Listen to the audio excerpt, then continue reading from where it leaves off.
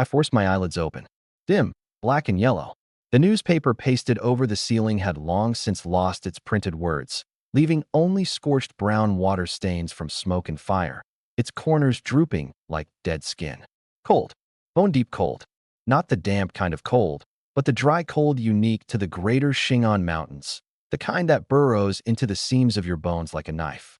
The earthen Kong bed beneath me held not a trace of warmth. It was as chilly as a slab in a morgue. Brother, brother, wake up. Second uncle and the others are here. A girl's voice, choked with sobs, wormed its way into my ears. I jolted, and my vision finally came into focus. A young girl in a patched cotton jacket, her hair a withered yellow, knelt at the edge of the Kong, shaking my arm with all her strength. She was 15 or 16, the backs of her hands frostbitten purple, split open in several bloody cracks. Qinlan. I froze. Was this my sister, who had suffered her whole life? Hadn't she died in that car accident back in 2015? And this house, thick larch logs interlocked together, the gaps stuffed with blackened moss. The window paper was torn in several places, and the north wind drove flurries of snow inside. The kerosene lamp flickered dim and bright. The old almanac on the wall rattled in the draft. December 14th, 1987. With a roar, memories came flooding back like a tide. This was the year the greater Shingon Mountains had just survived that catastrophic, horrific fire, with the forest region struggling to recover. This was also the year the sky fell in on the Qin family. Father had gone into the mountains to hunt and run into a black bear. They couldn't even piece his corpse back together. To pay for the funeral, the family had emptied out everything it had. And me, in my past life, I was an out-and-out scoundrel. Relying on the fact that my father had been the gun leader of the production brigade, I loafed about all day, playing Pai Gao and Golden Flower. Just yesterday, right after the first 7 days of mourning for father, I'd been set up and lost my head at the table, gambling away all the pension money and even signing an IOU for 500 yuan. 500 yuan. In this era, when pork cost 2 yuan a pound and a worker earned 30 or 40 yuan a month, this was an astronomical figure that could crush a man to death. Brother, second uncle says he's going to take our house to pay off the debt. We won't have a home anymore. Qinlan cried until she could barely catch her breath, her frail shoulders shaking violently. I looked at the fear in her eyes, and my heart felt as if it were being squeezed by a great hand, aching so badly I could hardly breathe. In my past life, it was today. Second Uncle Lu Lizzie had come to the door with the IOU, forcing me to pay, seizing the house by force, and driving us siblings out into the street. That night the wind and snow were fierce. Qinlan's leg was ruined by the frost, leaving her crippled for life. And I cowardly knelt before him and kowtowed, like a dog with its spine broken, watching helplessly as my sister suffered. In the end, I sold myself off to a black coal mine down south, spending half my life in misery. Son of a bitch. I squeezed a curse out through my teeth and rolled over to sit up. It wasn't anyone else I was cursing. It was that worthless, pig-and-dog self from my past life. Heaven had let my lonely soul crawl back to 1987. So some accounts were going to be settled a different way now. Bang! The two rickety wooden doors were kicked open, and wind and snow filled the whole room. 3 men in sheepskin coats barged in, carrying a stench of pipe tobacco and stale sweat.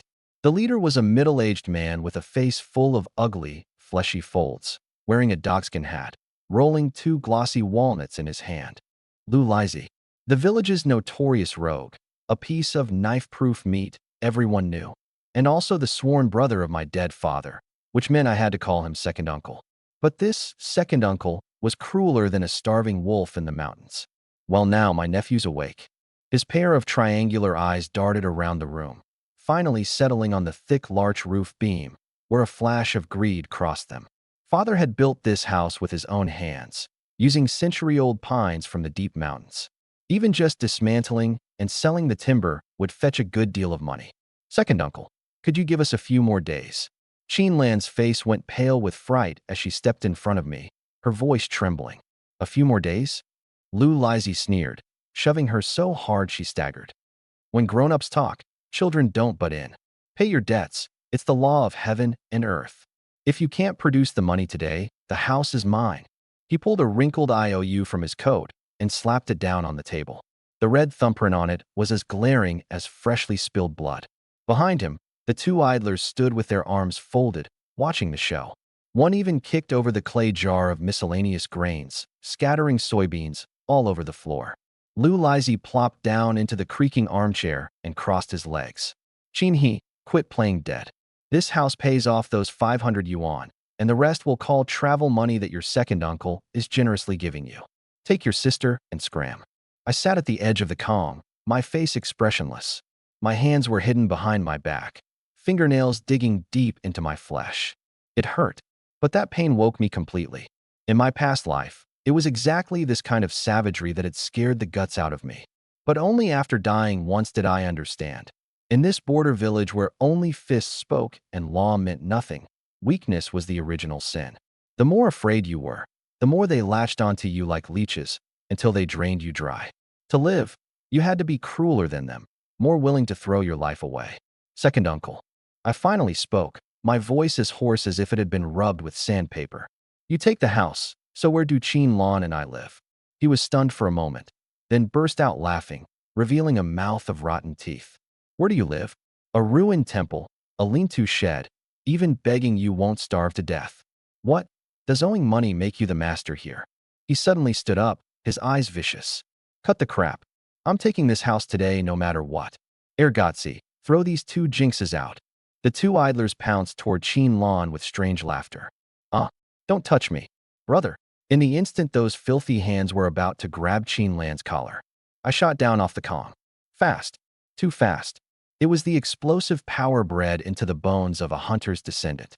The room blurred before everyone's eyes, and then, click, the sound of a rifle bolt being pulled. The air froze in an instant. Every sound stopped dead. Even the wind outside the window paused for a moment. The sneer on Lu Lizzie's face went rigid. In my hands I held a single-barrel hunting rifle, its barrel mottled and worn, the old hang barrel my father had left behind. It was rusted, yet that black muzzle still radiated a chill that made your scalp tingle. Chin-hee, what do you think you're doing, you little brat? He took a step back, his voice wavering. A life for a life. Your father just died. Do you want to leave him without descendants? The two idlers, terrified, plastered themselves against the wall, not daring to breathe. The next second, what I did left everyone dumbfounded. I didn't point the muzzle at him. Instead, I flipped my wrist and pressed the cold barrel against my own chin. The look in my eyes had changed. No longer the meek, groveling gambler, but a lone wolf cornered to the edge, ready to tear everything apart at any moment. Second uncle. A strange arc curled at the corner of my mouth, my voice light, as if I were making small talk. This house is the root of the Chin family. You want to take it, fine. My fingers slowly tightened on the trigger, the knuckle turning pale white. I'll die right here in this room. Blood and brains splattered all over this wall, blood flowing into the cracks of this floor. I pressed one step closer, the muzzle sinking a dent into my flesh. The house is yours, but then it becomes a house of death, and whoever lives here suffers misfortune. Let's see if you dare live in it. If you dare sell timber stained with brains and blood. Lu Lizzie looked into my deathly still eyes, and a chill shot straight from his heels up through the crown of his head. He was a scoundrel, but he feared death, and feared even more getting tangled up in a murder case. The wind of the strike-hard crackdown campaign hadn't yet passed in these years. If he really drove a man to his death, the commune's security section would skin him alive. What's more, a house where someone had died was one nobody would take even for free. Nephew, let's talk this out. He waved his hands wildly, sweat beading on his forehead. Put that thing down first. What if it goes off by accident? Don't move. I barked, and he flinched. I'm not an unreasonable man. I spoke word by word. 500 yuan. I'll pay it back. But the house, you don't touch. His eyes rolled, and he put up a bold front. Pay it back? Even if I sold you, you wouldn't be worth 500 yuan. 7 days. I held out one hand, fingers spread, then slowly closed them. 7 days from now, 500 yuan, principal and interest. If I can't pay, I paused. Then you won't even have to lift a finger. My life is yours, and the house is yours too. Dead silence in the room. Only the lamp wick popped once with a crackle. Lu Lizzie stared hard at me, trying to find a flaw. But there was nothing on my face except resolve. This was a man with nothing to lose facing one who had everything. In his mind, he calculated. 500 yuan in 7 days? Even the most capable hunter in the village couldn't scrape that together, unless he robbed a bank. In the dead of winter, how far could he possibly get? The monk can run, but the temple can't. Fine. He gritted his teeth and spat. Chin-he, you said this yourself, and the whole village heard it. 7 days from now, if I don't see the money, not even the king of heaven himself could save this house. He glared viciously at Chin Lon, cowering in the corner, and waved his hand. Let's go. The 3 men retreated, cursing all the way. The wooden door swung in the cold wind with a piercing, grating creak. Only when the footsteps in the yard had completely faded did my taut body finally slacken. Clunk. The rifle dropped onto the Kong. My legs went weak, and I sank down to sit on the floor, gasping for breath. The cotton jacket on my back was already soaked through with cold sweat. The truth was, there wasn't a single bullet in that rifle. The last 2 had been spent long ago, on that trip Father took into the mountains. It had been a desperate gamble, betting everything on Lou Lizy's greed and his fear of death. Thank heaven, I'd won. Brother. Chin Lon crawled over and threw herself into my arms, bawling. Let's not pay it back. Let's just run away. With trembling hands, I patted her frail back, feeling her real body heat. That warmth convinced me. I truly had come back to life. And having lived again, I could not die a coward's death like in my past life. 7 days. 500 yuan. For the Chin family as it was now, it was very nearly a death sentence. But I raised my head and gazed through the torn window paper toward the distant, rolling, snow-capped Greater Shingon Mountains. Out there was Arkson, a forbidden zone where countless hunters had met their deaths, but also a vault burying endless treasure. In my past life, I had missed it. In this life, I would make this sea of forest and snow the place where I rose. Lon, don't be afraid. I drew a deep breath. It felt like swallowing ice shards into my lungs, yet my mind was extraordinarily clear. I wiped away her tears, my gaze hard as frozen rock. Brother promises you, from this day on we'll never suffer this kind of humiliation again. Not only will I pay back the money, I'll make sure you eat meat at every meal, wear new clothes, and live a life the whole village envies. Outside the window, the wind and snow grew fiercer, howling like a whistle. I stood up, picked up the rifle, and gripped it tight. And in that very moment, I still didn't know that a certain power, sleeping deep within my bloodline, was quietly awakening on this bitterly cold winter night. Just as I reached to steady myself on the edge of the Kong, something suddenly buzzed inside my head, like a sharp spike being driven viciously into my temple. The world spun. My vision went dark. A warm liquid trickled down from my nostrils, dripping onto the dust-covered tops of my shoes. Blood. Crimson. Blinding. Brother, what's wrong with you? Don't scare me. Chin Lon had just stopped crying and now panicked again, fumbling to tug at her sleeve to wipe the blood off me. I waved her off, my throat parched and smoking. I shut my eyes and breathed through it for a few seconds, forcing down the dizziness. When I opened them again, something strange happened. The dim, ruined room had changed before my eyes. It was like a black and white television suddenly gaining color, or like a nearsighted person putting on glasses for the first time. The dust motes floating in the air were crystal clear, and on the smoke-blackened beam overhead, a fist-sized halo of white light was slowly moving. What was that? A hallucination? I rubbed my eyes.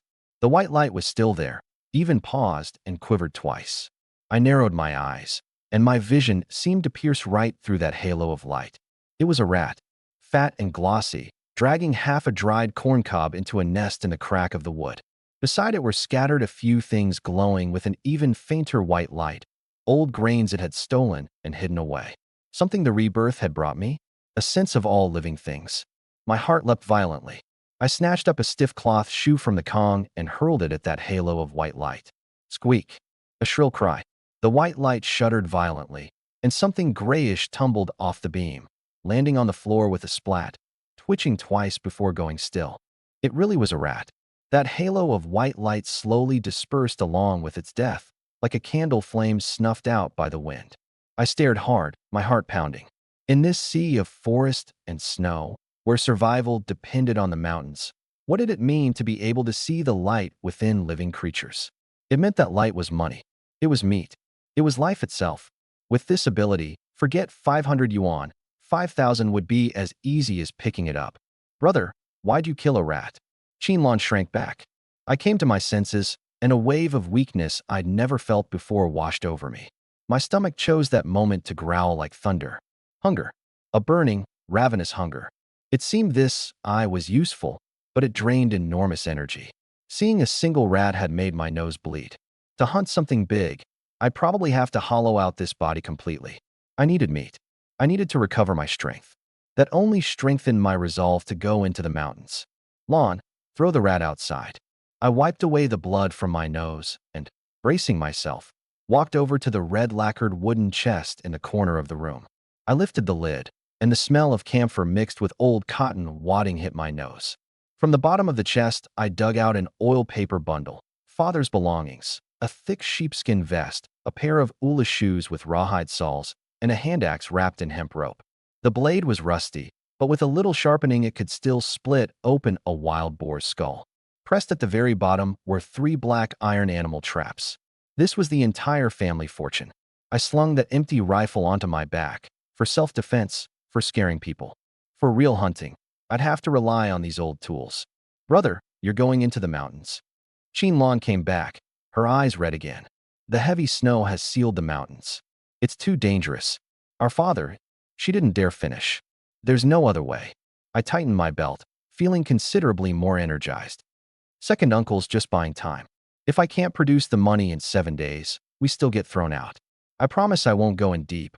I'll just poke around the edges. Qianlong bit her lip, silent for a while. Then she suddenly turned away, pulled off her worn cotton shoe, and with trembling hands fished out from under the insole a small plastic packet folded into a little square. Layer by layer she unfolded it, revealing a single wrinkled 2 yuan note lying inside. In these times, this was a child's entire life savings, and possibly the last cash this family had. Brother, this is what I've been saving to buy hair ties. You take it. The money carried the smell of foot sweat and mildew, yet in my hand it weighed 1,000 pounds. I looked at her chilblain swollen hands, and a pang stung my nose. Solemnly, I tucked the money into the pocket against my chest. When brother comes back, I'll buy you red hair ties with flowers on them, and a whole new cotton jacket too. With that, I picked up the hand axe and traps, pushed open the door, and stepped out into the wind and snow. Kaoshan village wasn't big, 100 or so households. It was the season of hibernating through winter, so the streets were empty, with only the occasional bark of a dog carrying far into the distance. Against the wind, treading through snow that came up over my ankles, I headed straight for the blacksmith shop at the east end of the village. Before I even arrived, I could hear the clang of hammering iron, especially vigorous in the quiet of the afternoon. The forge fire was blazing, reddening half the sky. A bare-chested, burly man swung a great hammer, striking a red-hot iron bar. Sweat streamed down his bronze-colored muscles, evaporating in the heat before it could even hit the ground. Lei Jianjun, known by his nickname Lazy, my childhood friend since we were little, 2 years older than me, built like a black iron tower. He could eat 5 pounds of steamed buns in one sitting. In my past life, when I racked up gambling debts, he tried again and again to talk me out of it. When talking failed, he even helped me pay. In the end, to shield me from a debt, he'd had one of his legs broken by thugs. This was a brother for life. Lazy. He set down the great hammer and turned his head. His square face was covered in cold dust, a pair of ox-like eyes staring round. Easy? I heard Lu Lizy just went to your place to make trouble. You okay? If that turtle spawn dared lay a hand on you, I'll go carve him up. He was already reaching for a pair of iron tongs. It's fine, it's handled. I grabbed him, looking into those sincere eyes, and warmth spread through my chest. Lazy, I'm going into the mountains. I want you to team up with me. Lazy looked me up and down, his brow furrowing. Into the mountains? What are you going to do out there in the heavy snow? With a build like yours, don't go delivering yourself as dinner. I have to pay off a debt. I looked him straight in the eye. 500 yuan in 7 days. If I can't pay, I'm a dead man. He fell silent. The flames in the furnace roared upward. After a long moment, he asked in a low voice, You really gonna do this? Not doing it means death. Damn it, he cursed, then turned and dragged a sledge out from the corner. He tossed the long-handled great hammer and hemp rope onto it, then grabbed a freshly forged mountain blade and shoved it into my hands. Then let's do it. If you go and die in those mountains, my old man will curse me to death. He didn't ask where my confidence came from. Nor did he bring up how I'd come up with that 500 yuan. When a brother had nowhere left to go, you went with him to blaze a path out. This was the bond of that era, no putting on airs. The two of us trudged into the woods, one deep step, one shallow. 5 li out of the village, the world became a different place. Towering red pines and white birches, their crowns weighed down with thick snow, looked like they wore white caps. When the wind blew, snow powder rustled down our collars, chilling us until we shivered. Here the snow came up to our knees. Every step took great effort, and we had to watch for hidden hollows and dead branches beneath the surface. Easy, we've been walking 2 hours and haven't seen anything but sparrows. Lazy hauled the sledge, puffing out white breath. This outer edge has been plowed over 800 times by the villagers. How about we go in deeper? I walked in front, my eyes scanning all around. After entering the mountains, the headache had crept faintly back, but I gritted my teeth and didn't switch on the eye. My energy was limited. I had to save it for the crucial moment. In my past life, I had come here, but the memories had long grown hazy. Still, a hunter's instincts remained, reading the animal trails on the ground, the claw marks on tree bark, judging where the game had gone. Stop. Beside a windbreak of shrubs, I suddenly raised my hand. A faint, acrid smell of urine hung in the air, the distinctive scent of a plant-eating animal. I drew a deep breath, focused my mind, and activated my perception. Buzz. The dizziness struck again. The world before me became instantly clear and three-dimensional. The snow was no longer an obstacle. The withered yellow shrubs turned into semi-transparent outlines. 20 meters ahead and to the left, at the root of a fallen dead tree, a fist-sized ball of white light was trembling faintly beneath the layer of snow. Far brighter than that rat, and far bigger. And it was completely still. In winter, to escape the cold, hares burrow into snow dens, leaving only a small hole to breathe through. What folks called a snow hare hitting its burrow. What is it? Lazy gripped the great hammer, glancing warily around. There's a catch. I lowered my voice. Under that dead tree root, a rabbit's burrow. He squinted for a long while, but couldn't make out anything except an expanse of white. You're bullcrapping me. You can see through snow that thick? His mouth was doubtful, but his body was honest. He gently set down the hammer and took a sharpened wooden stick from the sledge. I gestured for him to circle around from behind. Gripping the hand axe myself, I held my breath and closed in from the side. 15 meters. 10. 5. That ball of white light seemed to sense the vibrations. It shuddered violently, about to bolt. Now, move. I pounced like a leopard on the hunt. Lazy's wooden stick slammed down hard into the snow mound. Bam! Snow scattered everywhere. A gray-white shape shot out in fright, quick as lightning. What a huge snow hare. It weighed a good 7 or 8 pounds, fat and dripping with oil. One kick of its hind legs carried it 3 or 4 meters. Damn it! It got away. Lazy couldn't take a step in the deep snow, and he yelled in frustration. But I was ready. The instant I shouted, "Move," the hand axe had already flown from my grasp. Not a wild throw, a prediction. In my past life, I trained in knife throwing while working as a bodyguard in a Myanmar casino. Now my body couldn't quite keep up, but my eye and my feel remained. And besides, that ball of white light was a living target in my eyes. Whoosh. The hand axe cut through the air with a whistling sound, tracing a black arc. Thunk. Dead on target. The mid-leap snow hare jerked as if slapped by an invisible giant hand, tumbled sideways, and plunged headfirst into the snow. The back of the axe had struck the base of its skull, stunning it instantly.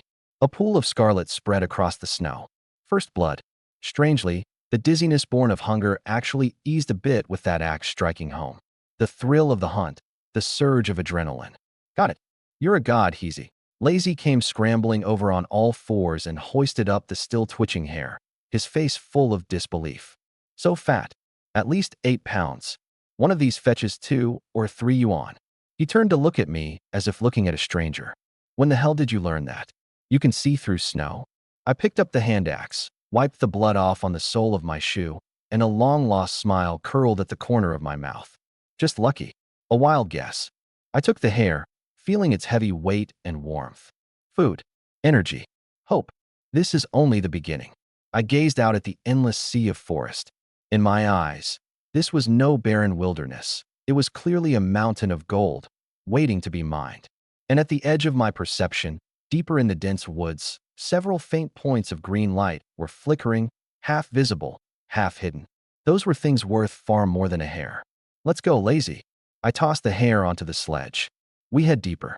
Whether we eat meat tonight comes down to this next haul.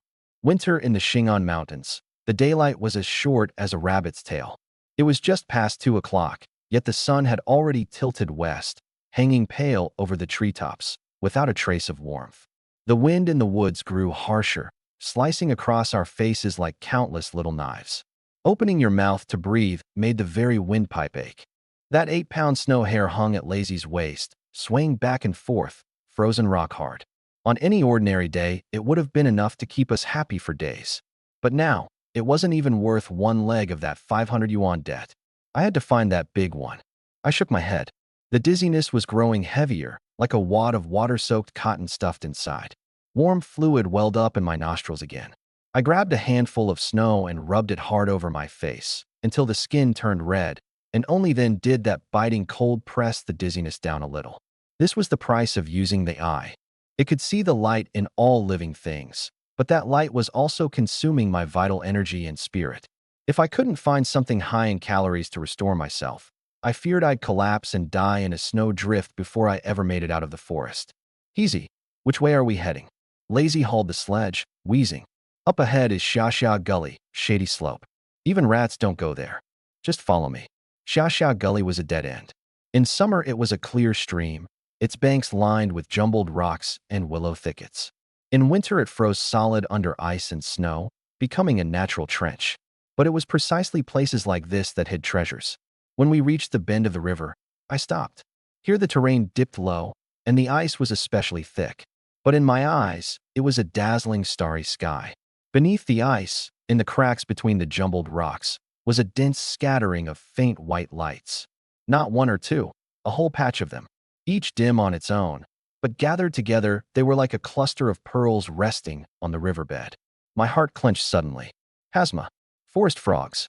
In winter these creatures burrow into the cracks of rocks underwater to hibernate, dozens or hundreds huddling together for warmth. Hasma oil was a sought-after tonic. The supply and marketing cooperative specially bought it up to sell to sanatoriums in the cities. In a single female frog, the oil in its belly was money.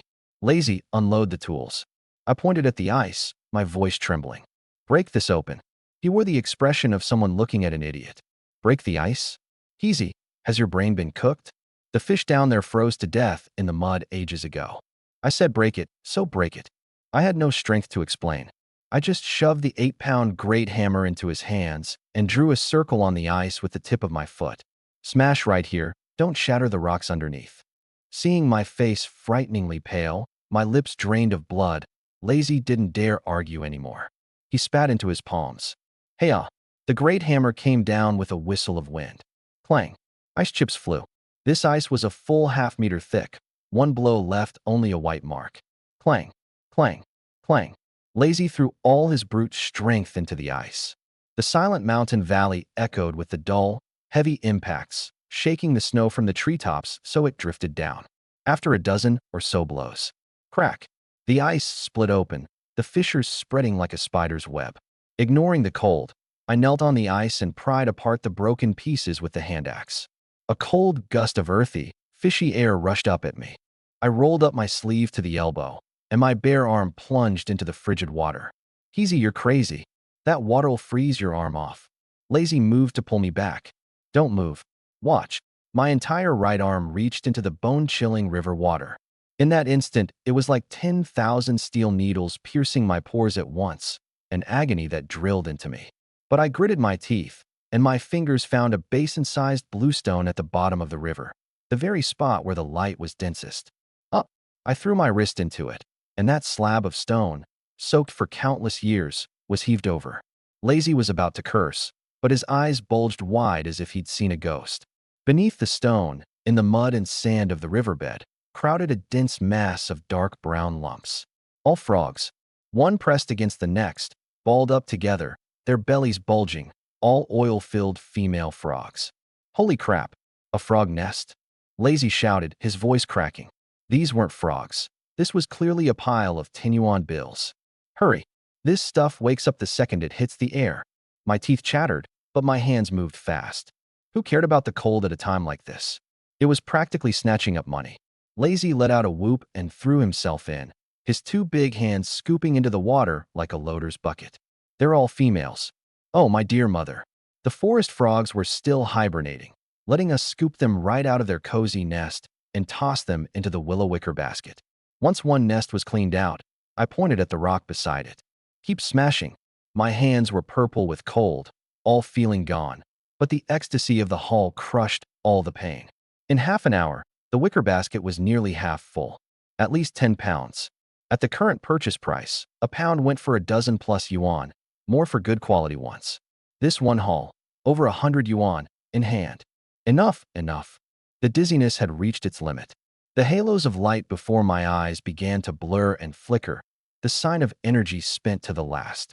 I plopped down into the snow, both arms feeling like they weren't my own, hanging limp at my sides, shaking violently, red turning purple, swollen like carrots.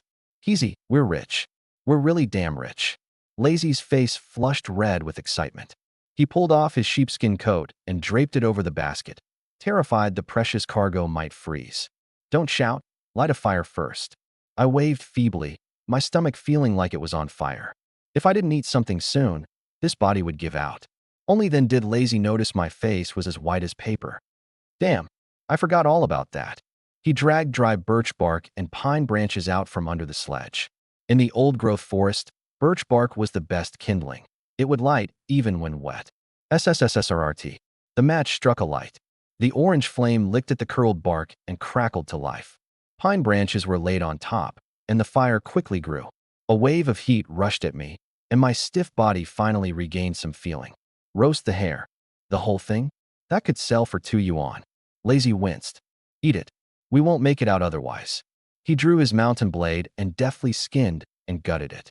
There were no seasonings, only a small handful of coarse salt in my pocket. The hare was skewered on a wooden stick and set over the fire. Fat dripped into the flames, sizzling, sending up a mouth-watering charred aroma. On the vast, cold snowfield, the smell of that meat was the most overpowering poison. I stared hard at the hare turning golden, my throat bobbing endlessly. Every cell in my body was roaring. I want meat. About done, a little rare, but it's edible. Lazy tore off a hind leg and handed it to me. I snatched it and bit in, heedless of the heat. Crunch. The skin was crisp and charred. Inside it was still streaked with blood, gamey, but more than anything there was the satisfaction of the fat. The scalding meat slid into my stomach and burst open like a bomb. Calories. Long-lost calories. I devoured it, chewing and swallowing even the bones. As the protein and fat poured in, that dizziness actually began to recede. My vision cleared again, and even the radar interface steadied considerably. Just like a phone getting charged. Eat slower. No one's fighting you for it. Lazy tore off a piece of meat, chewing each mouthful to bits, his face full of bliss. So good. First time in my life I've eaten this well. An 8-pound hare was eaten clean, the bones tossed into the fire and burned to ash, for fear of drawing wolves. I let out a satisfied belch, strength flowing back into my limbs. I looked up at the sky. The sun had set, and the woods darkened. The tree shadows loomed dim and ghostly, like specters. Rested up, full of energy. Lazy patted his belly and looked at that basket of forest frogs, his eyes burning. Head back to the village? No. I stood up and gazed toward the deeper woods. With a full stomach, my radar's range had expanded a little. In a mountain hollow 3 li away, a golden white glow, more dazzling than all these forest frogs put together, shimmered quietly. It even carried a faint, cloying sweetness. 100-some yuan was nothing to sneeze at, but it was still far from 500. That over there was the real big prize. Lazy, you dare play for high stakes with me? He looked at my eyes gleaming in the twilight, and simply felt that this brother of his had changed, unreadable, and yet impossible not to want to follow. What's there to be afraid of? This meat's already in my belly. That's my pledge of allegiance. You say where we go, and that's where we go. To Old Black Wind Gap. I stamped out the last of the fire. There's a real treasure there. Through the wind and snow, 2 figures hauling a sledge vanished into the darkness of night. Night in the greater Shingon Mountains came faster than a ghost. One moment you could still see the sun, the next, Everything around was as though spilled over with thick ink.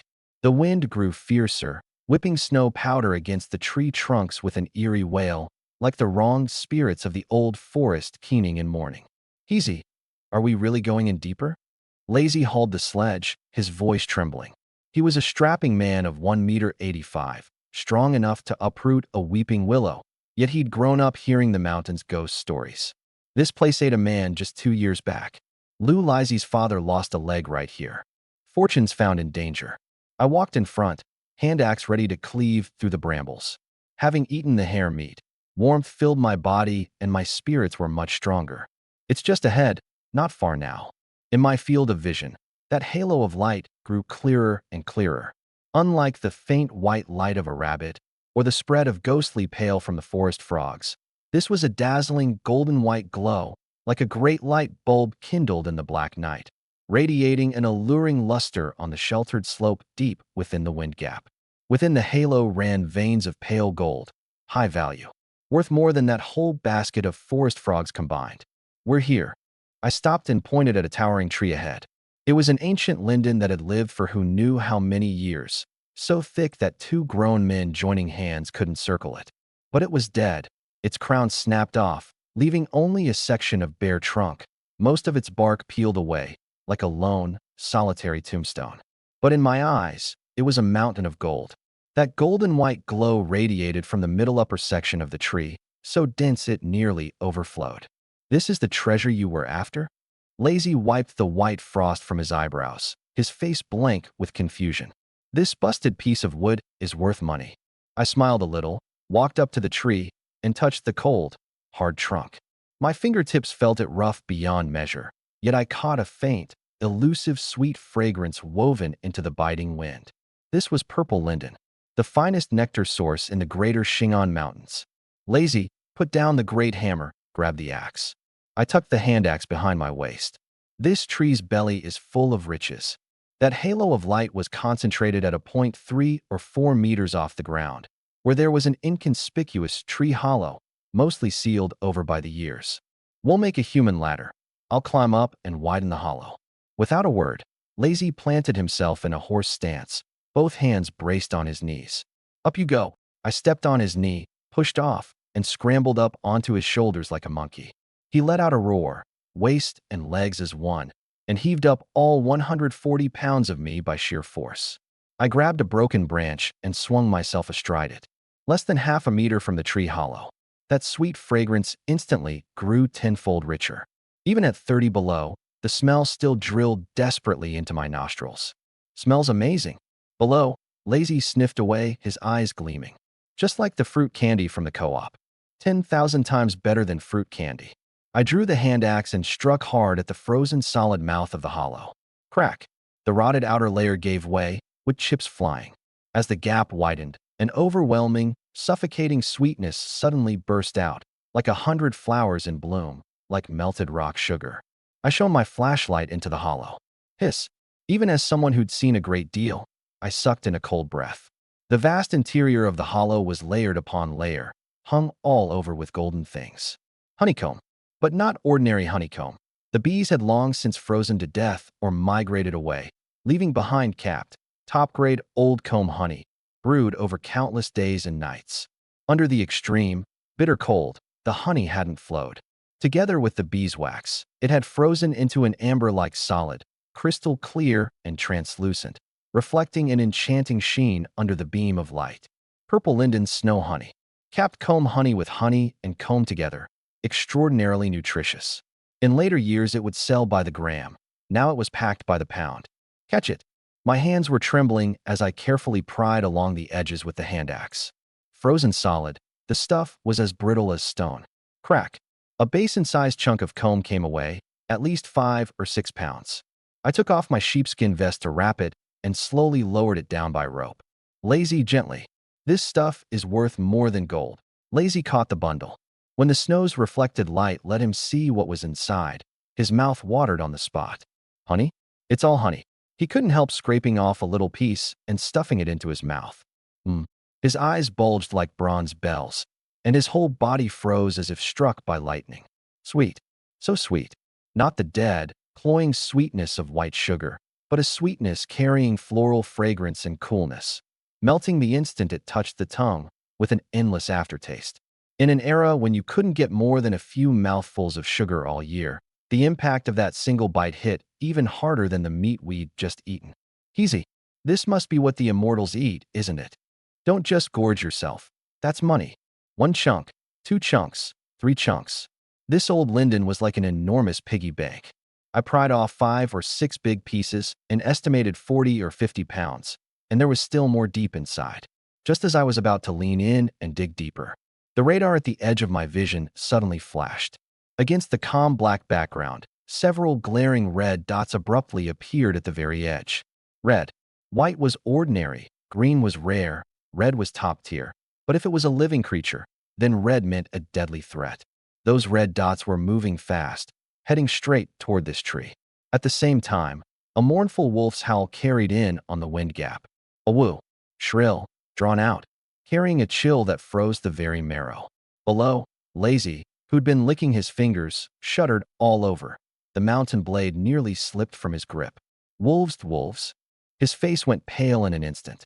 In the greater Shingon Mountains, if you met a blind bear, you could still play dead and skirt around it. But if you met a pack of wolves, driven mad by winter hunger, that was truly a matter of life and death. Don't panic. Up in the tree, I heard it clearly. The sound was still some distance off, but the wind direction was wrong. Damn it. I'd buried the bloody smell of the roasted hare, but the honey scent was too strong. In winter, this kind of sweetness lured wild beasts even more than the smell of blood. It meant high calories. Add to that our sweat and the lingering trace of the killed hare. We were nothing less than living bait. I looked at the honey remaining in the hollow, my heart bleeding with reluctance, but my life came first. Lazy, pack it up and cover it tight. Throw all our clothes over it. I slid down the tree fast, landing too hard and nearly twisting my ankle. Easy, how many are coming? Though afraid, Lazy didn't lose his nerve. He gripped the great hammer with both hands and planted himself in front of me, his back to the wind gap. By the sound of it, at least 3 or 4. I quickly stuffed the honey into the willow wicker basket, pressed the forest frogs on top, then wrapped it up tight in 2 sheepskin coats, layer upon layer. This smell is too strong. Carry it, and we're living targets. Lazy, take out your ergo too. That was the liquor he'd bought for his father, which he'd carried around without ever bearing to drink. Give it here. I snatched the bottle, bit off the cap, and instead of drinking it, poured half the bottle of strong liquor straight onto the tree trunk, then into the mouth of the hollow. The pungent smell of alcohol spread instantly, temporarily masking the honey's sweetness. Move. Fall back. Don't go in a straight line, zigzag. I gripped the hand axe and pulled on the sledge's rope loop. The load's heavy. We'll take turns hauling. Run. The wind and snow grew fiercer. The wolf howls behind us drew closer, so near I could even hear the faint crunch of claws breaking through the crusted snow. On the radar, those red dots clung like bone-infesting sores, biting hard just a few hundred meters behind. Those were the footsteps of the Reaper. My heart pounded to its limit, my lungs screaming with pain from the cold air I breathed in, but I didn't dare stop. This basket of honey and forest frogs was the hope for my sister and me to survive, the deed to the house, the very life of the Chin family. This night was destined to be a race between life and death. Lazy, hold on. Once we're out of this stretch of woods and reach the cliff, the wolves can't follow up. I bellowed, my voice torn to shreds by the wind and snow. Don't worry. We bought this money with our lives. Not even the king of heaven himself could snatch it away. Lazy roared to steel his own nerve, dragging the heavy sledge, plowing a deep furrow across the snowfield. Behind us, several pairs of green eyes silently emerged in the darkness, watching us with greed. The wind slapped at our faces like a great palm. That cold didn't just freeze you stiff, it wanted to peel the flesh from your bones. Lazy's lungs were like a busted bellows. Every breath brought out a puff of white mist, torn to pieces by the howling wind before it could even dissipate. He leaned forward into a drawn bow, the hemp rope cutting into his sheepskin coat, cutting into his flesh. The sledge was as heavy as a lead-filled coffin. Though it only held 40 or 50 pounds of honey and forest frogs plus the great hammer and mountain axe, 100-some pounds, dragging it through these knee-deep snow drifts magnified the weight more than tenfold. Every step meant first pulling your leg out of the snow, then stamping it down hard again. The resistance so great it drove you to despair. Don't stop. Don't look back. I pushed the sledge from behind, the flashlight long since switched off. Turning on a light in the pitch-black woods would be a beacon pointing the way for the wolf pack. I could only grope forward, step deep, step shallow, by the faint light reflected off the snow. My eyes were fixed hard on the radar in the upper left corner of my vision. The once blurry red dots were now crystal clear, closing in fast. 3. No, 4. 4 blood-red points of light fanned out, flanking us from the rear sides. The wolf pack's most classic pocket formation. They weren't rushing to pounce. They hung behind, using endurance and darkness to drain the prey's strength, waiting until you could run no more before swarming in all at once. A woo! A shrill wolf howl suddenly exploded on the left, so close it seemed right at my ear, carrying mockery and greed, enough to make one's scalp crawl. Son of a bitch. How are these beasts so damn fast? Lazy's foot slipped, and he nearly went down on his knees in the snow, but he braced himself with the great hammer and lunged forward 2 more steps. They've caught the scent. I gritted my teeth. My hands pushing the sledge had long gone numb with cold, held together by nothing but sheer grit. The alcohol's worn off, and the sweetness of the honey is coming through. Even wrapped in 3 layers of sheepskin coats, that strange fragrance of purple linden snow honey was still like an invisible thread, leashing the noses of the starving wolves. In this dead-of-winter world where all things had withered, that sweetness meant tremendous calories. To a wolf, more enticing than human flesh. Easy, which way? This isn't the right path. Lazy roared, gasping. Heading back to the village should have meant a straight line east, but I was directing him left and right, even up a high slope. Go straight and we die, I shouted back, the wind pouring into my mouth and choking me into a coughing fit. Wolves run in a straight line far faster than us. We've got to zigzag. Use the wind direction. On the radar, the wolf pack was trying to cut off our retreat. Making a beeline for the village, we'd be intercepted within 500 meters. We had to circle to the windward side, let the wind carry our scent in the opposite direction. Even if it meant several extra li, it beat throwing our lives away. Up that ridge. Past it is a rocky slope. I pointed at a steep snow slope ahead and to the right.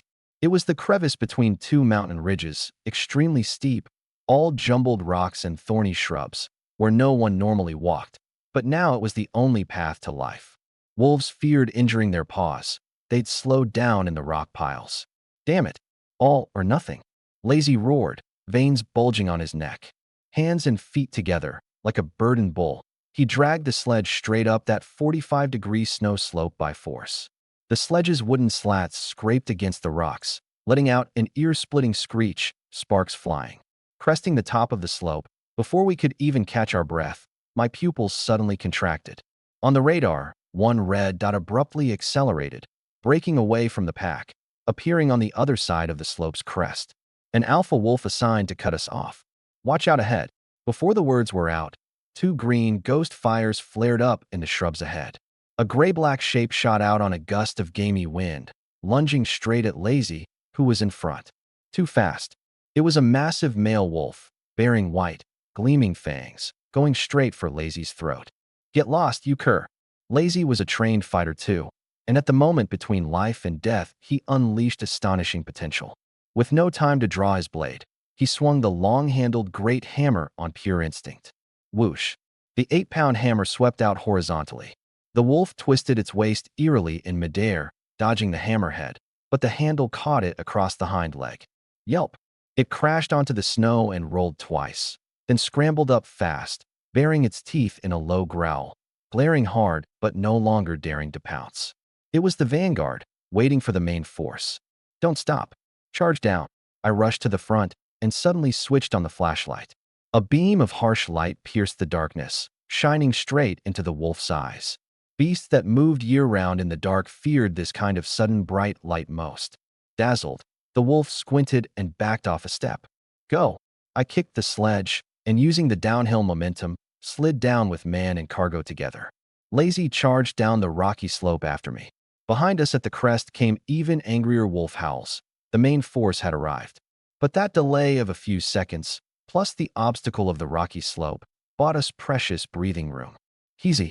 I can't go on. After charging down the slope, Lazy's steps slowed noticeably. His face was white as paper, his lips purple, his legs like lead, trembling with every lift. His stamina was spent to the absolute limit. That burst just now had all but drained his last shred of strength. Lazy, don't sleep. If you sleep now, you'll never wake up again. I hooked his arm and heaved half his weight onto my own shoulder. I was exhausted too. The radar's side effects split my head with pain. The whole world was swaying. But I knew that right now, everything hung on a single held breath. Whoever let it go was the one who'd die. Give me the rope. Get lost. Lazy shoved me away, his body wobbling. That scrawny build of yours can't pull it. I'm a farmer. I've got strength to spare. He tried to walk on again, but his legs gave way, and his whole body slammed heavily into the snow, unable to get up for a long while. Lazy. I threw myself over and dug him out of the snow. His eyes were already glazing over, the sign of hypothermia. In the wild at 30 below, once hypothermia set in, a few minutes could take your life. Brother, take the stuff and go. Let me rest a while. Lazy mumbled, his eyelids drooping. Rest my ass. My eyes went red, and I slapped him hard across the face, the crisp sound piercing the night with particular sharpness. Lei Jianjun, look at what that is. I roared, pointing at the bulging bundle on the sledge. That's money. That's meat. That's your old man's retirement money. That's the bride price for your wedding. Even if we die on a pile of cash. You want to leave this money for that pack of beasts. Money. That word was like a shot of adrenaline. Lazy's glazed pupils snapped back into focus. He thought of his old father at home waiting for him to bring liquor. Thought of the scornful looks of the villagers. Damn it. He clutched my arm, nails digging into my flesh, and forced himself up off the ground. Let's go home.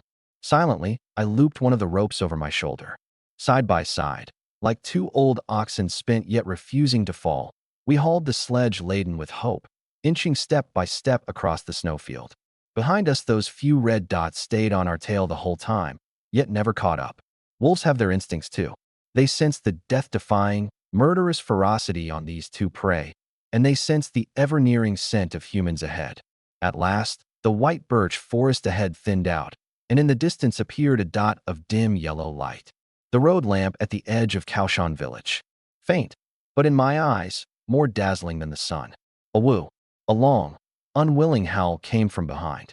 The red dots on the radar lingered a moment, then finally turned back, vanishing in the direction of the deep mountains. The wolf pack had retreated. This was human territory, and they didn't dare set foot in it. We made it. Easy, we survived. Lazy looked at the lights and grinned, his face covered in ice crystals, snot, and tears. We didn't head straight into the village. In the small hours, the village was frighteningly quiet. Hauling a cartload of goods back with great fanfare at this hour, Lou Lazy would catch the scent and come to the door before daybreak. In this poor, remote corner, not flaunting your wealth was the first law of survival, especially windfall wealth of dubious origin. Turn east, to that abandoned haystack by the old mill. At the east end of the village stood an abandoned mill with a few rotten haystacks beside it, a place where even dogs didn't bother to piss. Like thieves, the two of us hauled the sledge behind the haystack. I dug out a deep hole, stuffed the willow wicker basket in, covered it tight with dry grass and snow, then broke off a few dead branches and stuck them in as markers. This stuff can't go home. Lou Lazy's surely watching us. We'll just take 2 dead frogs back and say we picked them up by the river. The rest, we deal with tomorrow. Lazy nodded. Tonight's ordeal had made him understand completely. This childhood friend of his was no longer the useless gambler of before. This was a man who could lead him to snatch food right out of a wolf's mouth. I pulled 2 dead forest frogs from the basket and stuffed them into his coat.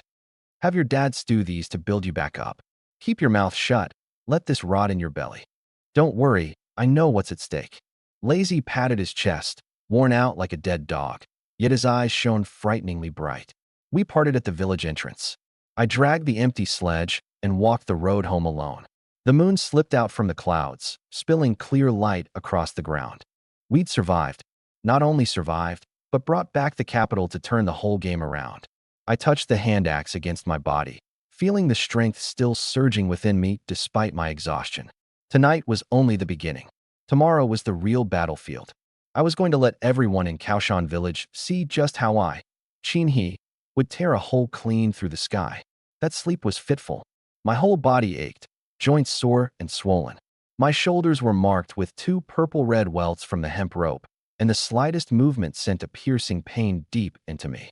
When I opened my eyes, the window paper already glowed with a pale, ghostly dawn light.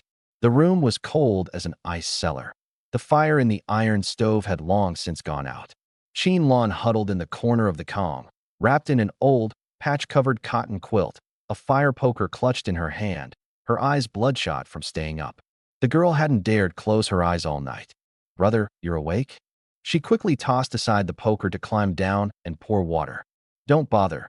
The water vat's frozen solid."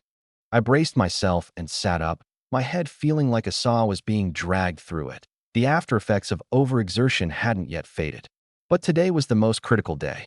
Getting the goods back didn't mean the money was in my pocket. In these years, when profiteering could still get you dragged out for public denunciation, turning several £100s of contraband into hard cash was even more of a test of skill than snatching food from a wolf's mouth. Lon, bolt the door at home. No matter who calls, don't open it, especially not second uncle's bunch. I fished out 2 dry, hard corn cakes, frozen like stones, jarring against my teeth, and washed them down mixed with saliva. "Brother, where are you going?" "Into town." I tightened my belt. "To trade for our lives." Just as the sky began to gray, an ear-splitting roar came from the threshing ground at the village entrance. Chug, chug, chug. The distinctive racket of a Dongfanghong tractor, like an iron-throated giant coughing. Thick black diesel smoke belched skyward, choking anyone within dozens of meters. The driver was second granduncle from the village, a toothless old bachelor, laboring away at cranking the dead-heavy starting handle. Diesel engines in these years were finicky. The moment it turned cold, they froze up, and you had to heat the oil pan, scald it with hot water, then crank it awake by brute force. Second granduncle. "Morning." I strode over, a smile on my face, pulling out an unopened pack of De Chinmin cigarettes, bought on credit from the village shop yesterday. Good smokes at 3 Mal 5 a pack, the kind normally only the village party secretary would spring for. Second granduncle squinted his presbyopic eyes and studied me for a good while. "Well now, the Chin family's eldest boy? Heard you were fighting for your life against Lu Lizzie yesterday." Was pushed to it. I opened the pack and offered one, striking a match to light it. "Second granduncle, I heard you're heading into town today to haul fertilizer. Could you give me and Lazy a lift?" He took a blissful drag, all the creases on his face smoothing out, and I'd the more than half pack still in my hand. Without a word, I stuffed the whole pack into his grease-stained pocket. "Right then, get on." But we agreed. The road's rough, and if it rattles you to pieces, that's not my responsibility. And don't go bringing me any trouble. "Don't worry, just a few sacks of our own mountain goods, going to town to trade for some fine grain." I waved toward the distant haystack. Lazy had long been crouching there waiting, and he hoisted up 2 bulging sacks and charged over like a bear. Inside the sacks were the purple linden, snow honey, and forest frogs I'd hidden last night. To disguise them, I'd covered the top with a thick layer of dried mushrooms and hazelnuts. Even if someone rummaged through, they'd spot nothing amiss. The 2 of us nimbly threw the goods into the rear bed and sat down on the sacks. "Hold on tight. Off we go." Second granduncle threw it into gear and released the clutch. That tractor, which rattled everywhere except the horn, suddenly lurched forward and chugged its way onto the road. The cold wind knifed into the rear bed. Lazy pulled down his dogskin hat and leaned close to my ear to shout, "Easy, where are we going?" "Straight to the co-op." "Not the co-op." I shook my head, my voice low but cold and hard. "That place sucks your blood. Take our stuff there, and there won't even be a bone scrap left." I knew perfectly well. Though the co-op was the official channel, its purchase prices were beaten down to nothing. Top-grade honey went for 2 yuan a pound at most, forest frogs by the few Mao. Take that road, and several £100 of treasure would fetch 200 or 300 yuan at best. Nowhere near enough to clear the debt. What's more, Director Lee of the co-op was a sworn brother of Lu Lizzie. Let him know I'd sold this much good stuff, and within half a day the money would be seized to pay off the debt. This wasn't just doing business, it was a war of intelligence. Then where? The black market. Lazy grew nervous. Crackdowns on the black market were fierce these days. Get caught by the red armband patrols and, at best, your goods were confiscated. At worst, you were paraded through the streets. Not the black market either. I watched the white birch forest flash past on both sides. To the east gate of the county town, the retired workers' compound of the machinery factory. What? Lazy was stunned. That's where the old cadres live. We can't even get through the door, can we? A smile curled at the corner of my mouth. It's precisely because the old cadres live there that we have a way out.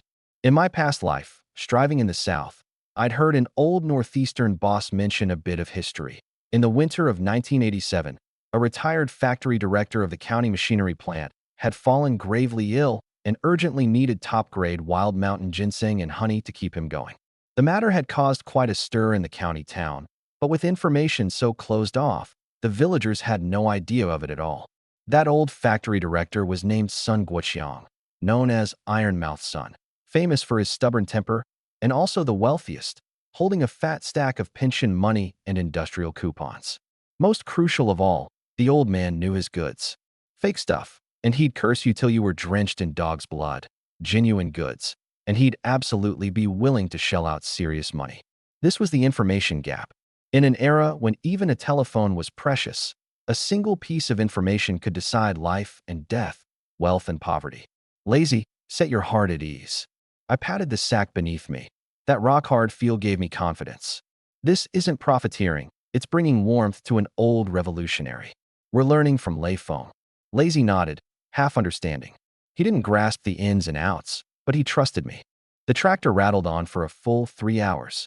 Just as the two of us were about to have our very gallbladders shaken loose, a cluster of drab gray buildings appeared ahead. We'd reached the county town. The county town of this era was an entirely different concept from that of later years. The tallest building, the department store, was only 5 stories, its outer walls painted with red slogans. The streets weren't wide, piled on both sides with coal smoke blackened snow. What ran most on the roads were bicycles. The occasional jeep was the ride of a county leader. The air was thick with the smell of burning coal and the aroma of frying youtiao. To country folk, this was prosperity, this was heaven. Off you get. Second granduncle stopped the vehicle at the door of the fertilizer station. Lazy and I jumped down, our legs numb, stamping several times before we came around. Thanks, second granduncle. I gave Lazy a look, and the two of us shouldered the sacks, deliberately choosing quiet back alleys. I hadn't been back in decades, yet that map of memory carved into my mind grew clearer bit by bit. Through 2 alleys, around the slop buckets behind the state-run restaurant, past a stretch of low, single-story houses. The view opened up before me. A large compound with red brick walls. At the gate, an old man in an army greatcoat was sweeping snow. Inside stood several 3-story little red buildings, cured pork and air-dried sausages hanging from the balconies, clearly the homes of well-off folk. The family compound for the retired cadres of the machinery factory. In these years, it was the equivalent of a rich district in later times. Easy, there's a man guarding the gate. How do we get in? Lazy eyed the imposing iron gate nervously, instinctively hiding the sack behind his back. Don't panic. We're here to bring a gift, not to steal. I straightened my collar. Though there were still bloodstains on my vest, I stood up straight. Rather than heading straight to the gate, I crouched by the base of the wall, grabbed a handful of clean snow, and scrubbed it hard over my face and hands, washing off the cold dust. When we go in, you say you're a mute. Don't talk. Follow my lead. Lazy's mouth might be tight, but 2 probing questions and he'd give it all away. All right, I'll play mute. He nodded like a chicken pecking rice. I drew a deep breath, shouldered the sack, and walked toward the gatehouse. Uncle, sorry to trouble you. Could I ask for directions? I put on that kind of honest yet courteous smile. The old gatekeeper stopped his broom and looked us up and down. The 2 of us were dressed shabbily, but our spirit didn't look like beggars, especially Lazy's big frame. Clearly a fine hand at labor. Who are you looking for? Old factory director Sunday. I lowered my voice and stepped half a pace closer. We're from the Chin family in Kaoshan village.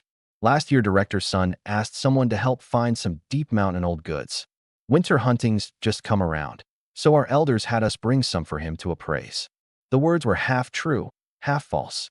Director Sun had indeed sought out such goods through Director Lee of the co-op and had never asked any Chin family. But how would the old gatekeeper know all that? All he knew was that old Director Sun had been in poor health lately, seeking doctors and medicine everywhere. The moment he heard someone was bringing old goods, The old man's expression changed at once. Oh, bringing old son a medicinal supplement. He glanced at the sack. Though he couldn't see inside, he caught a peculiar fragrance, the distinctive scent of purple linden honey, which even the sack and dried mushrooms couldn't hide. All right, go on in. That building at the very back, Unit 1, second floor, on the left. The old man waved us through, muttering, "These mountain folk really do have connections." I gave thanks and led Lazy with big strides into the compound. Once we'd rounded a corner and the gate was out of sight, Lazy let out a long breath, the cold sweat on his back nearly frozen. "Easy. How's that mouth of yours built? How'd that old man just believe you?" "Because he caught the scent." I pointed at the sack. "This smell is our pass." Reaching the little red building, I looked up at the second-floor window. Thick curtains were drawn, and the smell of a medicine pot leaked out. This was the battlefield. Whether I could turn this sack of rocks into gold, whether I could slap Lou Lizy's face swollen, it all came down to this final push. The stairwell was thick with the sour smell of stored winter cabbage and the sulfur of honeycomb coal briquettes, the standard scent of an 80s tenement. The cement steps were worn slick, the green paint on the handrail rubbed away to expose the rusted iron pipe beneath. I stood before the dark red door on the left of the second floor and drew a deep breath. The door was covered in imitation leather, stuffed with cotton, brass studs hammered into a diamond pattern. In these years, this was a symbol of status. What ordinary worker's family would spring for a cotton coat on their door? Lazy followed behind me, his legs a little unsteady. The compound was frighteningly quiet. The occasional strain of peaking opera drifting from upstairs only made the stairwell feel emptier. I raised my hand, but instead of rushing to knock, I first loosened the mouth of the honey sack a crack. That sweet fragrance, pin up the whole way, seeped out through the gap as if it had a life of its own. Knock, knock, knock. 3 times, neither light nor heavy, with the rhythm of an old neighbor dropping by. No answer. I waited a few more seconds, then knocked 3 more times. This time, from inside came the shuffle of slippers on the floor, accompanied by violent coughing. Cough, cough, cough. Who is it? Can't a man have a moment's peace in the middle of the day? The voice was aged, laced with impatience. Click. The door opened a crack, held by a security chain. Through the gap showed half a wrinkled face, a pair of cloudy yet sharp eyes sizing us up warily. The old man wore a gray Zhongshan suit washed pale, an army green woolen coat draped over his shoulders, a chipped enamel mug in his hand. Sun Guoqiang, former director of the county machinery factory, known as Ironmouth Sunday. What do you want? Selling rat poison or trading for rice? Off you go. Off you go, don't need any. The moment old Sun saw 2 country youths reeking of dirt and mountain grime, his brows knotted into a deep furrow, and he reached to shut the door. In these years there were always vagrants posing as country relatives, showing up to swindle food and drink. He'd long grown used to it. Lazy grew anxious and started to open his mouth, but I glared him back into silence. I didn't jam the door with my foot. That was a hooligan's move, nor did I open my mouth to plead. I simply pushed the sack forward, leaned close to the crack in the door, and gave a gentle wave of my hand at its mouth. The scent slipped through the crack and into the room. Old Sun's hand, in the act of closing the door, suddenly froze. The room's pervasive smell of Chinese medicine and old-age gloom was, in an instant, scattered to pieces by this sudden waft. That was floral fragrance? No, it was the scent of honey, pure to the extreme, as if it carried the entire summer of the greater Xing'an Mountains within it. Old Sun was a heavy old smoker with chronic bronchitis. His nose was usually stuffed up, yet this smell was so overpowering it drove straight to the top of his skull. The hand holding the enamel mug trembled, and his cloudy eyes suddenly blazed with sharp light. He sniffed hard. Purple linden. 3 words tumbled from his withered lips, carrying a tremor of disbelief. I smiled. Bet 1. This old man really was a connoisseur. Old Sun, my elders heard you were unwell, so they specially had me bring a little of this to soothe your lungs. I was neither servile nor arrogant. This isn't the market stuff cut with sugar water. It's capped comb honey freshly dug out from deep in the old forest, still carrying the chill. Capped comb honey? Old Sun's eyes went wider still. Of course he knew what capped comb honey was, the top-grade product, fully matured by the bees and sealed with beeswax, several times more nutritious than ordinary extracted honey. But in these years, Beekeepers were in a rush to make money and extracted the honey before it matured. Who'd be willing to wait for it to cap over? Let alone genuinely wild honey. Clatter. The security chain came off. Come in. Old Sun threw the door wide open and stepped aside, his eyes fixed hard on the sack. If you're trying to fool me with fakes, I'll have the security section break your legs. His words were fierce, but the eagerness in his tone couldn't be hidden. We went inside. The old-style terrazzo floor was wiped spotless. Along the wall stood a row of dark red solid wood bookcases, filled with the selected works of Marx and Lenin and technical blueprints. The radiator was cranked up, a wave of heat rushing at us. I set the sack on the Eight Immortals table in the living room. Lazy stood planted by the door like a wooden stake, bearing the play mute, order firmly in mind, his ox-like eyes unable to keep from wandering over the furnishings. This old man's home really was rich, the television far bigger than the one at the village office. I untied the rope and brushed aside the dried mushrooms and hazelnuts on top. A great basin-sized chunk of crystal-clear comb honey came into view. It lay there quietly, like an enormous piece of yellow jade. Freshly moved from the freezing cold into the warm room, its surface quickly formed a layer of water droplets, glinting enticingly under the light. Each hexagonal honey cell was filled with white crystallized honey as thick as grease, sealed on top with a thin layer of pure white beeswax. Flawless, without a single impurity. Old Sun sucked in a cold breath and hurried into the inner room to fetch a magnifying glass and a small stainless steel spoon, leaning in until his face nearly pressed against the honey. This color, like congealed lard, like white snow. He murmured to himself. Look at how fine these crystals are. This really is purple linden from the old forest. Mixed flower honey is never this pure. But after all, he'd been a factory director, weathered great storms. He wasn't so easily taken in. He set down the magnifying glass, his face darkening, and fixed me with the scrutinizing gaze one gives a prisoner. Young man, the goods look fine, but there's no shortage of faking tricks these days. He tapped the comb honey with the spoon, a crisp ting-ting. Some black-hearted traders mix in alum or feed the bees sugar water. Your honey's so white. Could it be it was fed on white sugar? Advancing by retreating. The old trick of the marketplace. First run the goods down as worthless, the better to beat down the price. By the door, Lazy listened wide-eyed, about to argue, but then he saw me move. I didn't speak, nor did I explain how we're honest folk. I simply reached out and, right at the edge of that most perfect comb, snapped off a chunk the size of an egg, crack, and stuffed it into my mouth right in front of Old Sun. I chewed heartily. The honey chunk, beeswax and all, burst open in my mouth. Gulp. Swallowed in one go. I wiped the honey from the corner of my mouth and looked at Old Sun with a smile. Old Sun, you're the expert, you ought to know. Sugar-fed honey is deadly sweet and rasps the throat. Alum-cut honey is astringent and won't crystallize. I pointed at my throat. But this honey melts the instant it touches your tongue, like ice cream. Swallow it and your throat turns cool. What lingers in your mouth is floral fragrance. I snapped off another small piece and held it out. This is the medicine for your cough and wheeze. Whether it's real, you taste for yourself. If there's a single grain of sugar taste to it, I'll eat this whole sack, and you can twist off my head and kick it around like a ball. The words were fierce, yet they carried absolute confidence.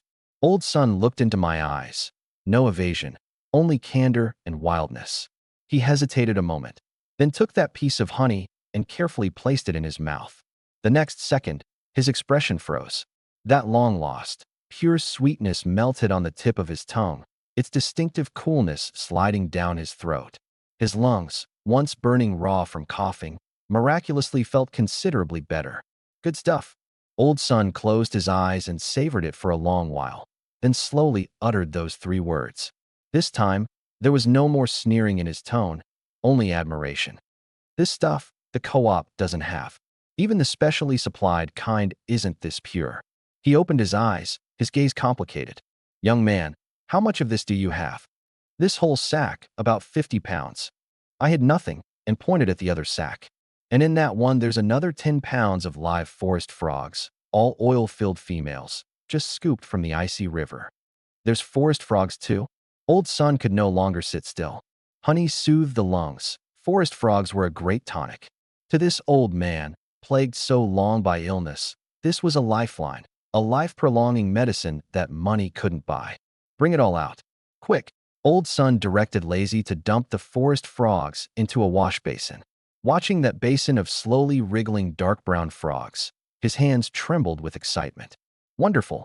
Now these are genuine Changbai mountain forest frogs. The goods inspected, it was time to talk money. The mood in the room grew heavy. Old son settled back onto the sofa, took a sip of water, and recovered a measure of a factory director's authority. Name your price. Don't play games with me.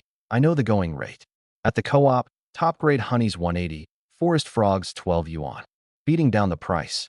I shook my head and held up a single finger. Old son, what the co-op buys is common bulk goods. This comb honey is a one-of-a-kind rarity you can't chance upon at will.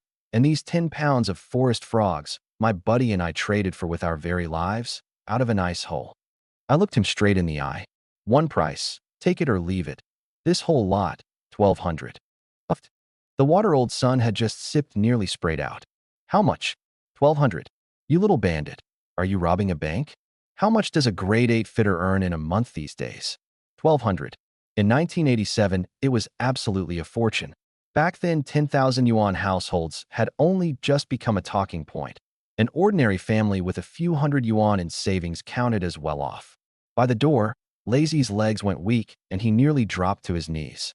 In his mind, fetching 300 to 500 would already be cause to burn incense in thanks. Old son, the account can't be reckoned that way. I was frighteningly calm. Money's just paper. But this stuff can let you live a good few years more. Keep your body sturdy. And that account, you can reckon better than I can. Take it to the retired cadres sanatorium in the provincial capital, and even at 2,000 there'd be people scrambling for it. It's only because the road's far and the weather's bitter that I'm giving you this price. I lowered my voice. Looking at your complexion, you've been coughing for a good few years now, haven't you? Don't build yourself back up this winter, and come spring you'll suffer worse. This 1,200 isn't buying honey. It's buying comfort in your later years. Straight to the sore spot. Old son fell silent. He looked at the crystalline comb honey, then touched his faintly aching chest. Money he didn't lack. A life he had only one. The room was so quiet you could hear only the tick-tock of the wall clock. After a long while, he suddenly slapped his thigh. Fine. You little rascal, I'll grant you've got a silver tongue. For the sake of the goods being good, I'll take this cut. He turned and went into the bedroom, coming back cradling a paint-chipped tin biscuit box. He opened it, stuffed full of money. Crisp, brand-new 10 yuan Great Unity, notes, 5, and 2 yuan small bills, and grain coupons and cloth coupons besides. Old son wetted his fingers with spit and counted note by note. To Lazy's ears, that rustle was more beautiful than the finest music in the world. Here, 1,200, not a cent short. He pushed a thick stack in front of me, his eyes carrying the pain of parting with it, but even more the satisfaction of obtaining a treasure. Count it. I picked up the money and riffled it open. Rough to the touch, carrying the smell of ink, real gold and silver. Having counted it, I tucked it into an inner pocket against my body and gave him a deep bow. Thank you, old son, for putting food on our table. Old son looked at this sensible young man and felt considerably mollified. He grabbed another handful of coupons from the box and stuffed them at me. Take these. Industrial coupons and nationally valid grain coupons. You come to town without this stuff, and even money's no good to you. Industrial coupons. Hard currency. To buy a bicycle, a sewing machine, or a decent knife, you needed them. When an elder bestows, one dares not refuse. I thanked him again. All right, get lost now quick.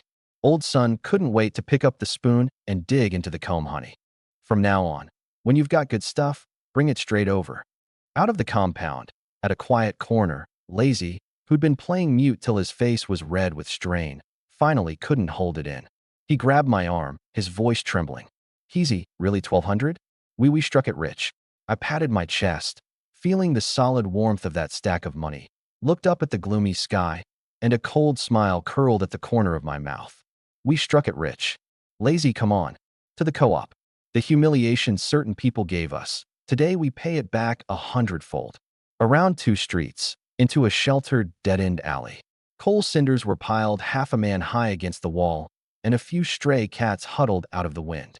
I glanced left and right and reached my trembling hand into my coat. At Old Son's place it had been an act. Now the excitement was real.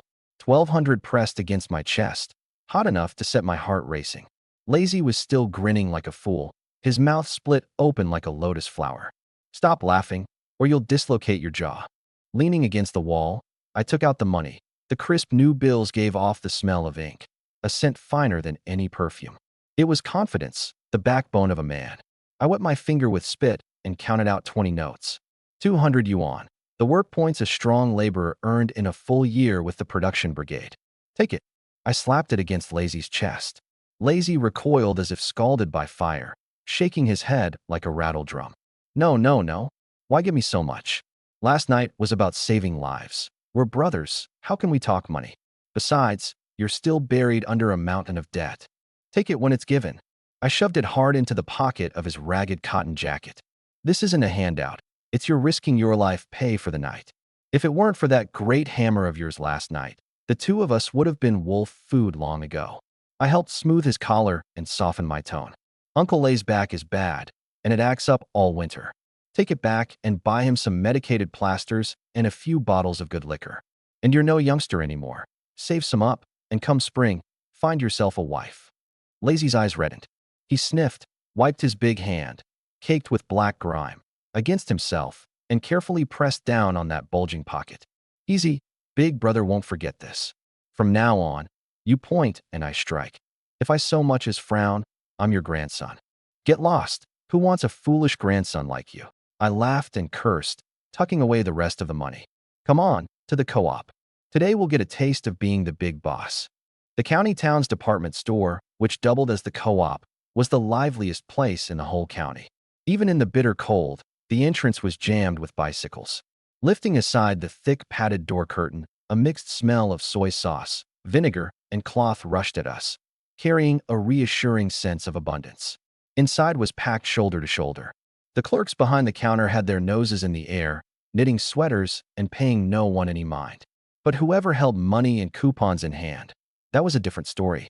I led Lazy straight to the food counter. Comrade, 50 pounds of refined flour, a nationally valid grain coupon, and a great unity note slapped down on the counter. The seed-cracking saleswoman rolled her eyes and was about to say they were out. Then she saw that national grain coupon, and her eyes instantly lit up. It was even more useful than money. Big brother just struck it rich? She switched to a smiling face and nimbly hauled out a bag of red-lettered refined white flour. Just came in, top-grade flour, wrapped dumplings in it, and they'll be translucent. I patted the flour bag, sending up a puff of white smoke. Truly white, like snow, 10,000 times better than the brand-mixed dark flour at home. Lazy shoulder it. Lazy lifted the 50-pound flour bag with one hand, like picking up a baby chick. Next was the butcher's stall. In these years, buying meat meant fighting for it, and you had to depend on the master's mood. But I had a trick. I first handed that thick-jowled butcher a Chianmen cigarette. Master, cut me 5 pounds of pork belly, 3 layers fat, and 2 layers lean, and 1 whole plucked goose. The butcher took the cigarette and tucked it behind his ear, then honed his cleaver a couple of strokes on the sharpening rod. A connoisseur, this cut, I'll give you the best. 1 stroke down. The meat white shot through with red, the fat back 2 fingers thick. Rendered down, it would perfume the pot for half a year. Beside me, Lazy kept swallowing. Having bought food, I turned to the ready-made clothing counter and at a glance took a fancy to a floral print cotton jacket, red ground with white checks. Dacron fabric, wadded with fresh cotton, fluffy and soft. Chienland's old cotton jacket was patch upon patch, the cuffs worn through to show the black cotton wadding. The girl was 15 or 16, just at the age of loving pretty things, yet she didn't even have one decent piece of clothing. This one medium size. Paying for it, a pang of bitterness rose in my heart. In my past life, to save money to pay off my debts, my sister had worn thin cloth shoes in the dead of winter to scavenge coal cinders, and had frozen off 2 of her toes. This lifetime, I would never let her suffer that again. Lazy, get you a whole army greatcoat? No, no, no. My sheepskin coat's warm enough. Save the money for proper things. I didn't press him. Instead, I bought Uncle Lay 2 bottles of Red Star Erguo 2 and 2 cartons of big production cigarettes. In the countryside, these were solid gifts. Out of the co-op, Lazy shouldered the flour, the meat and goose in his hands, 2 bottles of liquor slung around his neck. looking for all the world like a landlord fleeing famine, yet standing straighter than anyone. The envious looks the passers-by cast made him feel he'd never been so glorious in all his life. Easy, what else are we buying? To the hardware and electrical store. I glanced at the industrial coupons in my hand. This was the main event of the day. To strike it rich in the mountains, a rusty hand axe and a hunting rifle with no bullets wouldn't do. To do a job well, one must first sharpen one's tools. The hardware store was full of the smell of machine oil and iron rust. My eyes fell straight on a knife hanging on the wall, a replica of the genuine Type 65 military mountain blade. Forged of manganese steel, thick-spined, keen-edged, its handle wrapped in anti-slip green tape. It could hack trees, chop bone, and defend a man at the critical moment. How much for this knife? 25, plus 2 industrial coupons. The old man in presbyopic glasses fixing a radio didn't even look up. I readily slapped down the money and coupons and handed the knife to Lazy. Lazy drew it from the sheath. Shing, a flash of cold light. Fine blade. He stroked the blade lovingly, reluctant to let go. Next time I run into a wolf, one stroke and I'll take its head off. I also bought a coil of the finest steel wire for a snare, for catching sable, fox, and other small creatures with valuable fur. A snare doesn't damage the pelt and stays hidden. Finally, I bought a Tiger brand flashlight and a box of large-sized batteries. There was no electricity in the mountains, and this flashlight would be my eyes. After all this shopping, the 1,200 still had over 900 left. That honey had sold for a truly worthy price. This whole trip was essentially profit with no cost. Come on, back to the village. The sun tilted west, its pale light casting long shadows across the snow. There was too much to carry back on our backs, so at the Coach and Horse Inn on the edge of town, I hired a donkey cart for 5 yuan. The old carter was so pleased his brows danced. The donkey cart creaked onto the road. Lazy sat on the flour sacks, cradling his new knife, wiping it now and then, humming some nameless little tune. I leaned against the cart's side rail, an unlit cigarette clamped in my mouth, gazing toward the distant, unbroken ranges of the greater Shingon Mountains, my eyes turning steadily sharper. This trip to town hadn't just sold honey. More importantly, it had opened up a channel. With Old Son's connection in hand, I need no longer worry about outlets for the mountain's good goods. With money in hand and gear at the ready, my plan could truly begin. Easy, once we're back in the village, will Lu Lizy settle down? Settle down. I sneered, holding the cigarette between 2 fingers. A man like him is like a mangy cur in the mountains. He won't let go till you beat him till it hurts. Today was the 2nd day. 5 days remained of the 7-day deadline. But I knew Lu Lizy would never honestly wait until the 7th. That fellow surely thought I'd hidden myself away or meant to run for it. Right about now, he was probably lying in wait at my door. So what do? Go back and beat him. Lazy gripped the knife hilt. No need for us to lift a hand. I patted the stack of money against my chest. Money can commune with the gods, and crush ghosts too. Tonight, I'll let the whole village know. The Chin family is back on its feet. The donkey cart swayed on toward that small mountain village blanketed in heavy snow. In the wind and snow, one could almost already smell the gunpowder about to ignite. Nearly at the village entrance, the sky had already darkened. From far off, I could see a ring of people gathered in the direction of my home, clamoring noisily. Even at a distance, I could hear Lu Lizy's cracked gong voice. Haul it out. Haul it all out for me. That little bastard's surely run off. The house is mine now. And Chin Lan's heart-rending wails. Don't touch it. This is my home. My brother didn't run. My gaze instantly turned cold as 10,000-year ice. I leapt down from the cart, threw my cigarette to the ground, and stamped it out. Lazy grabbed the gear. Right. Lazy tossed the flour bag onto the cart, and, with a shing, drew the gleaming mountain blade. The 2 of us, one behind the other, carrying a whole body's worth of wind, snow, and murderous air, strode straight for the crowd. The Chin family's courtyard was in chaos, as if a wild boar had just rooted through it. A large stretch of the fence had been kicked down, exposing the black frozen earth beneath. Father's beloved elm armchair lay in a snow drift, one leg snapped, the broken end showing pale white splinters, especially jarring to the eye. Scattered beside it were a few broken clay jars and old clothes, things Chin Lan normally treasured most, now trampled underfoot like garbage. Haul it out. This junk is taking up space. Throw it all out. Lu Lizy stood on the steps, rolling walnuts in his hand, a cigarette but dangling from his lips, his face full of overbearing arrogance. He wore a fleece-lined leather coat he'd gotten from who knew where, its collar worn bald, giving off an air of a poor man playing tough. Two idlers, Ga and Zhao Si, barged toward the house grinning, spitting on the ground as they went. "Don't touch it. What right have you to haul away my family's things?" Qianlan clung desperately to the doorframe, her throat gone hoarse from shouting, her small face frozen purple and streaked with tears, her knuckles gone blue-white. "What right?" "By the right that your bum of a brother ran off." Lu Lizzie sneered, kicking over a broken wash basin with his toe. "First thing this morning, I sent men to watch the village entrance. Not a shadow of Qinhe. That kid was afraid he couldn't pay, so he packed up and slipped away, leaving you, this money loser, behind to hold the bag." "Nonsense. My brother went into town." Though afraid, Qianlan's eyes were stubborn as a calf's. "Into town? I'd say into a coffin," Ga said in a sneering, sing-song tone, reaching out to grab her. "Move it. This house belongs to the Lius now." "I won't go." Qianlan bit down hard on the back of his hand. "Ow. Damn it. Are you a dog?" Ga jerked with pain, and in shame-turned rage, swung his arm and slapped her across the face, shoving her along with it. Qianlan was frail to begin with, and hadn't eaten well these past days. How could she withstand a grown, strapping man's shove? Her whole body flew off like a withered leaf and slammed heavily onto the snow, unable to get up for a long while. There were plenty of villagers watching, most with arms folded and necks drawn in, sympathy in their eyes, yet not one daring to step forward. Lu Lizzie was a piece of tough, cut-proof meat. Whoever touched him met misfortune.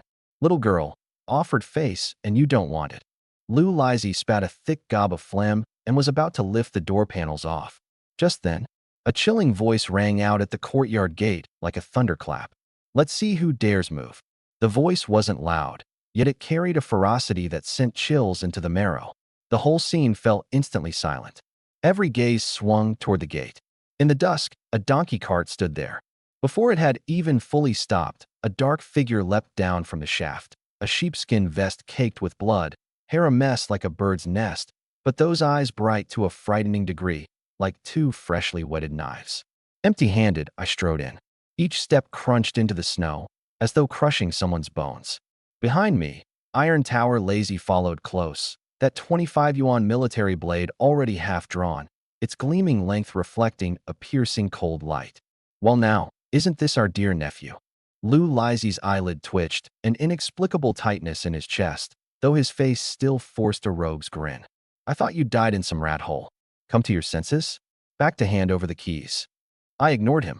I walked straight to Qianlan's side, bent down, and lifted my sister up from the snow. Looking at the swollen half of her face, at those eyes full of terror and grievance, my heart was seized in a vicious grip. It hurt, a gut-wrenching pain. "Brother." The moment Qianlan saw me, her tears instantly burst their banks, and she gripped the hem of my clothes, refusing to let go. "Lan, don't be afraid, brother's back." I brushed the snow off her, my voice impossibly gentle. But when I turned to face Lu Lizie's crew, my face instantly turned savage as a demon's. "Just now, who was it that raised a hand?"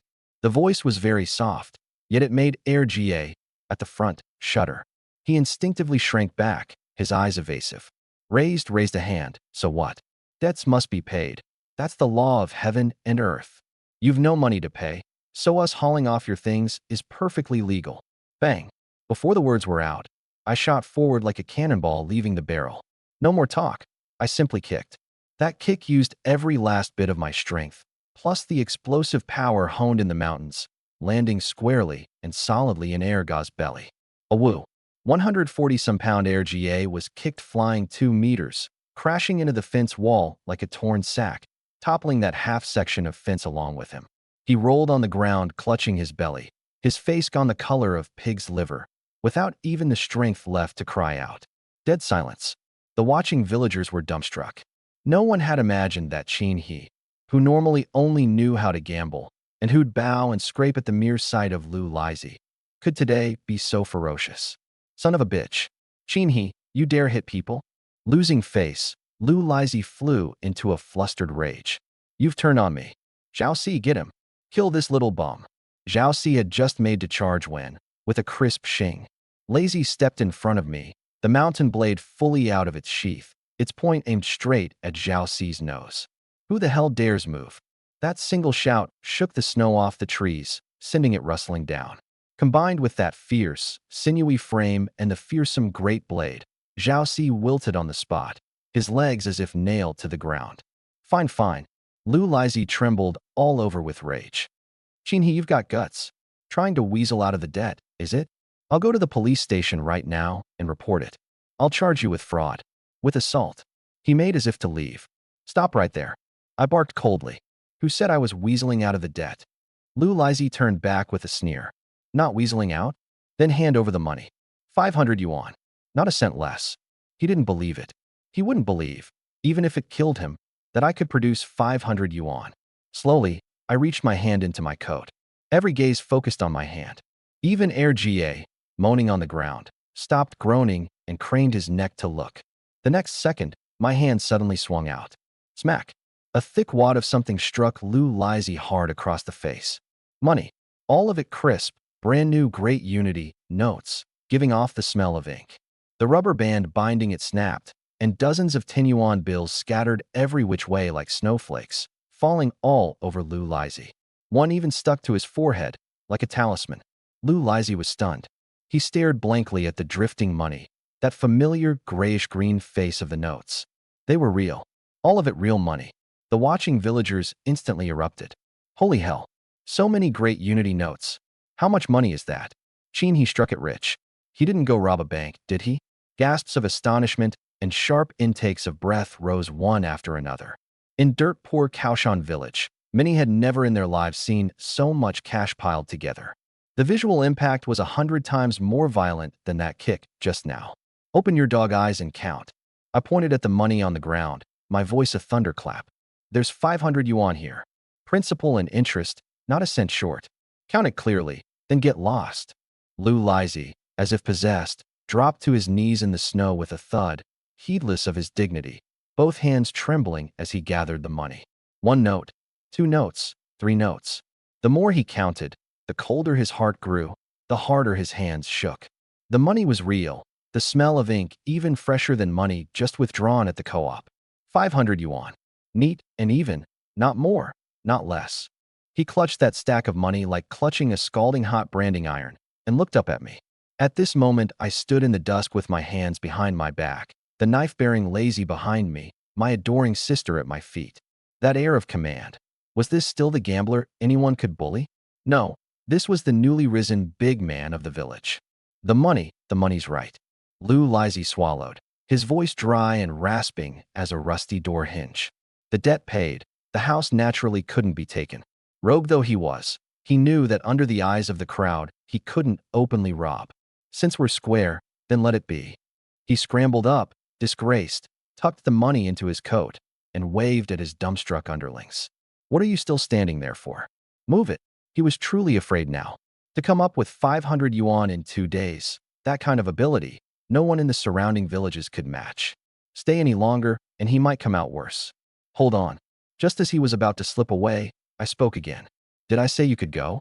Lu Lizhi's steps froze. He squeezed out a smile uglier than a sob. Dear nephew, the money's all settled.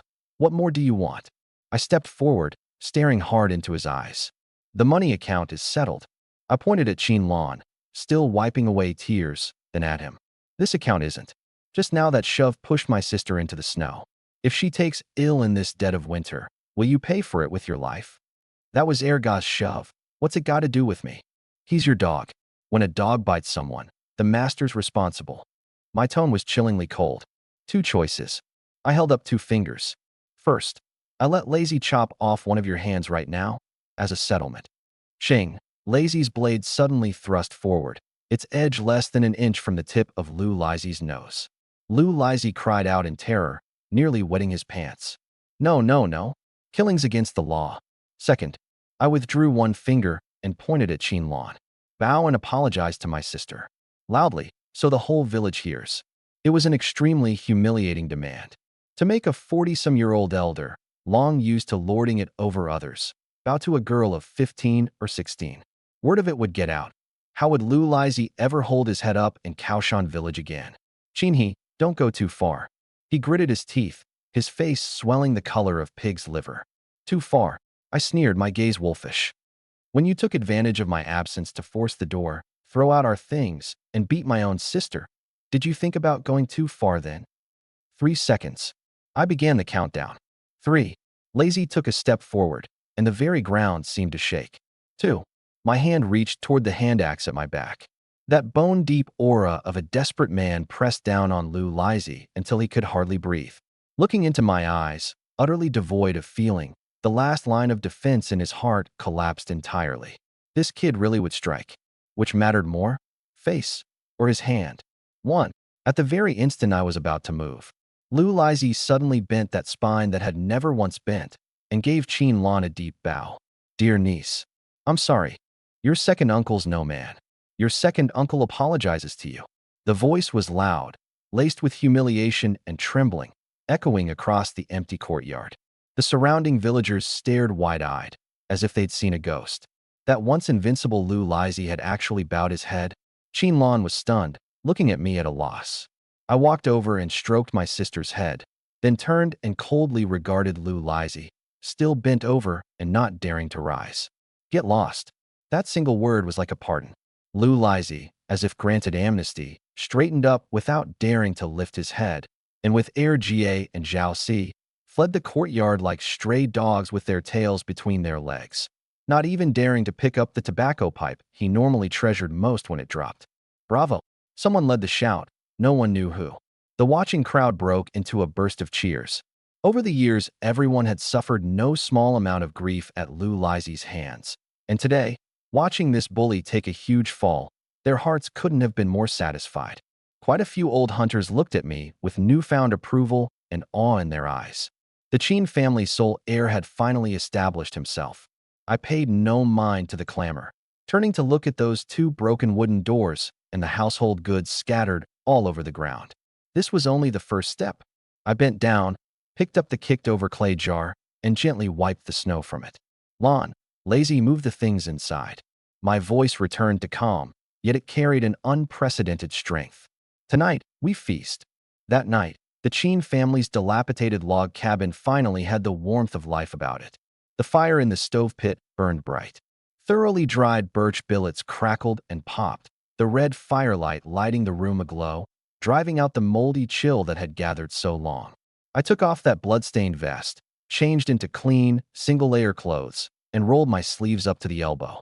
That big iron pot, which normally saw scarcely a few drops even of dishwater, today knew meat. Sizzle. A big ladleful of lard went into the pot, melting instantly. Scallion, ginger, garlic, star anise, and dried red chili all went in at once, the fragrance exploding out, choking enough to make you sneeze yet unable to stop breathing it in.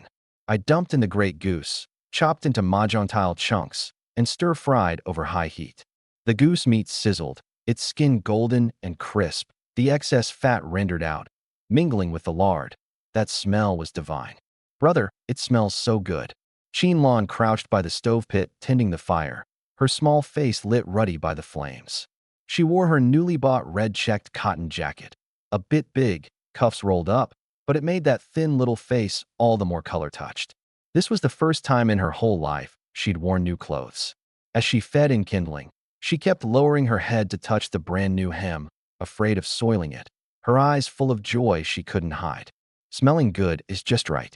I poured in half a gourd ladle of soy sauce, added a big spoonful of bean paste, then poured in half a bucket of well water to cover the goose, and put on the wooden lid. Stew it half an hour, till the meat's tender, then add potato starch noodles. I washed my hands and turned to look at my sister, transformed head to toe, and the stone in my heart finally settled completely.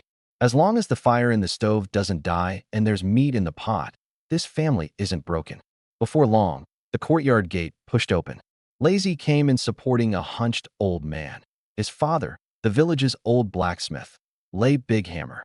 The old man had injured his back in his younger years and couldn't straighten it on overcast days. But tonight his spirits were quite good. Jinhia, heard you cowed Lu Lizzie today. Old Lay set a packet of fried peanuts on the Kong table, his cloudy old eyes full of gratification. Well done. You didn't disgrace your father. I helped Uncle Lay to the warmest spot at the head of the Kong. Uncle Lay, with your legs so bad, why'd you come in person? How could I not? The old man waved a hand and drew out those 2 bottles of erguotu from his coat, stroking them like treasures. The Chin family has an heir to carry on. I'm delighted. I've got to have a couple of cups. The fragrance from the pot seeped out through the gaps around the lid. It's ready. I lifted the lid, and white steam billowed up. A brimming great basin of iron pot stewed goose was set on the Kong table. The goose meat ruddy and glistening, the potatoes stewed soft and mealy, the wide starch noodles soaked full of broth and translucent. A ring of golden cornmeal cakes stuck around the pot's edge, one side crisp, one side soft. In the winter of 1987, this was a top-tier banquet. Dig in. Don't stand on ceremony. Lazy's eyes had long gone green with craving. He plucked up a piece of goose and stuffed it into his mouth, hissing at the heat, yet unwilling to spit it out. Delicious. So damn delicious. Better than what you smell at the town restaurants. Chin Lon too lost her shyness, cradling a big bowl, dipping her cake in the meat broth as she ate, her eyes curved into crescent moons. I hardly touched my chopsticks, holding my liquor cup and sipping the pungent erguotu. The line of liquor slid down my throat like a thread of fire burning into my stomach. Watching this scene before me, Uncle lay drinking till his whole face flushed red, tugging at Lazy and chattering about working hard with me from now on. Lazy buried in his eating. My sister in her new cotton jacket, a smile at last on her face. This was being alive. This was the meaning of my living a second life. But I knew clearly, this meal was only the beginning. The 500 was paid off, but the few hundred remaining wouldn't stretch far. Lou Lazy, having taken a loss this time, wouldn't let it rest. Behind him stood that sworn brother of his, the co-op director. That was the true local tyrant. To hold on to stability, to let my sister one day go to university and walk out of these great mountains, hunting alone wasn't enough. I had to go big. I had to have my own power base. Dear nephew, what are you thinking about? Old Lay seemed to read my thoughts and patted my shoulder with his rough, big hand. Uncle knows you've got real ability now. But remember well, the roads in these mountains aren't easy to walk. A person's heart is hidden behind their belly, harder to guard against than a black bear. Uncle, I understand. I filled the old man's cup. This cup's for you. Lazy and I have been through life and death together. From now on, as long as I've a bite of meat, I'll never let him drink only the broth. Good. With those words from you, I'm at ease. The meal lasted until the moon rose to mid-sky. Old Lay drank too much, and Lazy carried him home on his back. On his way out, he insisted on taking the remaining half basin of meat, saying that reheated in the morning, it'd make 2 more meals. Having seen off the guests, Chin Lon finished tidying up and went to bed early. The room fell quiet again, with only the embers in the stove pit flickering faintly. I lay on the fire Kong, listening to the wind outside, yet unable to fall asleep no matter what. Though today's battle was won, it had also revealed part of my hand. The whole village knew I'd struck it rich. This was both a deterrent and bait for calamity. I had to grow strong as fast as possible. I closed my eyes and concentrated. The familiar dizziness struck again, but far milder than the previous times. This meal of goose and strong liquor had replenished me, and my energy bar was now full. The darkness in my vision receded, and that mysterious radar interface surfaced. The interface had changed. Its once blurry edges were clearer, its detection range noticeably expanded. Before, it could only make out the faint light within a few dozen meters. Now the radius stretched at least 200 meters. And, in the lower right corner of the radar, a faint progress bar had appeared. Mountain God's favor, 5 out of 100. That successful hunt and trade had earned me some favor points. This must be the key to leveling up.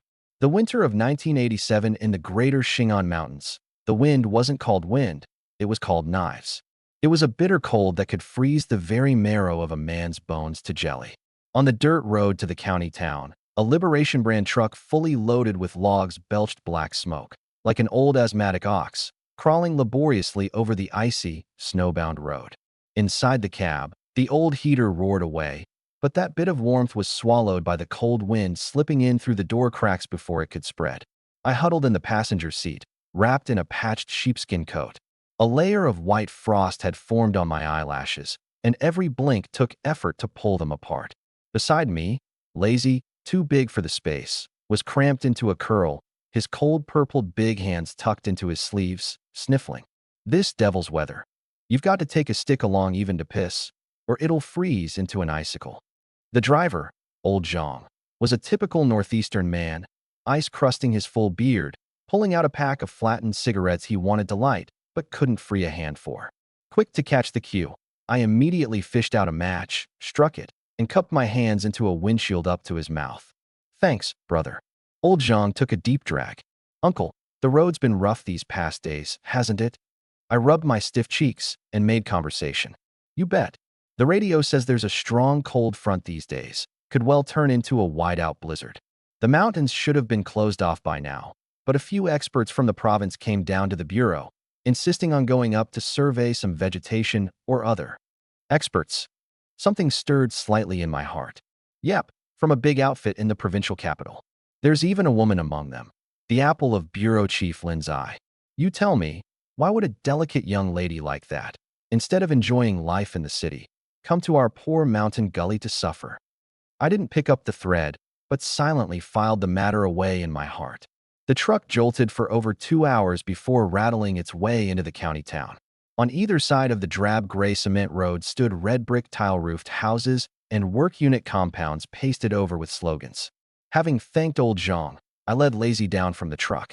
The moment my feet touched the ground, the cold air shot straight up from my soles to the crown of my skull. Brother, where to? Lazy, carrying several hundred yuan, a huge sum, still looked lost in this unfamiliar town.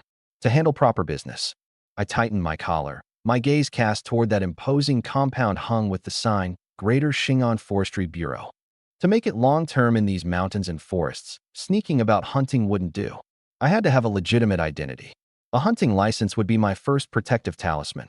The Forestry Bureau's main gate was shut tight, and green smoke rose from the chimney of the red brick gatehouse beside it. I signaled Lazy to wait outside, straightened my clothes, and walked over. Through the vapor fog window glass, I could see an old man in an army greatcoat sitting inside, cradling a chipped enamel mug, eyes half closed as he listened to storytelling on the radio. Uncle, sorry to trouble you. Could I ask directions? I knocked on the window frame, putting on that honest yet clever smile. The old man didn't even lift his eyelids, giving a snort through his nostrils. What do you want? In these years, work unit gates were hard to get through and faces were hard to look at. That was the norm. Especially gatekeepers. Give them a little scrap of power, and they'd want nothing more than to hold you at their mercy. I'm from Kaoshan Village, here to find Section Chief Lee of the Forest Administration Section to handle some paperwork. Section Chief Lee's not here, gone down to the countryside. Come back in a couple of days. The old man waved his hand like shooing a fly and took a sip from his tea mug. An order to leave. I didn't go. This, not here, had two meanings. Truly not here, or you don't understand the rules. Glancing left and right, I gave my wrist a natural flip, and an unopened pack of De Chien Men appeared in my palm as if by magic. I slipped it through the gap in the window, landing it beside the old man's tea mug. Uncle, it's too cold. Have a smoke to warm up. The old man's peripheral vision caught that pack of cigarettes. Soft-packed De Chien Men, a tight supply item, worth a day or two of an ordinary person's wages. That icy face, like early spring frozen earth, finally thawed. He set down his tea mug and looked me up and down. This young fellow was dressed shabbily, but his eyes were clear and bright, not some naive greenhorn. You a relative of old Lee's? The old man tucked the cigarettes into his pocket without so much as a flicker, his tone softening. A distant junior, you could say. I climbed the pole he offered, lighting his cigarette through the window. New Year's coming up soon, and we got some game at home we wanted Section Chief Lee to have a taste of, and to ask about the matter of a hunting license while we're at it. The old man took a blissful drag. Old Lee really has gone down to the countryside to inspect fire prevention at the forest farm. But, he pointed inside. If you're really in a hurry, you could wait around these couple of days. Big experts from the province have come to the bureau, and Bureau Chief Lin's been accompanying them these days.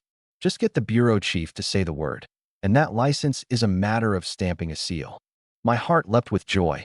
That pack of cigarettes was money well spent. It not only confirmed the bureau chief's whereabouts, but also verified old Zhang's words. Experts from the province, the bureau chief's daughter, strung together, this was a golden opportunity. Thank you for the guidance, uncle. I chatted a few more idle words, coaxing the old man into a beaming smile before I left. Back at Lazy's side, he'd long been stamping his feet against the cold. "Brother, can we get in?" "No rush. We still have to wait for the chance." I patted his shoulder, looked at the steaming restaurant across the way, and swept my hand grandly. "Come on, brother's treating you to a good meal." The two of us crossed the road and went into the state-run Red Star restaurant opposite the Forestry Bureau. Lifting aside the padded door curtain, a warm wave mixed with smoke, liquor, and stewed meat rushed at us, stinging the eyes, yet instantly reviving our frozen bodies. The restaurant was a hubbub of voices. A dozen some greasy round tables were nearly all filled, mostly with system insiders in Zhongshan suits or blue work uniforms, the sounds of finger-guessing drinking games shaking the rafters. I led Lazy to sit in a corner. The waitress was a plump woman in her 30s, who slapped her order pad onto the table. "What'll it be?" "Order quick, the kitchen's about to close." The attitude of state-run restaurants. I'd long grown used to it. In this iron rice bowl era, they were the masters and the customers the servants. Braised pork, fatty. Sautéed pork slices. Pickled cabbage with white pork and blood sausage. 2 pounds of rice and a bottle of Leia bacon. I ordered 3 hearty dishes in one breath. Lazy kept swallowing and secretly tugged my sleeve under the table. "Brother, isn't that too expensive? We just paid off the debt. Let's economize." "Set your heart at ease." I cupped the hot water glass to warm my hands, my eyes scanning the surroundings like radar. "We're here to do business. We can't let people look down on us. Money that should be spent, don't save a cent of it. Once it's gone, we earn more." The dishes came fast.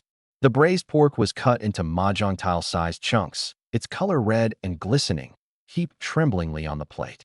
The sautéed pork slices were crisp outside, tender within, coated in a thick sauce. Lazy had never seen such a spread. His eyes went straight, and he devoured it like a gale sweeping fallen leaves. I ate somewhat more genteelly, observing the restaurant situation as I did. Just then, frivolous laughter came from the next table. "Io, isn't this the new girl from Sister Hong's place? Really pretty and fresh." I looked toward the sound. At the neighboring table sat 3 shifty-looking young men, long hair, bell-bottom trousers, sunglasses perched on their faces, putting on the gangster airs learned from Hong Kong and Taiwan movies. Surrounded in the middle was a young waitress carrying dishes. The girl was in her early 20s, hair in a ponytail, fair-skinned, utterly out of place amid all this room's greasiness. One yellow-haired fellow reached out to grab her wrist, his mouth foul. "Come, have a drink with us, brothers. Please show some respect.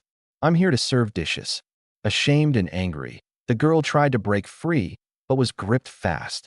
I hadn't meant to meddle. In these years, hooligans were everywhere, and one fewer bit of trouble was better than one more. But in the instant the girl struggled, her cuff rode up a stretch, exposing a silver wristwatch. Under the dim yellow light, the watch face reflected a cold gleam. A Shanghai brand, all-steel mechanical watch. My pupils contracted slightly. In these years, a Shanghai brand watch was a symbol of status. 120 yuan plus industrial coupons. Something an ordinary person might not manage to buy even saving for a year or two. How could a dish-carrying waitress possibly afford to wear one? And judging by that scholarly air of hers and her stubbornness when things went wrong, she was absolutely not raised by an ordinary family. This was no ordinary waitress, clearly a big fish that had yet to show its true form. Smack! I slammed my chopsticks down hard onto the table. That crisp sound wasn't loud in the noisy restaurant, yet it carried a heart-stopping chill. Lazy, in the midst of stuffing his face, stopped his mouth at once, half a chunk of braised pork still in it, his eyes instantly turning ferocious, like a beast guarding its food. He knew me too well. That single slap of the chopsticks was the signal to move. The 3 hooligans were startled too, turning to glare at me. "What are you looking at?" "Tired of living." The yellow-haired one released the girl's hand and stood, swaggering over with an empty beer bottle in hand. I didn't move. I lifted that unfinished cup of Leia bacon and gently blew on it, not even raising my eyelids. "Brother, we're not done with these dishes. Don't go flipping the table." My voice was flat without a ripple. But listen carefully, and you could hear, beneath that calm, the suppressed killing air of a blizzard about to arrive. "Who the hell do you think you are?" The yellow-haired one was drunk and paid no mind at all to 2 country bumpkins like us. He raised the bottle to smash it down. "Lazy," I called softly. "Here." Lazy shot to his feet. That 1 meter 90 frame, paired with the sinewy muscle forged in the blacksmith's shop.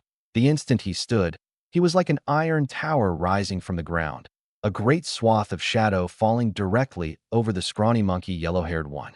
The once arrogant yellow hair now had to crane his neck to look up at Lazy. The beer bottle held midair, unable to smash it, unable to set it down, his expression truly a sight to behold. The air in the restaurant froze in an instant.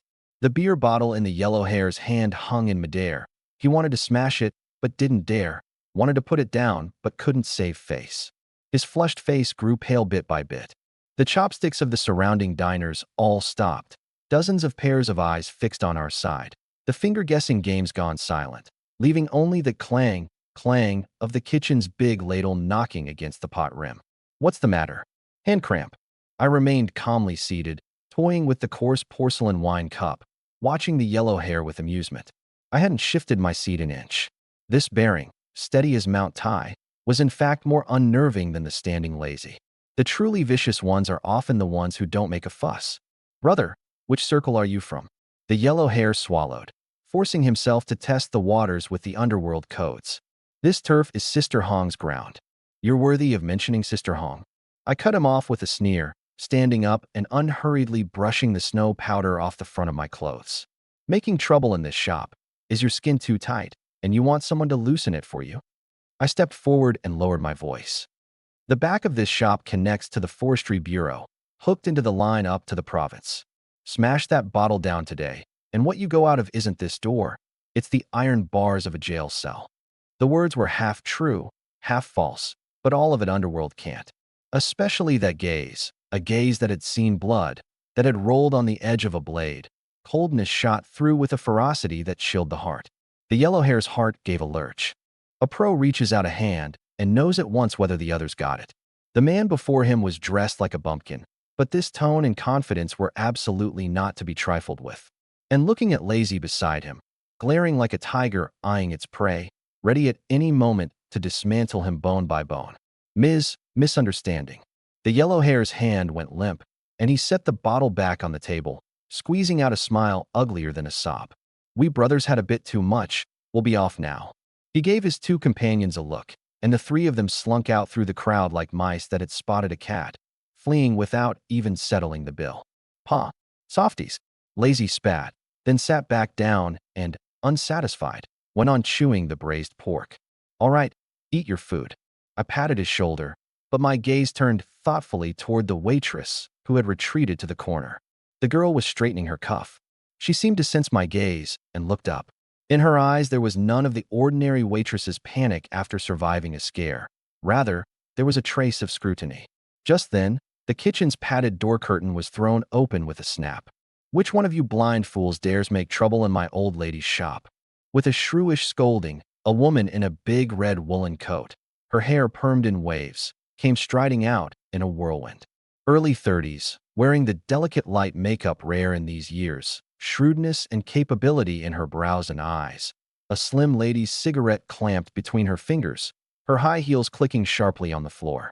The proprietress of the Red Star restaurant, known as Sister Hong. In this county town, she was a legend, working both the black and the white sides, holding channels to no small amount of tight supply goods.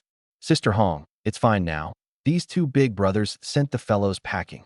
A worker sidled up to report. Sister Hong's phoenix eyes swept a circle around and landed on my table. She took a drag of her cigarette and blew out a smoke ring, her taut face instantly switching to a warm smile as she swayed over. We've got this brother's chivalry to thank just now. Today's meal is on me, and add a chicken stewed with mushrooms, the best hazel mushrooms. She generously stretched out her hand. I stood up and shook her fingertips, neither servile nor arrogant, a touch and release. You're too kind, Sister Hong. Just righting a wrong I happened upon. That's all. These words gave face while showing a sense of measure. Sister Hong's eyes brightened. She'd read countless people and saw at a glance that this young man was no simple matter.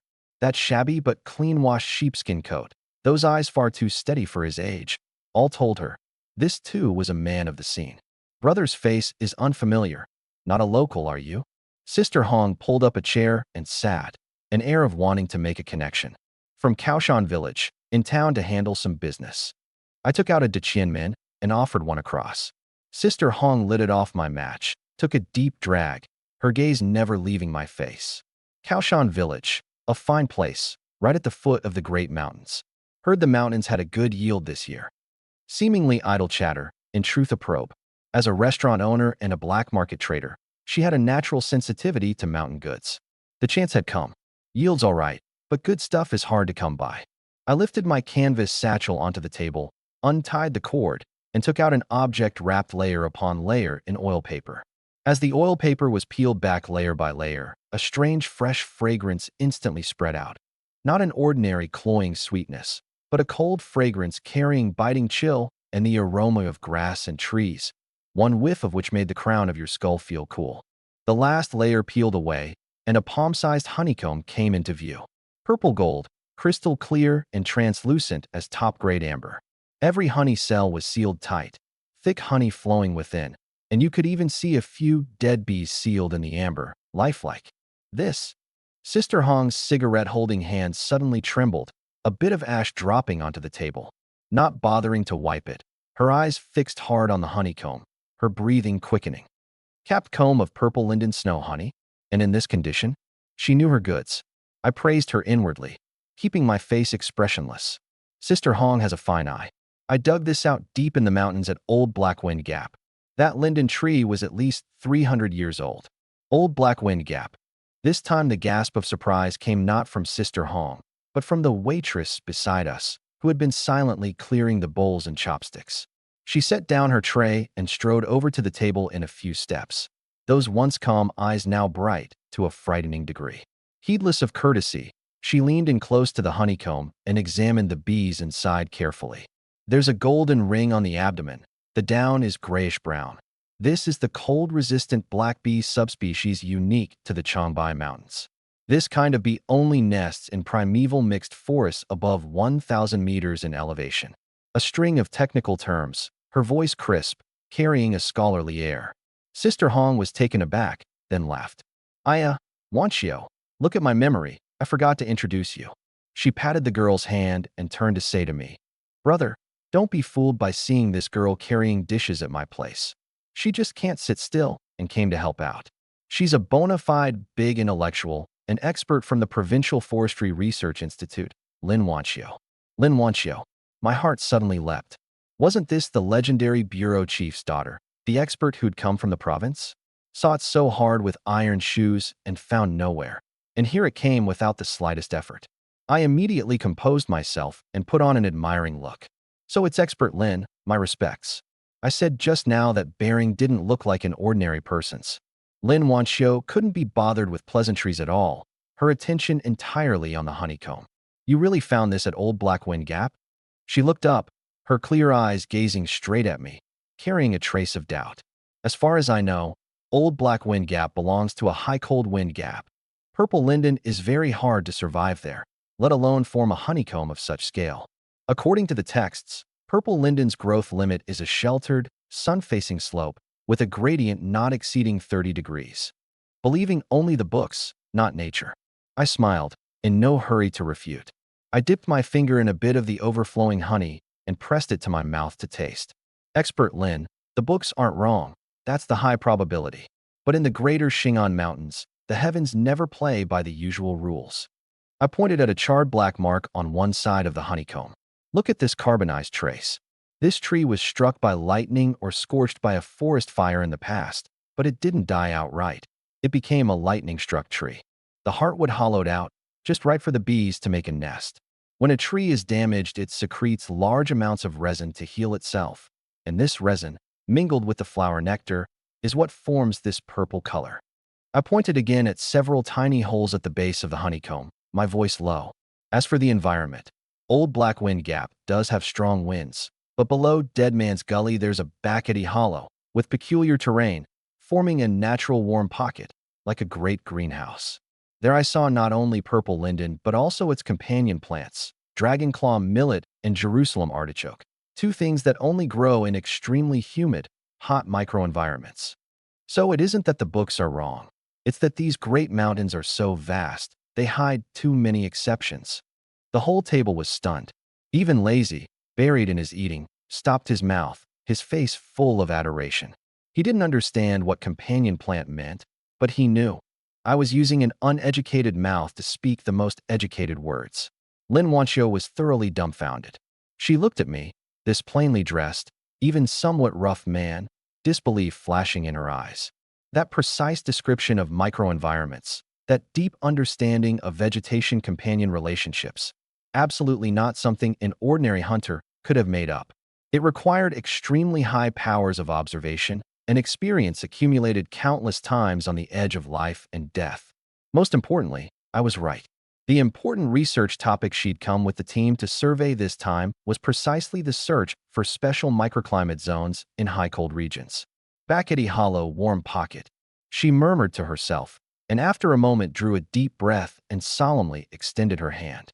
That hand was fair and slender, the Shanghai watch on her wrist glinting. Let's meet again properly. I'm Lin Wanxiu. And you, comrade, how should I address you? At this moment, she was no longer a dish-carrying waitress, nor a lofty, above-it-all expert, but a scholar thirsting for knowledge. Qin He. Qin as in the first emperor Qin Shi Huang. He as in the great rivers and mountains of our splendid land. Sister Hong watched from the side, a meaningful smile curling at the corner of her mouth. She'd keenly caught the scent of a business opportunity. All right, don't all keep standing. Since we're all experts here, let's speak plainly and lay it on the table. Sister Hong stubbed out her cigarette, her strong woman's aura fully unleashed. Brother Qin, I want this piece of honey. Name your price. What Wanxiu wants to know is a separate matter, at a separate price. I smiled faintly, but my gaze went past her and landed on Lin Wanxiu. Money, of course I want it. But this piece of honey wasn't just for exchanging money. It was a ticket to a higher stratum. Sister Hong's a straight shooter. But before we talk money, Expert Lin, I have an impertinent request. Outside the window, the wind and snow grew fiercer, the gale battering the glass with an eerie wail. And in this warm little world, a deal that could change the course of my fate was only just raising its curtain. The warm atmosphere that had filled the private room a moment ago turned, at a single sentence from Lin Wanxiu, as hard as the frozen earth outside the window. I need to find Snow Crimson, and it has to be these next 2 days. I must go into the mountains. Her voice wasn't loud, but her tone carried a brooked no-argument stubbornness. She clutched the aluminum box that held her specimens, her knuckles white. Sister Hong's brows knotted into a frown. Girl, have you gone stupid from all your reading? Have you not looked at what the weather's like out there? The radios cried the cold wave blue alert 3 times over. A wide-out blizzard's coming. That's the devil's weather that makes even old hunters in these parts pale at the mere word. Going into the mountains now isn't just going to throw your life away. I know it's dangerous. Lin Wanxiu bit her lip, her gaze unusually resolute. But Snow Crimson blooms for only 3 days.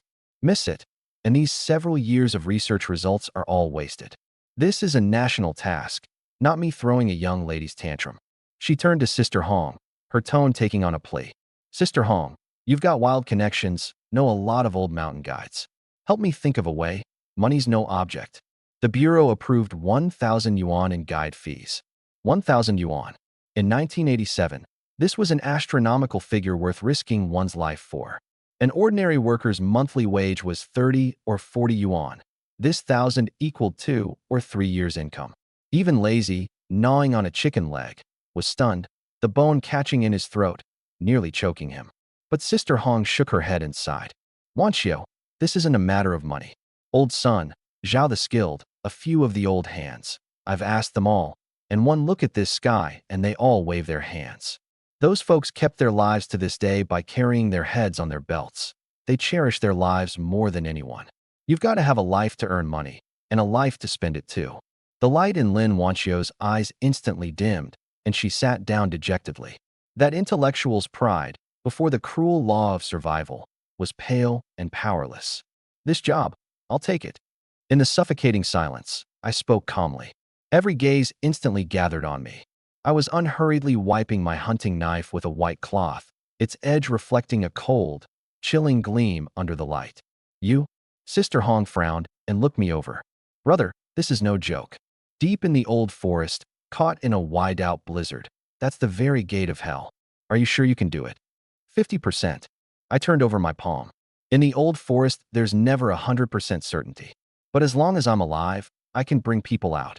Lin Wanxiu shot to her feet, hope rekindling in her eyes, as if grabbing the last life-saving straw. Really? Comrade Qin, if you're willing to lead the way, I'll apply for an advance on the 1,000 yuan right now, and add 200 of my own. I stopped my hand wiping the knife and looked up at her quietly. I don't want money. Those 4 words were even more shocking than the 1,000 yuan. Was there still someone in these years who'd turn up their nose at money? Then what do you want? Lin Wanxiu was bewildered. Click. I slid the knife back into its sheath, leaned my body slightly forward, an aura of pressure blanketing the whole table. I want a certificate. A proper, official civilian firearms permit stamped with the Forestry Bureau's big red seal, plus a full-year hunting authorization. The room went silent for a few seconds. Sister Hong sucked in a cold breath. The way she looked at me utterly changed. Brilliant. Truly brilliant. Money, once spent, was gone. But in this era of harsh crackdowns and ever-tightening firearms control, illegal firearms permit and hunting documents were the true golden rice bowl, a protective talisman that let one walk sideways in both black and white circles. This was something money couldn't buy. Only those with extremely solid internal connections could obtain it. This violates regulations. Expert Lin. I cut her off, my tone flat but cold and hard. The place I'm going to take you is a wolf's den, the eye of the storm. I'm gambling my life to accompany you. Is it too much to ask for a certificate? Handle special cases specially. For the sake of the province's research topic, Bureau Chief Lin surely has this bit of authority. This was a transaction. Naked, bare, a life traded for a future. Lin Wanxiu gritted her teeth and hesitated a moment, then nodded firmly. All right, as long as you lead me to find Snow Crimson and bring me back safely, this certificate, I'll have my dad approve it. Deal. I stood up, a faint, elusive smile curling at the corner of my mouth, and turned to look at the dazed Lazy. Stop eating. Go back and get the gear ready. We go into the mountains at first light tomorrow. Early the next morning, just as the sky began to gray, a grass-green Beijing 212 Jeep was parked at the entrance of the Forestry Bureau guest house, its body frozen stiff, the exhaust pipe puffing white smoke like an old chain smoker with tuberculosis. Lazy and I had arrived early, changed into our mountain gear. I still wore that sheepskin coat, the hand axe and hunting knife tucked at my waist. On my back, the old-style double-barreled hunting rifle I'd borrowed from Sister Hong overnight. Lazy shouldered an enormous military rucksack, stuffed with dry rations, ropes, and strong liquor, that iconic great hammer in his hand, like a door god. Lin Wanxiu came out of the guest house, followed by 2 men in bulky cotton overcoats, clerks the bureau had sent, Little Lu and Big Zhang. Both wore reluctant faces, necks drawn in, carrying survey instruments, muttering complaints about the devil's weather. Engineer Lin, this sky doesn't look right. Big Zhang was an old hand at slacking, pointing at the layered lead-gray clouds on the horizon. Look at those clouds pressing down till they're about to touch the ground.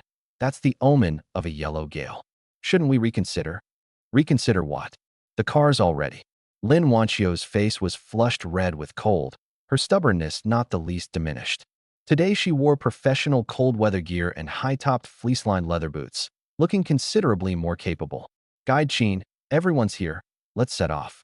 I didn't get in the car right away. I stood in the wind gap and squinted at the gray, hazy sky. In my field of vision, the world was different from ordinary people's.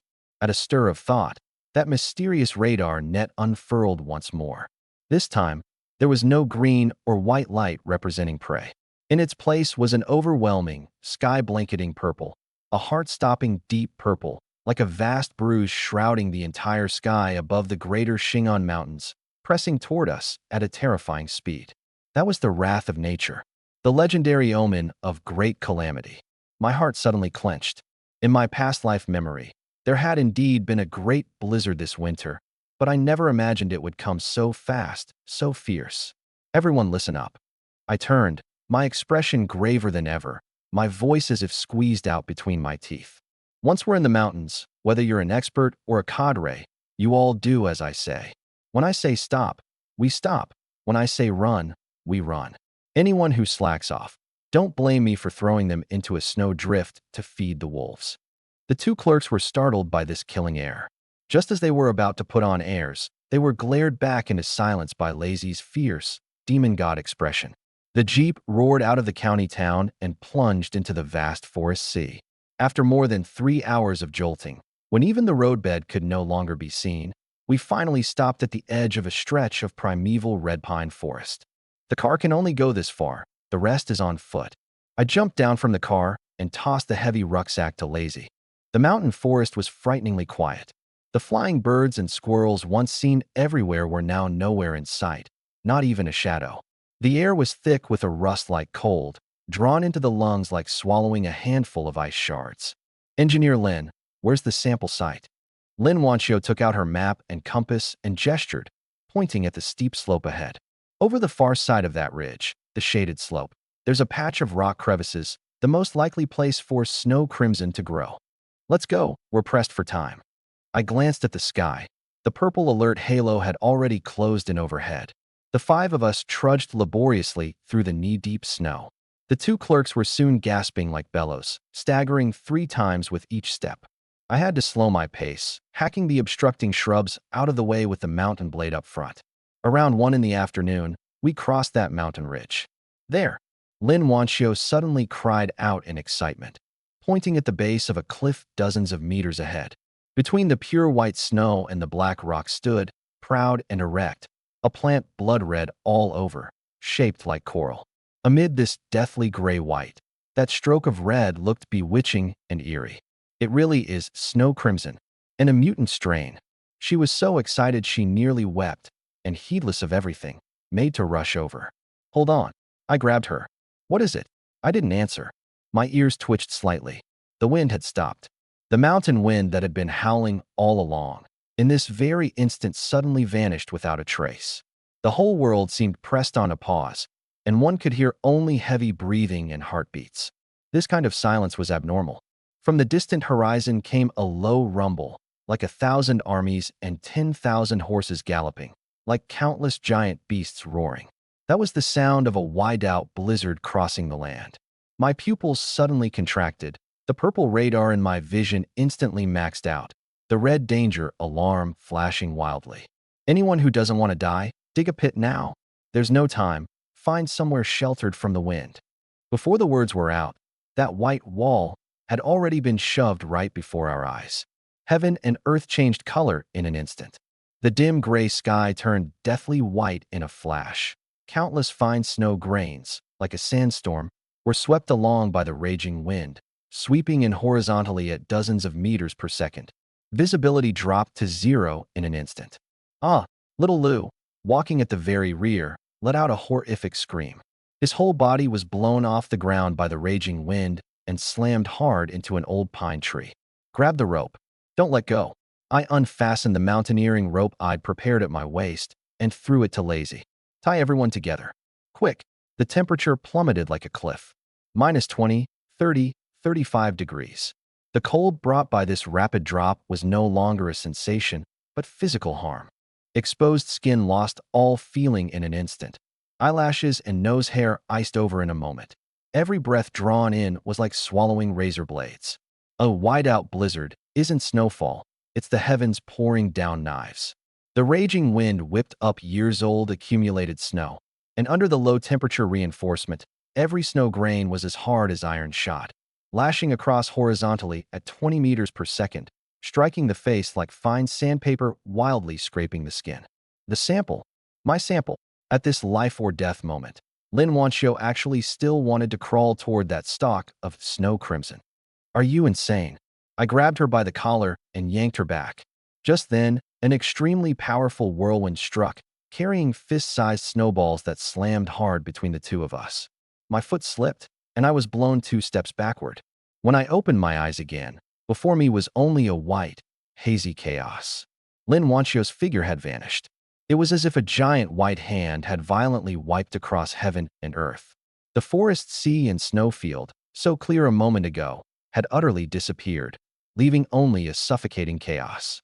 Lazy, walking at the very rear like a ballast stone, gripped the nylon rope with all his might. The 2 clerks in the middle had already wet their pants in fright, truly wet them, the urine freezing rapidly the instant it flowed out, that bone-piercing cold enough to make a person collapse in an instant. Lin Wanxiu. I squinted and shouted, my eyelashes all white frost, having to rub my eyelids every few seconds to keep them from freezing shut. The other end of the rope was empty. That whirlwind just now had been too fierce. Trying to grab the blown-away specimen box, she'd instinctively let go of the rope. In that 1 second, she was gone. In this white, hazy deadland, once separated from the team, it meant death. Over there. I saw her roll down that way. Big Zhang pointed, trembling, toward the steep slope on the right, his face covered in ice crusts of mixed snot and tears, his voice choked with sobs. Guide Qin, let's pull back. If we don't take shelter now, we'll all be finished here. Yeah, she's Bureau Chief Lin's daughter, but we were born of parents too. Little Lu collapsed onto the snow, refusing to budge for the life of him. I seized Big Zhang by the collar, those bloodshot eyes 3 degrees colder than this weather. Shut up. I didn't roar, but that gaze forced Big Zhang's wailing right back down his throat. There's definitely a wind-sheltered rock nook nearby. I tied the rope around Lazy's waist. You take these 2 dead weights and grope your way toward the base of the rock face on the left. That's a dead angle. The wind can't reach it. The moment you get there, dig a snow cave and bury yourselves in it. Brother, what about you? Lazy grabbed my wrist, and even through the thick glove I could feel that force. I'm not going. I'll go find her with you. Bullshit. I kicked him in the shin. You'd only be going to your death. If these 2 useless things die here, then even if we get out alive, we'll do time. You have to watch over them. I stuck the hunting knife back at my waist and tightened my sheepskin coat. Once you've dug the cave, light a fire at its mouth. If the wind stops and I'm still not back, you take them back to the village. Brother. Lazy's eyes reddened. The 1.90 man was in this moment like a helpless child. Get lost. I turned and plunged into the white, hazy wind and snow. This one turn was the difference between life and death. Leaving Lazy, that meat shield, the raging wind seemed to find an outlet for its fury, savagely tearing at my body. I had to bend down to 90 degrees, crawling almost on all fours, to barely keep from being blown away. Footprints? They simply didn't exist. In a blizzard of this magnitude, the front foot stepped down and the back foot's print was filled in. To find a person by naked eye was a pipe dream. I closed my eyes, and when I opened them again, a faint glow seemed to flicker deep within my pupils. The special ability activated. The deathly white world instantly changed its appearance. The wildly dancing snowflakes turned into countless gray-white flecks of static, like the snow on an old television screen. And amid this chaotic static, all heat sources turned into visible halos of light. Lazy and the other 2 were 3 clusters of orange-yellow light, moving slowly toward the rock face on the left. And below the steep slope on the right, my heart suddenly sank. That was a real, deep gully. In the dip about 200 meters out, at the edge of the radar, was an extremely faint pale yellow halo. That halo flickered bright and dim, like a guttering candle in the wind, ready to go out at any moment. That was Lin Wanxiu. Only a living person gives off that kind of yellow halo representing life force. At this moment its color was fading rapidly, meaning her body temperature was plummeting, her life ebbing away. Damn it! Heedless of conserving my strength, I drew the hunting knife to serve as an ice axe and slid down the steep slope. My body slid rapidly downward, sharp rocks and branches slashing through my cotton trousers, but I couldn't feel the pain at all. I was frozen numb. When I'd slid halfway down, several glaring red dots suddenly leapt out at the edge of the radar's field. Red light. That was the most dangerous color after the purple omen of great calamity, representing extreme aggression and bloodthirst. 1, 2, 3, 5 red dots. Moving extremely fast, flanking in a fan formation, their target exactly that cluster of faint yellow light. A wolf pack. My scalp instantly exploded. In the deep winter of the greater Xing'an Mountains, wolf packs were the most terrifying existence. Normally, they still feared guns, but in weather like this blizzard, all wild beasts would turn frenzied. Hunger would strip them of reason. And Lin Wanxiu, at this moment, in their eyes, was a piece of meat giving off heat, fresh and succulent. Damn it, you'd snatch food from me. The ferocity in my eyes fully erupted. Reborn and come back? If I couldn't even protect one person, couldn't even get a single hunting permit, then I might as well go slam my head into a block of tofu. I abruptly adjusted my posture, both feet planted hard into the snow like brake pads, kicking up a sky full of snow mist.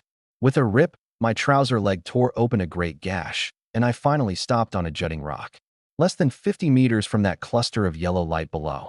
Through a gap in the wind and snow, I could faintly see a figure curled up at the base of a tree root, that professional red cold-weather suit already half buried in snow.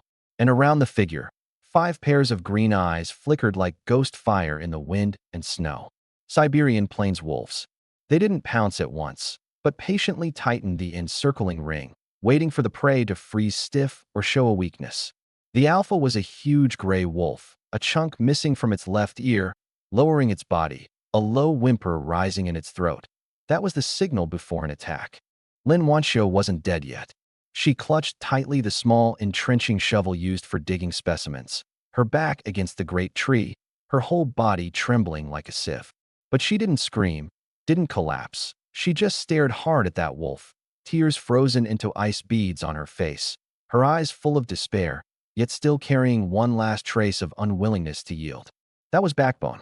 A woo. The alpha wolf threw back its head in a long howl, its voice torn to shreds by the raging wind, yet its killing intent transmitted clearly to every wolf. Attack. In the very instant the starving wolf's hind legs bent slightly, ready to spring, a furious roar came from midair. Screw your mother. The sound was like thunder cracking over flat ground. In the next breath, a burning fireball, trailing a long tail of flame, pierced through the wind and snow, striking precisely into the midst of the wolf pack. Bang! That was the Erguo 2 I carried.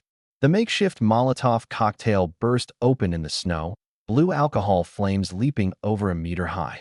Fire is the born nemesis of wild beasts. The wolf pack, poised to pounce, was scattered in fright by this sudden explosion. Seizing this opening, I leapt down from the rock like a great eagle descending from the heavens, brandishing the gleaming hunting knife. My landing spot was extremely tricky, precisely blocking between Lin Wanxiu and the alpha wolf. The impact left the soles of my feet numb, yet I didn't so much as sway. I dropped to one knee, knife in one hand, while the other pulled out another bottle of Erguo 2, bit off the cap, and took a big mouthful. Uffed. I sprayed the strong liquor onto the not yet extinguished flames, and the fire surged. The soaring firelight lit up my savage face. Frost all over, my sheepskin coat flapping loudly in the wind, red light more ferocious than a wolf's welling in my eyes. Come on, beast. I spat out a mouthful of bloody saliva, the hunting knife carving a deadly half-circle through the air. Lin Wanxiu stared blankly at this suddenly appeared back. In this despairing white hell, this man, not tall, yet blocking before her like a mountain, became the only color in her eyes. But the crisis had only just begun. The alpha wolf hadn't been driven off. It prowled at the edge of the firelight, its cold, gloomy eyes fixed hard on me, as if appraising this new prey. It could smell it. On me was the scent of human blood, and the blood of its own kind too. This was a vicious character who had killed wolves. But hunger conquered fear. The alpha wolf growled low, and the other 4 immediately scattered, forming the encircling ring anew. This time the target was no longer that frail woman, but me, the man with the knife. I drew a deep breath, filling my lungs with the freezing air, forcing myself to stay calm. In the radar's field of vision, the 5 red dots moved swiftly, searching for a flaw in me. My energy bar, drained by sliding and detecting, was more than half spent, teetering at a dangerous edge. My head split with pain. Warm liquid began to flow from my nostrils, a sign of overusing my brain. But I smiled, cruel and manic. "Wanna eat me? Let's see whose teeth are harder." The flames danced across the snow, crackling and bursting. That was alcohol burning, and the only warm color in this bitter cold hell. Gripping the borrowed hunting knife in a reverse hold, blade pointing down, I blocked before Lin Wanxiu. My breathing was heavy, each gasp spewing out thick white mist, torn to pieces by the raging wind in an instant. Blood from my nose ran over my lips, carrying the taste of rust. The side effects of overusing the special ability radar were savagely backlashing my brain, like a drill boring at my temples. But those 5 deadly red dots in my vision were growing clearer than ever before. Don't come over." Behind me, Lin Wanxiu let out a faint moan. Her twisted leg had utterly lost sensation, her fingernails digging into the wooden handle of the entrenching shovel. As an expert from the province, She'd seen no small number of big situations, but facing this primal killing intent from the top of the food chain, she was still as tiny as an ant. Shut up, watch the fire. No matter what happens, don't let the fire go out. That's our last lifeline. I didn't even turn my head, my voice hoarse as though swallowing charcoal. The wolf pack moved. These beasts were cunning as ghosts. They didn't swarm all at once, but split into two groups. The one-eared alpha stood its ground, its cold green eyes fixed hard on my neck. The other two, burly males, using the cover of the wind and snow, silently circled to the flank. Wolfpack tactics. Feint east, strike west. Drain the prey's strength until it shows a flaw, then a single fatal blow. I knew clearly in my heart that I couldn't outlast these beasts. The -30-something cold was rapidly draining my heat, and combined with the radar's drain, I could hold out 2 more minutes at most before passing out. I had to end it fast. Want meat? Come on then. I roared and stepped forward on my own initiative, my thickly sheepskin-sleeved left arm suddenly raised in a provoking gesture. That one move was the flaw. The male wolf on the left, poised and coiled, instantly sprang. A gray bolt of lightning ripped through the wind and snow, carrying stinking drool and sharp fangs, going straight for my throat. Too fast. So fast that Lin Wanqiu had no time to scream. But in the radar's field of vision, the trajectory of this gray shadow was distinctly discernible. I didn't dodge. Dodging in this knee-deep snow was courting death. Gritting my teeth, I suddenly threw my left arm up to block, forcibly feeding my arm into the wolf's jaws. Chomp! The sharp teeth punched through the sheepskin and sank into flesh. Piercing pain shot through my whole body. The immense impact knocked me back 2 steps, my back slamming hard against the old elm. The 80-some-pound wolf hung from my arm, whipping its head savagely. Through the thick sheepskin cotton coat, the bone hadn't broken, but the crushing agony of ground flesh was enough to instantly rob an ordinary man of his fighting strength. But I wasn't an ordinary man. I was a vengeful ghost who had died once. This kind of pain instead sent my adrenaline surging to its peak. Die, damn you.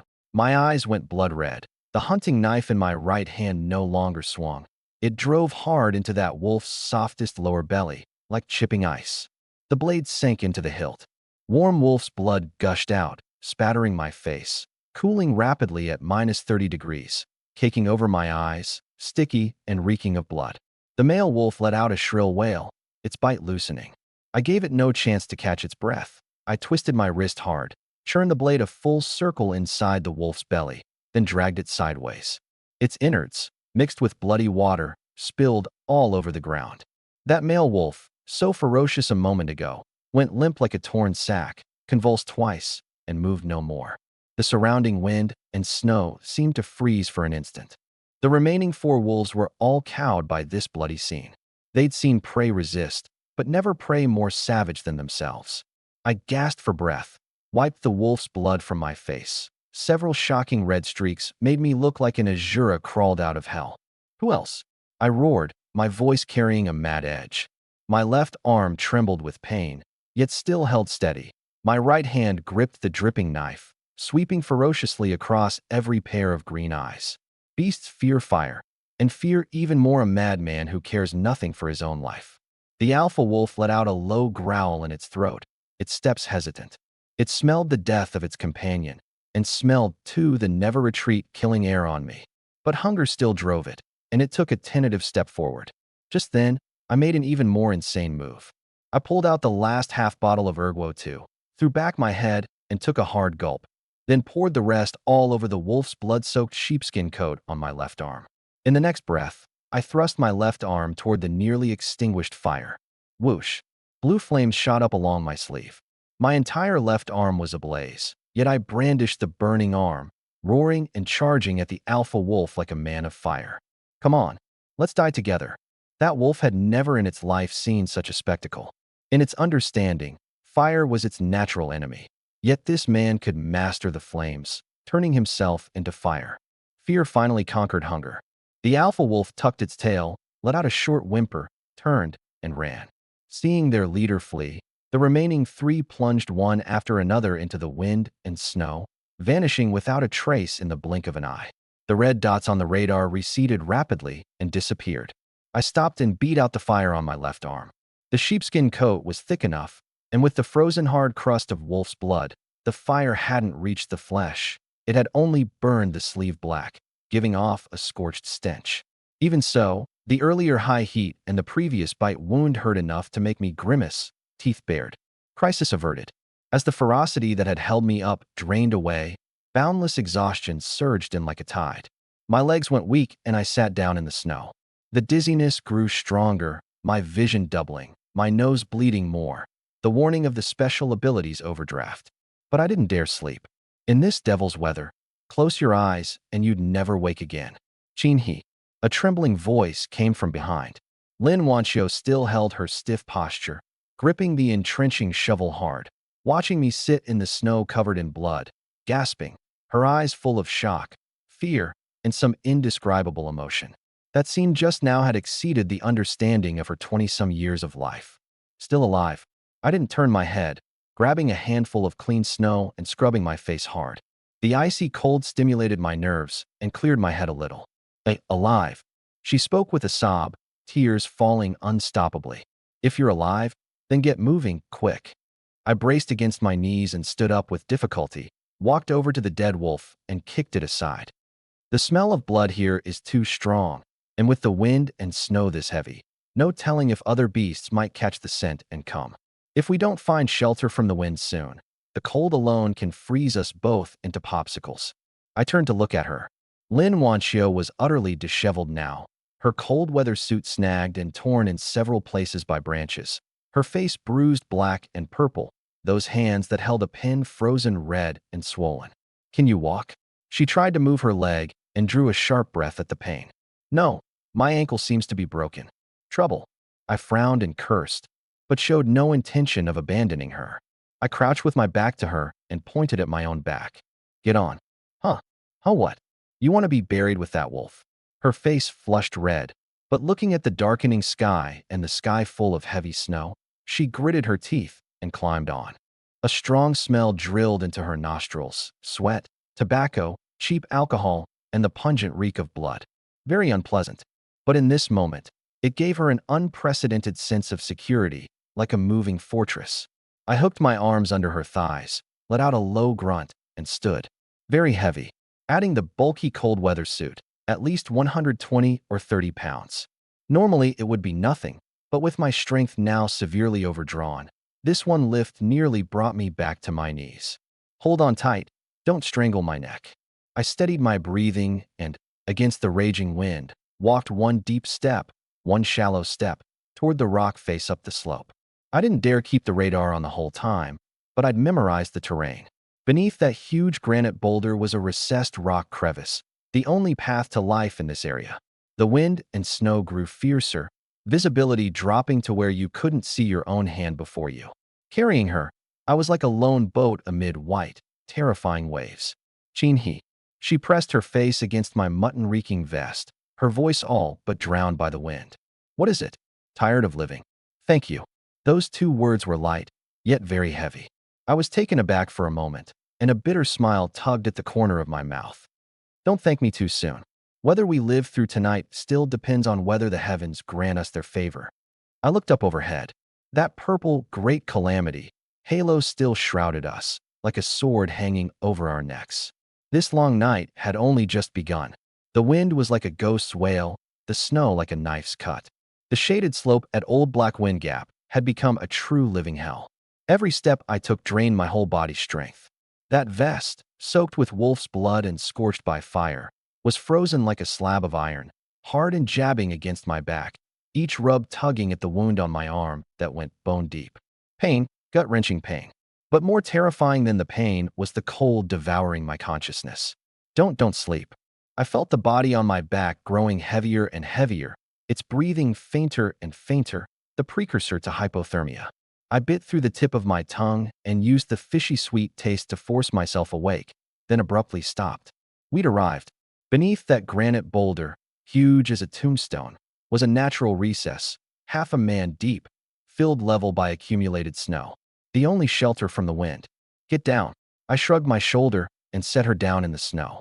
She was already dazed with cold, slumping like a puppet, her face deathly pale, her lips blue-purple.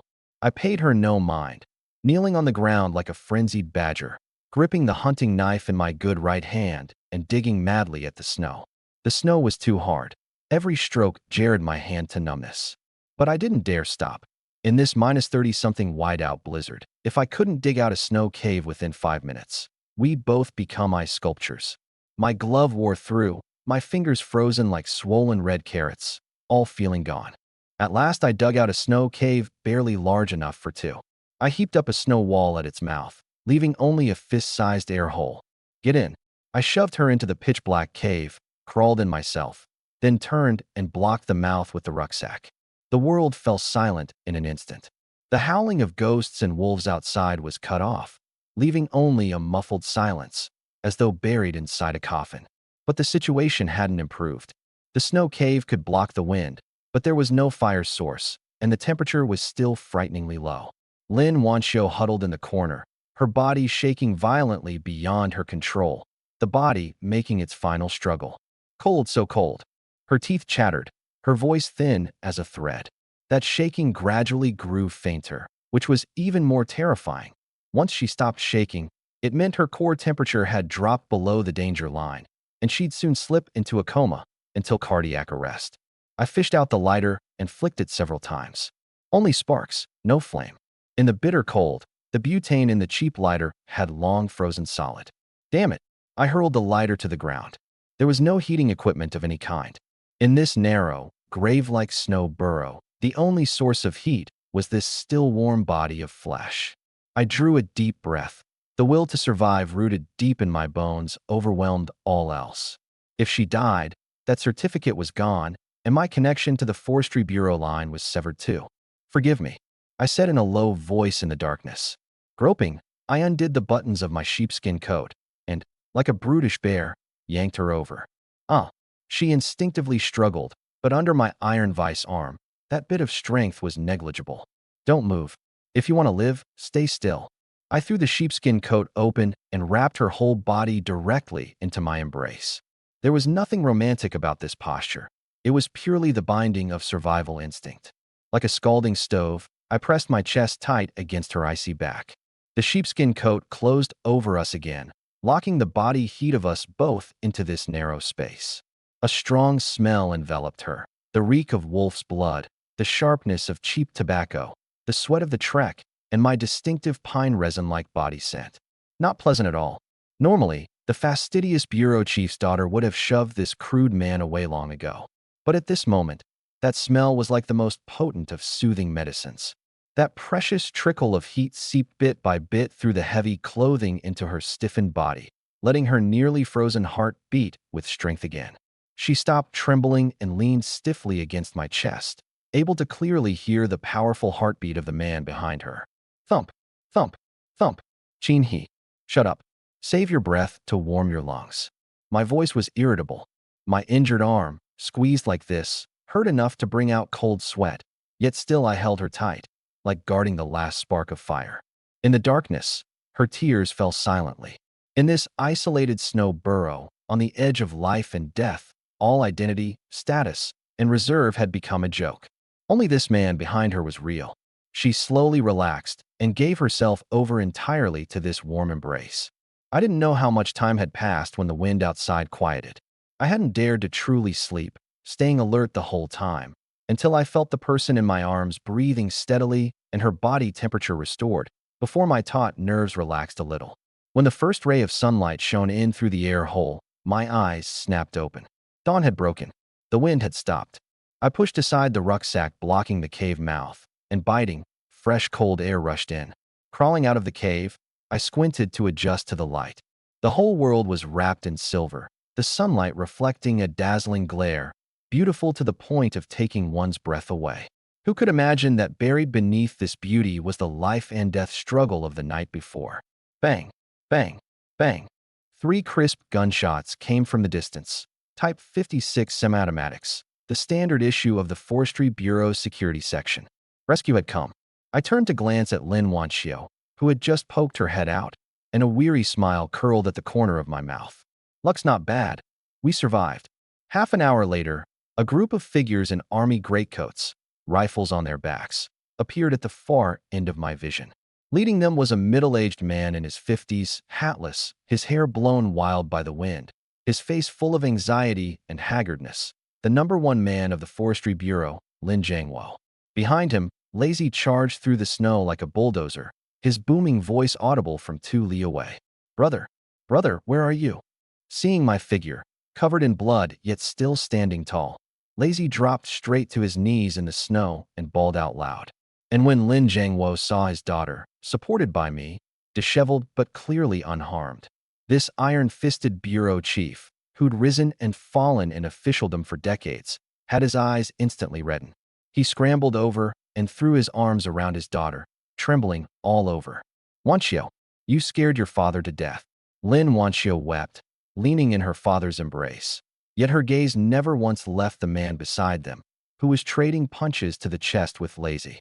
At this moment, I had a torn strip of cloth wrapped around my left arm, dried blood on my face, stubble unshaven, my sheepskin coat in tatters, like a deserter just come off the battlefield. But in her eyes, this was the most reassuring sight in all the world. Dad, he saved me. She pointed at me, her voice choked. If it weren't for him, I'd have been eaten by the wolves. Lin Jingwo let go of his daughter, strode up before me, and stretched out both hands to grip firmly my hand, covered in frostbite and blood scabs.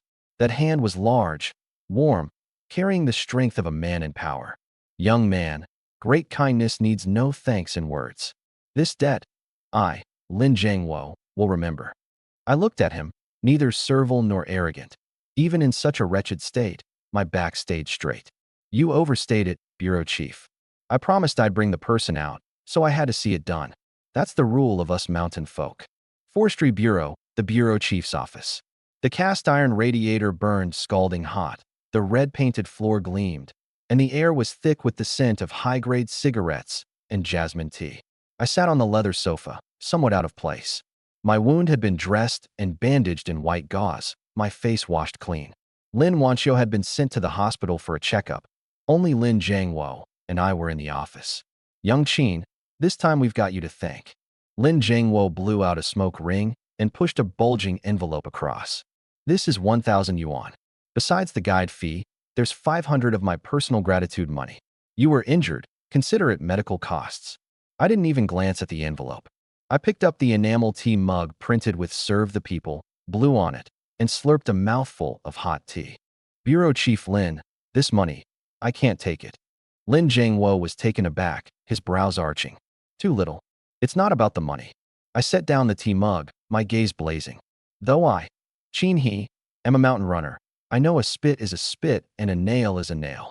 I told expert Lin, I don't want money. I leaned forward. That ferocity of a man crawled out from a heap of corpses, not falling the least bit short even in this imposing office. I want that certificate. A proper firearms permit that lets me walk with my back straight in the greater Xin'an Mountains, plus a full-year hunting authorization. Lin Jiangwo fell silent, took a deep drag, his gaze turning sharp. As bureau chief, he did indeed hold this power. But against the backdrop of the harsh crackdown, issuing a civilian firearms permit meant bearing responsibility. If I took up a gun and stirred up trouble, he, the bureau chief, would catch the fallout too. Young Qin, a gun isn't something handed out lightly. Policy's tight now. He put on his official tone, tapping the desk lightly with his finger. I smiled, made no argument, and simply pulled something from my coat and slapped it onto the desk with a smack. An enormous wolf's fang, gleaming ghostly white, knocked out of the mouth of that male wolf I'd stabbed to death, still stained with blood. Bureau Chief Lin, if I'd had a gun in my hands yesterday, your daughter wouldn't have had to suffer so terribly in that snow burrow.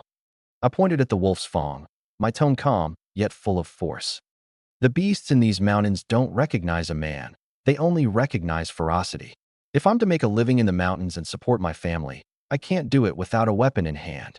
And since I could bring expert Lin back whole and unharmed, I can guarantee this gun only shoots wolves, not people. Lin Jiangwo looked at that wolf's fang, then at my clear yet resolute eyes. He'd read countless people and could see the righteousness and ambition rooted deep in this young man's bones. A figure to be reckoned with. If he could be taken into service, he might one day make a fine blade. After a long while, he stubbed out his cigarette, and a trace of a smile appeared on his stern face. Good lad, you've got some interest to you. He pulled open a drawer and took out a small red booklet and a document stamped with a bright red seal, prepared long ago. This is what you wanted. Firearms permit, valid for 3 years. Hunting authorization, specially approved to be exempt from the closed hunting season restriction, but limited to non-protected animals. He pushed the items over, his gaze meaningful. But Chinhee, remember, this is a protective talisman and also a tightening headband. If you do anything illegal or against discipline, I'll be the first to personally send you in. I picked up that gilt-lettered little red booklet, my fingers stroking the raised and recessed texture of the national emblem. This wasn't just a certificate. This was my first golden key to wealth and power in this 1980s. Set your heart at ease, Bureau Chief Len. I stood up and solemnly tucked it into my coat, giving a not-quite-standard military salute. This gun, in my hands, is an iron tool to protect the forest and the people. I'll never bring you disgrace. With that, I turned and strode toward the door. Lazy was still waiting outside. The wind and snow had stopped, the bright sun high overhead. With this certificate, the 100,000 great mountains of the greater Shingon, from today on, were the back garden of me, Chinhee. At the entrance of Kaoshan village, that centuries-old elm was hung all over with rime frost, like a shaggy-haired, old white-furred monster. Chug, chug, chug.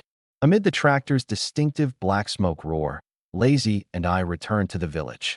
I'd been in town no more than 2 days, but coming back, the whole aura about me had changed. I hadn't yet changed the ragged sheepskin coat, my left arm wrapped in a blood-seeping bandage, but my back was straight, and on it was something to make every man in the village green with envy, a gleaming double-barreled hunting rifle. The walnut stock was oiled, glowing with a warm, moist luster. The barrel was a deep blue, giving off a metal chill that struck fear into the heart. Lazy walked beside me, a coarse steel drill freshly bought from the co-op in his hand, the rucksack bulging, clearly returning laden with goods. Is that the real deal?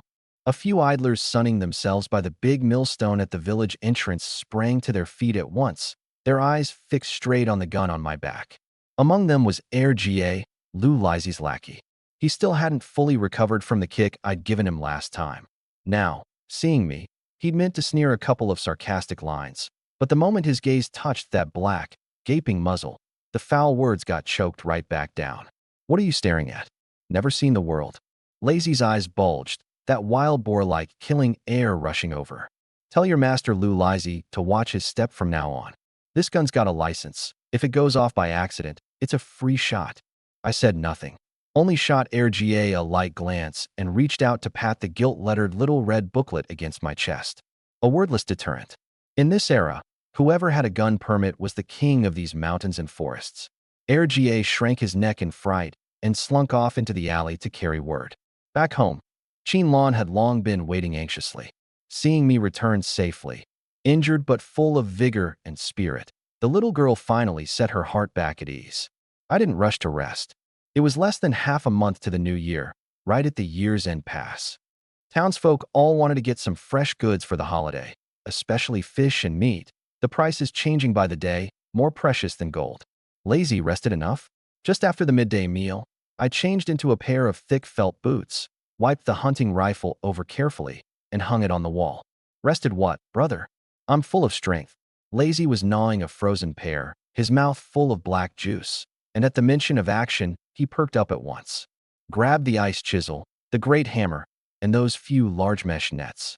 We're heading to Old Dragon's Mouth. I squinted at that vast, ice and snow-covered land beyond the window. Old Dragon's Mouth was a backwater bend of the great river that flowed past Kaoshan village. Low-lying terrain, deep water, swift current. In winter the ice froze especially thick, a good meter deep and more. It was the village's famous Air Force base. These past days, quite a few people had gone there to chisel ice holes and try their luck. A big carp could sell for 3 or 4 yuan, worth several days of work points. But those who could truly catch fish were few and far between. Most just braved the cold wind, freezing till their noses ran, and in the end trudged home cursing with empty buckets. When I led Lazy onto the ice at Old Dragon's Mouth, it was already quite lively. 7 or 8 villagers in bulky cotton overcoats were scattered across the ice surface, hundreds of meters wide, brandishing ice chisels in a struggle with the ice layer. Ice chips flew, and their breath rose in clouds. Well now, isn't this Chinhee? What's this? Even a big money bags like you fancies are little bit of fish money. The speaker was Zhao Si, the village bachelor, guarding a basin-sized ice hole and smoking a dry tobacco pipe, the willow wicker basket at his feet utterly empty.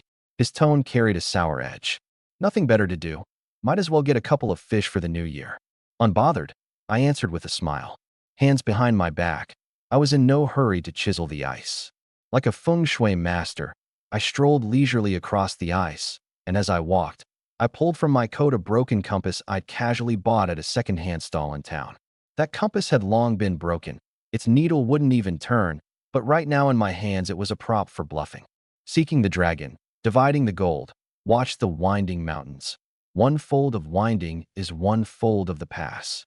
I muttered mysteriously the lines I'd learned from later-era movies, my brows knitted tight, glancing up at the sky from time to time, then down at the compass, even making a show of counting on my fingers. The surrounding villagers were all dumbstruck. Hey, Zhao Si, has this Chinhee got possessed? Why is he acting like a shaman doing a trance dance? Chill, don't talk nonsense.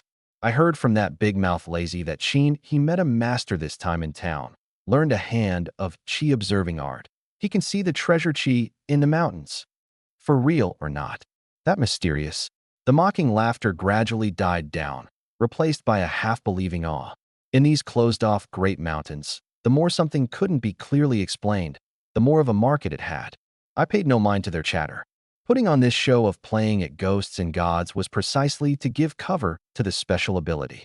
Otherwise, chisel one hole and hit dead on. Net a full haul every time. Even a fool would know something was off, and then I'd be in trouble, seized as a freak for study.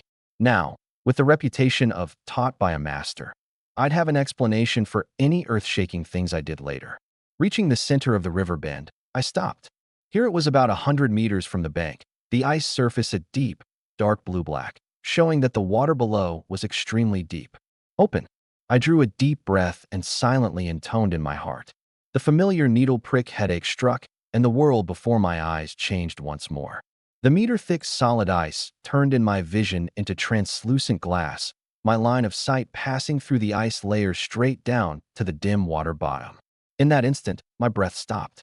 In the depression at the water bottom, 7 or 8 meters deep, a huge white cluster of light, like a tornado, was slowly rotating. Fish. Countless fish. Because of the cold and lack of oxygen, the fish schools from several li around had all gathered at this backwater bend with its underground warm spring, huddling together for warmth. Dense white points of light packed together, and among them were interspersed dozens of fist-sized green points of light. Those were big fish over 5 pounds. And in the very center depths of the light cluster, faintly, a heart-stopping trace of pale purple glow drifted and swam. Purple, the mark of a top grade, or of great calamity. Forcing back the dizziness, I quickly shut off the radar. From that one glance alone, my nose nearly bled again. The drain was too great, but it was worth it. Lazy, I stamped my right foot hard on the ice. Right here, Lazy, who'd long been waiting impatiently with the great hammer on his shoulder, charged over without a word at these words. Brother here? He looked down at his feet, utterly unremarkable, not even a bubble. This spot doesn't look like it's got fish. Over by the reed marsh where Zhao Si and the others are, they haven't caught anything either. Cut the nonsense. I drew a circle a meter in diameter on the ice with the mountain axe. I tell you to chisel, you chisel.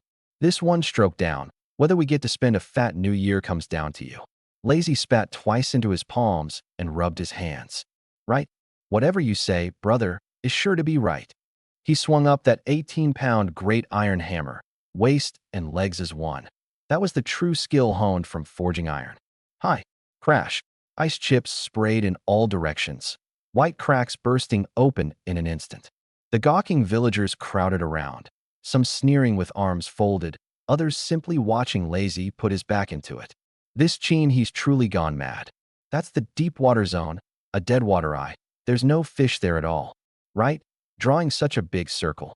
Will he be chiseling till tomorrow? Just wait to watch him make a fool of himself.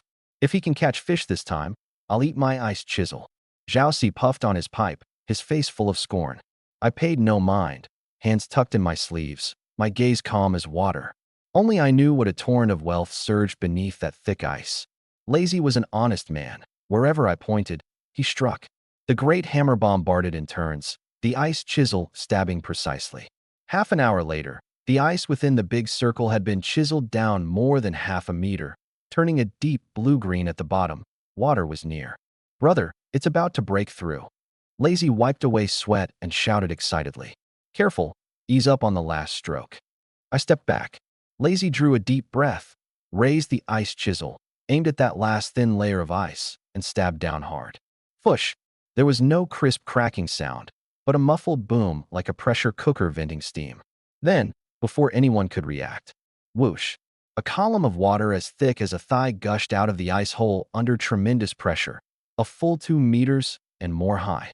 It was as if a crystal tree had suddenly grown out of the ice. Holy hell! Water's out. How's the water pressure this strong? The onlookers cried out and retreated, afraid of being drenched. But this wasn't the end. As the water column fell, an even more astounding scene unfolded. Those fish schools, which had been stifled at the water bottom for an entire winter, sensed this sole opening for oxygen, and they went mad. Splat! Splat! Splat! Countless big fish leapt out of the ice hole one after another along the water flow. Not one or two. The fish spurted out like a fountain. Silver scales flashing, tails thrashing. Crucian carp, common carp, grass carp, bighead carp, the big ones basin-sized, the small ones palm-sized. Slap after slap, they crashed onto the ice, instantly covering the area around the hole, still surging out in an endless stream. Mama, it's like a fish nest exploded. Dragon draws water. This is Dragon draws water. Zhao Si, who moments ago was ready to watch a joke, dropped his pipe on the ground, his mouth gaping wide enough to stuff in a fist, his eyeballs nearly popping out. This spectacle, forget this year, in these several decades not many in Kaoshan village had ever seen it. This was what you'd call hauling in the whole pot. Lazy was stunned dumb by this sudden happiness, coming to his senses only after a second. Brother, fish. It's all fish. He tossed aside the ice chisel and pounced, heedless of the cold, using both hands to stuff the lively, flopping big fish into the sacks. Don't stand there like a fool. Hurry, pack them. And keep an eye on people too. Though I'd been prepared, seeing 10,000 fish leap as one set my blood boiling too. I snatched up the big dip net and, like harvesting cabbages in my own garden, scooped up dozens of pounds in one swipe. By this time, the surrounding villagers had finally come out of their shock. That was fish. That was meat. That was money. Greed instantly overwhelmed reason. Grab it. This river belongs to everyone. Why should it all go to the Qin family? Someone shouted from the crowd, no one knew who. The once rule-abiding villagers began to stir, and a few of the bolder ones edged over with buckets, green light glowing in their eyes. Envy of those who have, mockery of those who don't. Just as a mob grab was about to erupt. Let's see who dares move. I slammed the dip net onto the ice and, in a reverse motion, pulled the double-barreled hunting rifle from my back, chambering around with a kacha. Holding the gun one-handed, its muzzle angled toward the sky, that killing air rolled out from a mountain of corpses, and a sea of blood instantly froze the whole scene. This ice hole was chiseled by me, the spot decided by me. I have a permit. I have a gun. This is my lawful gain. If any of you thinks his skull's harder than this ice, come on up and try. The muzzle gaped black, like a bottomless pit exhaling a chilling cold. The restless crowd instantly froze as if someone had pressed pause, each one rigid in place, not daring to move. In these years, people weren't exactly unfamiliar with guns, but that was at the shooting range. To truly be pointed at with a gun, and by a vicious man like me, who'd just seen blood and killed wolves in the deep mountains, anyone's heart would tremble. Zhao Si, the ringleader, went deathly pale, his calves cramping, and the iron bucket in his hand clattered onto the ice and rolled off far away. Qin he, we're all fellow villagers. What are you doing this for? He trembled, trying to smooth things over. Fellow villagers? I snorted a cold breath through my nostrils. Who was it just now yelling to grab my fish? I stepped forward, my leather boot crunching on the ice, as though stepping on everyone's very heartstrings. I pulled out that gilt-lettered little red booklet and waved it. I'll say it once more. I have a permit. I have a gun. I found this spot by my own ability, and my brother chiseled this ice with his sweat. Whoever thinks this fish is easy to take, leave your life behind first. The national emblem on that red booklet gleamed brilliantly in the winter sun. In this era where a hard fist was reason, a certificate stamped with an official seal was often more effective than any article of law. The crowd caved completely. The villagers who'd been green with envy a moment ago all lowered their heads, their feet unconsciously stepping back. If you don't want to trade your life for fish, retreat to the reed marsh. Anyone who dares cross the line one step, don't blame my bullets for not having eyes. The crowd, as if granted amnesty, took their gear and slunk back dozens of meters. Though they still craned their necks to peer over here, greed and envy in their eyes, no one dared edge forward half a step more. The deterrence was complete. I put away the ferocity, slung the gun back onto my back, and turned to look at Lazy, still standing there dumbstruck. What are you dazing for? Hurry and scoop. The fish are about to escape. Lazy came to as if from a dream. He'd never known that I, normally so gentle, could be so overpoweringly fierce when I turned ruthless. Coming. He grabbed the extra-large dip net and pounced at the ice hole still gushing with fish. The true miracle was only now taking the stage. That meter-wide ice hole was simply a tireless cornucopia. The underground warm spring, under tremendous pressure, sent up the winter-stifled fish schools in an endless stream. Every scoop of the net, that heavy heft in his hands, made Lazy whoop with excitement.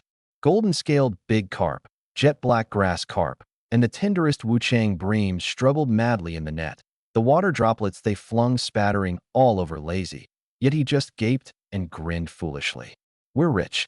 Brother, this time we're truly rich. The ice surface was instantly carpeted with a thick fish rug. The moment these fish left the water and met the -30-degree air, they froze solid after only a few flops, becoming the freshest of frozen fish. But there were simply too many fish. Lazy alone couldn't scoop them all. Some clever fish slid along the ice, about to slip back into the hole. Just then, out of the corner of my eye, I caught sight of a figure. It was a lanky youth of 14 or 15, thin as a hemp stalk, wearing an ill-fitting big cotton jacket with the cuffs rolled up several times, feet in worn-out oolagrass shoes. He huddled behind the withered reeds not far off, his two eyes fixed brightly on the mountain of fish over here, yet not daring to approach. The village's little mouse, his proper name Li Hao, born small and thin, and quick on his feet, so the villagers all called him Little Mouse. Bad class background, his parents dead early, living with his blind grandmother. He'd suffered no small amount of bullying. But I knew this boy had hard bones and a nimble mind, a good seedling who'd repay kindness. In my past life, when I was down and out, he'd secretly slipped me half a corn cake. Little Mouse. I waved. He jumped in fright and, like a startled rabbit, was about to run. Don't run. Come here. My voice wasn't loud, yet carried an irresistible authority.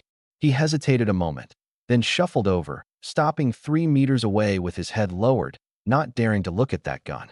Brother Cheen, I wasn't trying to steal fish. Cut the nonsense. I pointed at the fish all over the ground. Want to eat fish? He swallowed and nodded honestly.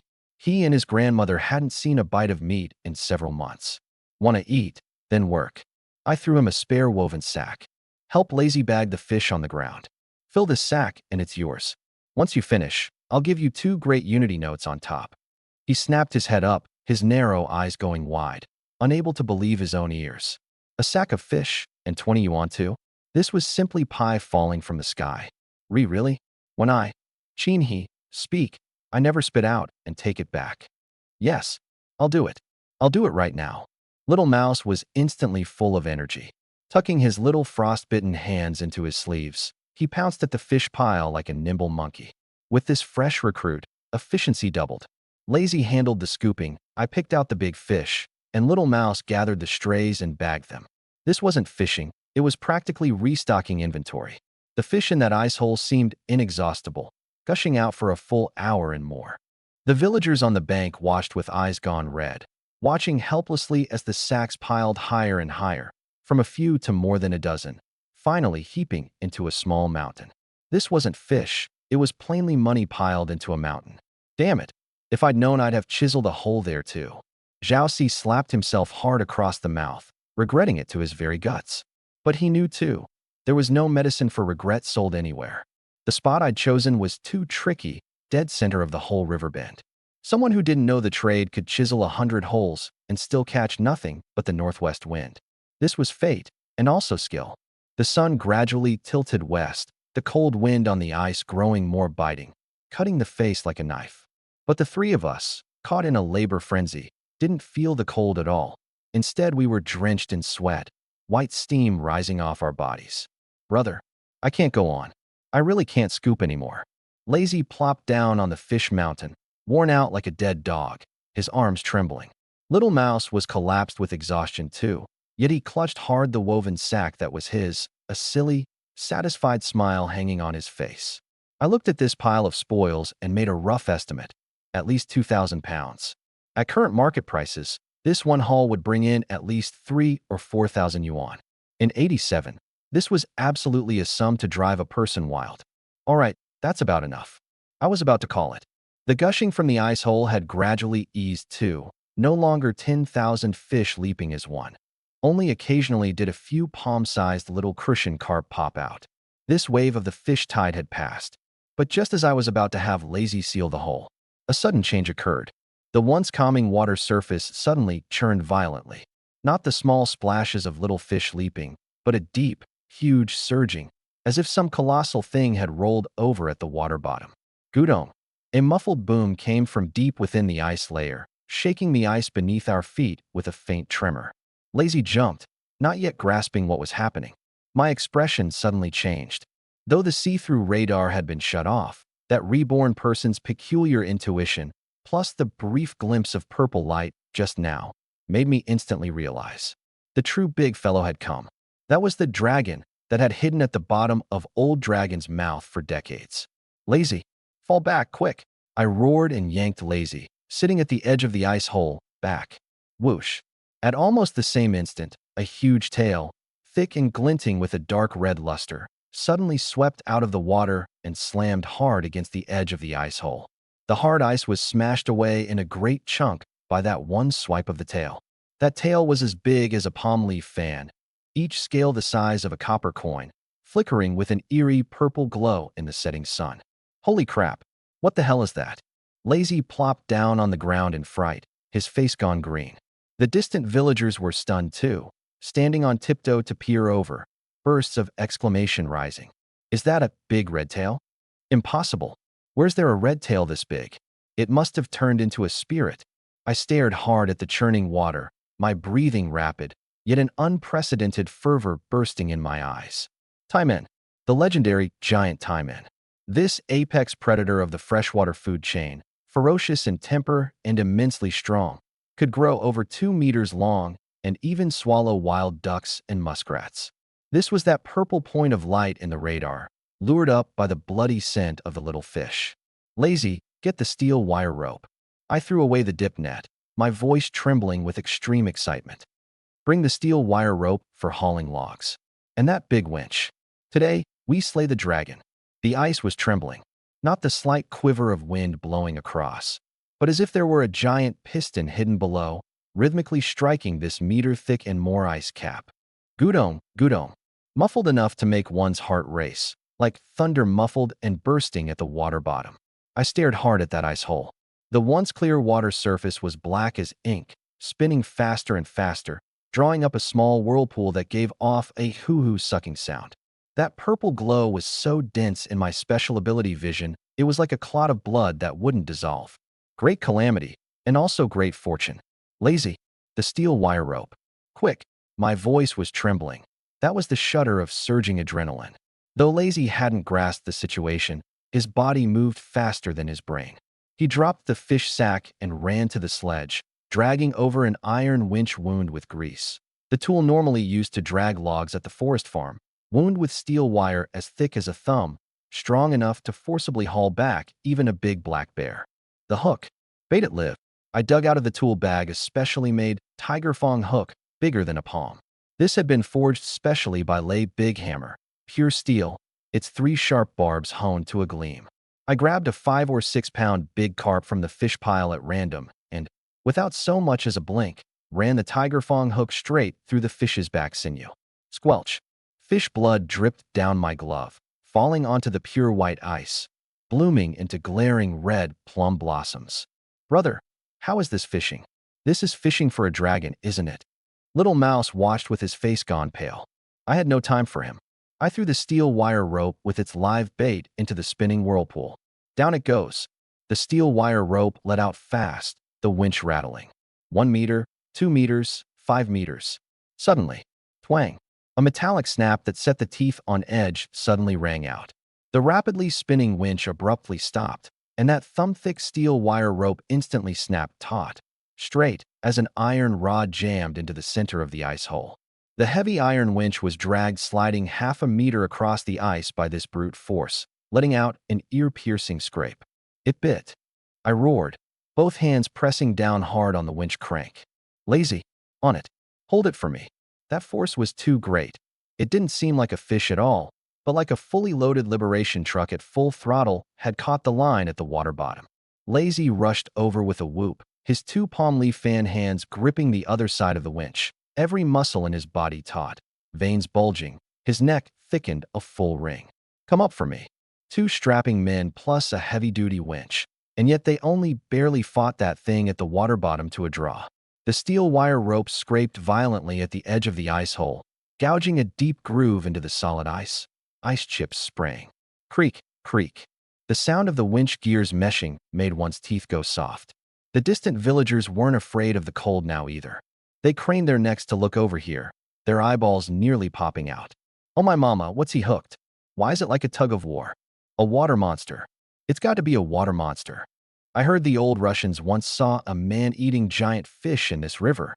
Zhao Si, quick, look, the ice is cracking. Sure enough, with the winch at the center, fine dense cracks began to appear in the ice beneath our feet, crackling sharply. It couldn't bear the tremendous force of the tug of war. Brother, I can't hold it. This thing's too damn strong. It's boring down into the deep water. Lazy's face swelled the color of pig's liver, sweat beads freezing into ice pellets the moment they emerged, rolling down his cheeks. Even with his godlike strength, at this moment he was being made to slip and slide by that dragging force. My situation was worse. My nose was bleeding again. To see clearly the big fellow's movements, I forced the see-through radar open. In the depths of that pitch-black ice hole, a huge purple shadow of light was churning madly. It was enraged. It was roaring. That was a giant taimen over 2 meters in body length, commonly called the big red tail. The tiger of freshwater, ferocious beyond measure, its mouth full of barbed, hooked fangs. At this moment, that huge tiger fang hook was caught fast in its upper jaw, and the pain had triggered its ferocity. It was desperately boring toward the depths of the underground river. Once it bored into a pile of jumbled rocks, the steel wire rope would surely snap. I can't let it take the line. Lock the winch. Heedless of wiping my nosebleed, I freed one hand and slammed down the winch's anti-reverse pin hard. Clang. The winch locked. But this also meant that from here on there was no buffer of any kind. It was purely a head-on contest of brute strength. Ah! Lazy let out a roar. His felt boots braced hard against a small pit in the ice. His whole body arched backward into a bow. I pressed my full weight on too. Little Mouse, don't just stare like a fool. Pile rocks on the winch. Pin it down. Little Mouse came to as if from a dream and, in a fluster, hauled over a few big net-weighting rocks from the bank, heaping them all onto the winch base. One man, one monster, waging a life-and-death struggle across a meter-thick layer of ice. 10 minutes. 20 minutes. This kind of stalemate simply wrung out every last shred of a person's strength. I felt my arms had gone numb. The base of my thumbs split, fresh blood staining my gloves red. But the light in my eyes grew brighter and brighter. Because I could feel it, that force underwater was slowly weakening. That was the sign of the swim bladder losing pressure. The powerful pull just now had forcibly dragged this deep water fish up several meters, and the change in water pressure was destroying its equilibrium system. It's out of strength. Reel it in. Reel the line fast. I roared, the bugle call of the charge. Up! Lazy bellowed in response, his arm muscles bulging like boulders, turning the winch. Creak, creak. The steel wire rope reeled back inch by inch. That colossal thing underwater was being forcibly dragged toward the exit of death. 5 meters. 3 meters. 1 meter. Whoosh. The water surface exploded. A huge, hideous fish head suddenly burst out of the ice hole. In that instant, the whole scene fell dead silent. Everyone forgot to breathe. What kind of thing was that? The fish head was fully as big as a wash basin, dark red all over, covered with black spots like an old man's liver spots. Its two eyes were like bronze bells, flickering with a cold, cruel green light. Its bloody great maw gaped open, revealing two rows of saw-like fangs, the tiger fang hook caught in its upper jaw, dripping with blood. Oh, my dear mother. In the distance, Zhao Si plopped down on the ground, a large wet patch spreading between his legs. How was this a fish? Clearly a water monster that had become a spirit. Want to bite people. Though the giant fish had been pulled from the water, its ferocity was undiminished. It thrashed its 2-meter-long body madly, its tail slapping the ice with thunderous slap-slap sounds, kicking up a skyful of water mist.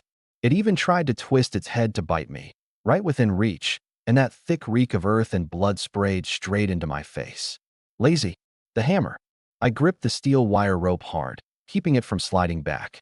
Lazy let go of the winch and bent down to grab that 18-pound great iron hammer he'd long prepared. In this moment, that ferocious slaughtering air unique to a family of blacksmiths erupted from this simple, honest man. He made no fancy moves. He simply raised the great hammer high and aimed it at that huge, madly thrashing fish head. Screw you. Lazy let out a furious shout, and the great hammer fell like a meteor to the ground. Bang! A muffled boom, like striking a broken drum. That was the sound of bones shattering. The giant fish, still struggling madly, went suddenly rigid. Then, as if its sinews and bones had been ripped out, slumped heavily onto the ice. Its mouth spewed out a great gout of fresh blood, mixed with fragments of viscera, staining the pure white ice and snow red. Only that huge tail still twitched faintly in nerve reflex. It was over. I let go of the steel wire rope cutting into my flesh, my whole body drained as if hollowed out, bracing against the winch and gasping for breath.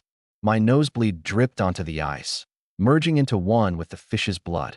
Lazy leaned on the great hammer, his chest heaving violently, looking down at the colossal thing at his feet with his signature foolish grin. Brother, this thing is really big. Only now did Little Mouse dare edge over, extending a single finger to carefully poke at those iron-hard scales, his eyes full of awe. This fish was too big. Lying across the ice like a huge red timber, its body length absolutely exceeded 2 meters, its body thicker than a water bucket. This must be 100 pounds, right? The villagers finally came to their senses and rushed over in a swarm. Fear had been replaced by immense curiosity and shock. 100 pounds? I'd say more than that. Look at this belly, this girth. This is a taimen. One this big is probably the ancestor of this whole old dragon's mouth. This Qin he kid is truly divine. Is the Qi observing art really that mysterious? Gazes of all kinds, envy, jealousy, amazement, shone on me like searchlights. I wiped the blood and sweat from my face, paid no mind to the crowd's clamor, walked over and crouched down, pried open that huge fish mouth, and laboriously worked out the deformed tiger fang hook. This wasn't just a fish. In the greater Xing'an Mountains, this was called an auspicious omen, also called fortune's luck. With this, my name in this region would be thoroughly established. Make way, make way. Just then, a jarring car horn came from beyond the crowd. A blue liberation truck, belching black smoke, drove straight onto the ice. The door pushed open, and Sister Hong, in a red woolen coat, hopped down on her high-heeled leather boots. She'd come following the scent. As the biggest black market trader in the whole county town, someone had reported the commotion here to her at the first moment. When she squeezed into the crowd and saw that red giant monster lying across the ice, even her phoenix eyes, what used to find things, couldn't help but contract sharply. Good heavens. Sister Hong took off her sunglasses and strode up before me, her shrewdness instantly kicking in. Brother Qin, you've given Big Sister a huge surprise. She reached out her leather-gloved hand and gently patted the fish's body. Listening to that solid echo, her smile was more brilliant than a flower. I want this fish. Same rules as usual. I stood up, weary but with a smile still composed. Sister Hong, this is a 100-pound fish king. Not only can you eat it, it can ward off evil for a household too. This price, 2,000. Sister Hong held up 2 fingers, crisp and decisive. 2,000 for this fish alone. The rest of the mixed fish I'll take all of it too, at the highest price. 2,000 yuan. Sharp intakes of breath rose all around in an instant. In that era where even 10,000 yuan households were scarce, one fish selling for 2,000 was simply a myth. Zhao Si, listening beside them, went red-eyed, wishing he could slap himself twice. Why hadn't he had the nerve to edge forward just now? I nodded and stretched out my hand. Deal. Two hands clasped together. In the glow of the setting sun, my figure was drawn out long. I knew that from today on, the sky over Kaoshan village had changed. The wind on the ice scraped the face like a knife. But at this moment, of the dozens of people crowded around the ice hole at Old Dragon's Mouth, not one felt cold. Everyone's eyeballs were fixed hard on the rear bed of that liberation truck and on the thick wad of Great Unity notes in my hand. 3,200 yuan, even. Sister Hong slapped the last stack of money into my hand. That crisp sound more ear-shaking than New Year's firecrackers. That 100-pound big red tail had been hoisted onto the truck by several strong men heaving a work chant, taking up half the bed, adding the pile of over 2,000 pounds of mixed fish. Even a black market trader like Sister Hong, who'd seen the great world, clicked her tongue in astonishment. Brother Qin, you've taught Big Sister a lesson today. Sister Hong breathed out a puff of warm air, her gaze at me full of appreciation, even carrying a trace of barely perceptible wariness. In this dirt-poor mountain gully, taking in over 3,000 yuan in one day, the equivalent of 10 years' wages for an ordinary worker. Just good luck. I tucked the money into my coat, that bulging great bundle making the surrounding villagers swallow hard. Luck is a kind of strength too. Sister Hong smiled and got in the truck, rolling down the window to add one more line. When you've got good goods in the future, remember to save them for Big Sister. The price Big Sister gives is absolutely the fairest in all these parts. The truck drove off belching black smoke, and that suppressed air of greed on the ice began to raise its head again. Though Zhao Si and the others didn't dare openly grab, their gazes were like starving wolves eyeing meat, wishing they could bite a chunk right off me. I wasn't in a hurry to leave. I turned and, before the whole village, pulled out the money. Lazy. Ah, brother. He was sitting worn out like a dead dog on the ice sledge, catching his breath. Hearing the call, he scrambled up. Catch. Without even counting, I peeled off a big stack and tossed it over. The money arced through the air and landed with a smack in his arms. A full 500 yuan. Lazy caught it in a fluster, and looking at that stack of crisp new notes, his hands trembled. Brother, this is too much. I only put in some muscle. Take it. My voice wasn't loud, but brooked no argument. Without that one swing of your hammer, the Fish King wouldn't have come out. Without you holding the front line, the fish couldn't have been kept either. This is what you deserve. But, if we're brothers, cut the nonsense. Tuck it away. Lazy's eyes reddened. He nodded heavily, carefully tucked the money into the pocket against his body, and even patted it with his hand. The surrounding villagers watched with eyes gone straight. 500 yuan. This big oaf earned 500 following me for one day. Quite a few who'd mocked Lazy as a fool moments ago now regretted it to their very guts. This wasn't foolishness. This was following the right man. Little Mouse. I turned to look at the boy huddled in the corner. He was clutching hard the woven sack packed full of fish, and being named jolted him. I walked over and counted out 20 Great Unity notes, stuffing them into his little frostbitten hands. This is 200.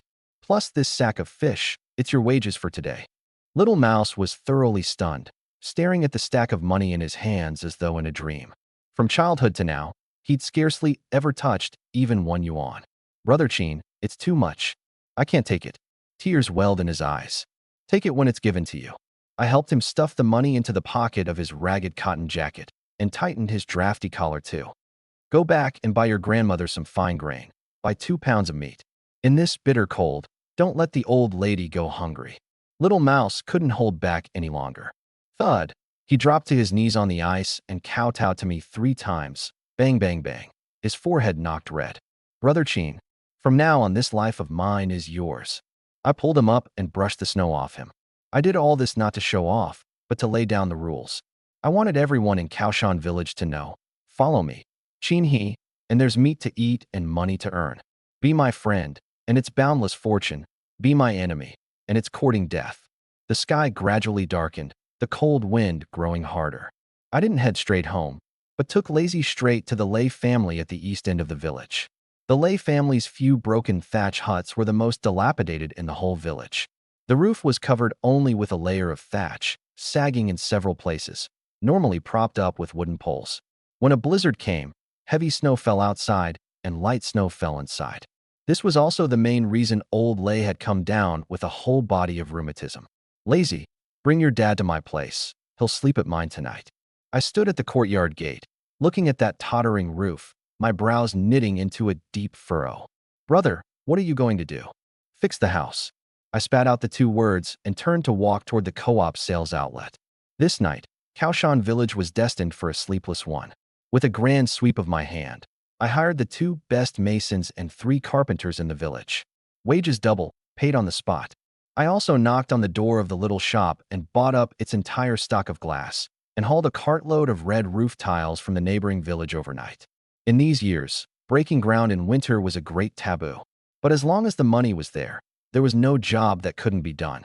Several high-wattage big light bulbs lit up in the Lay family courtyard, illuminating it bright as day. Hammering, sawing, shouting, all clamored together.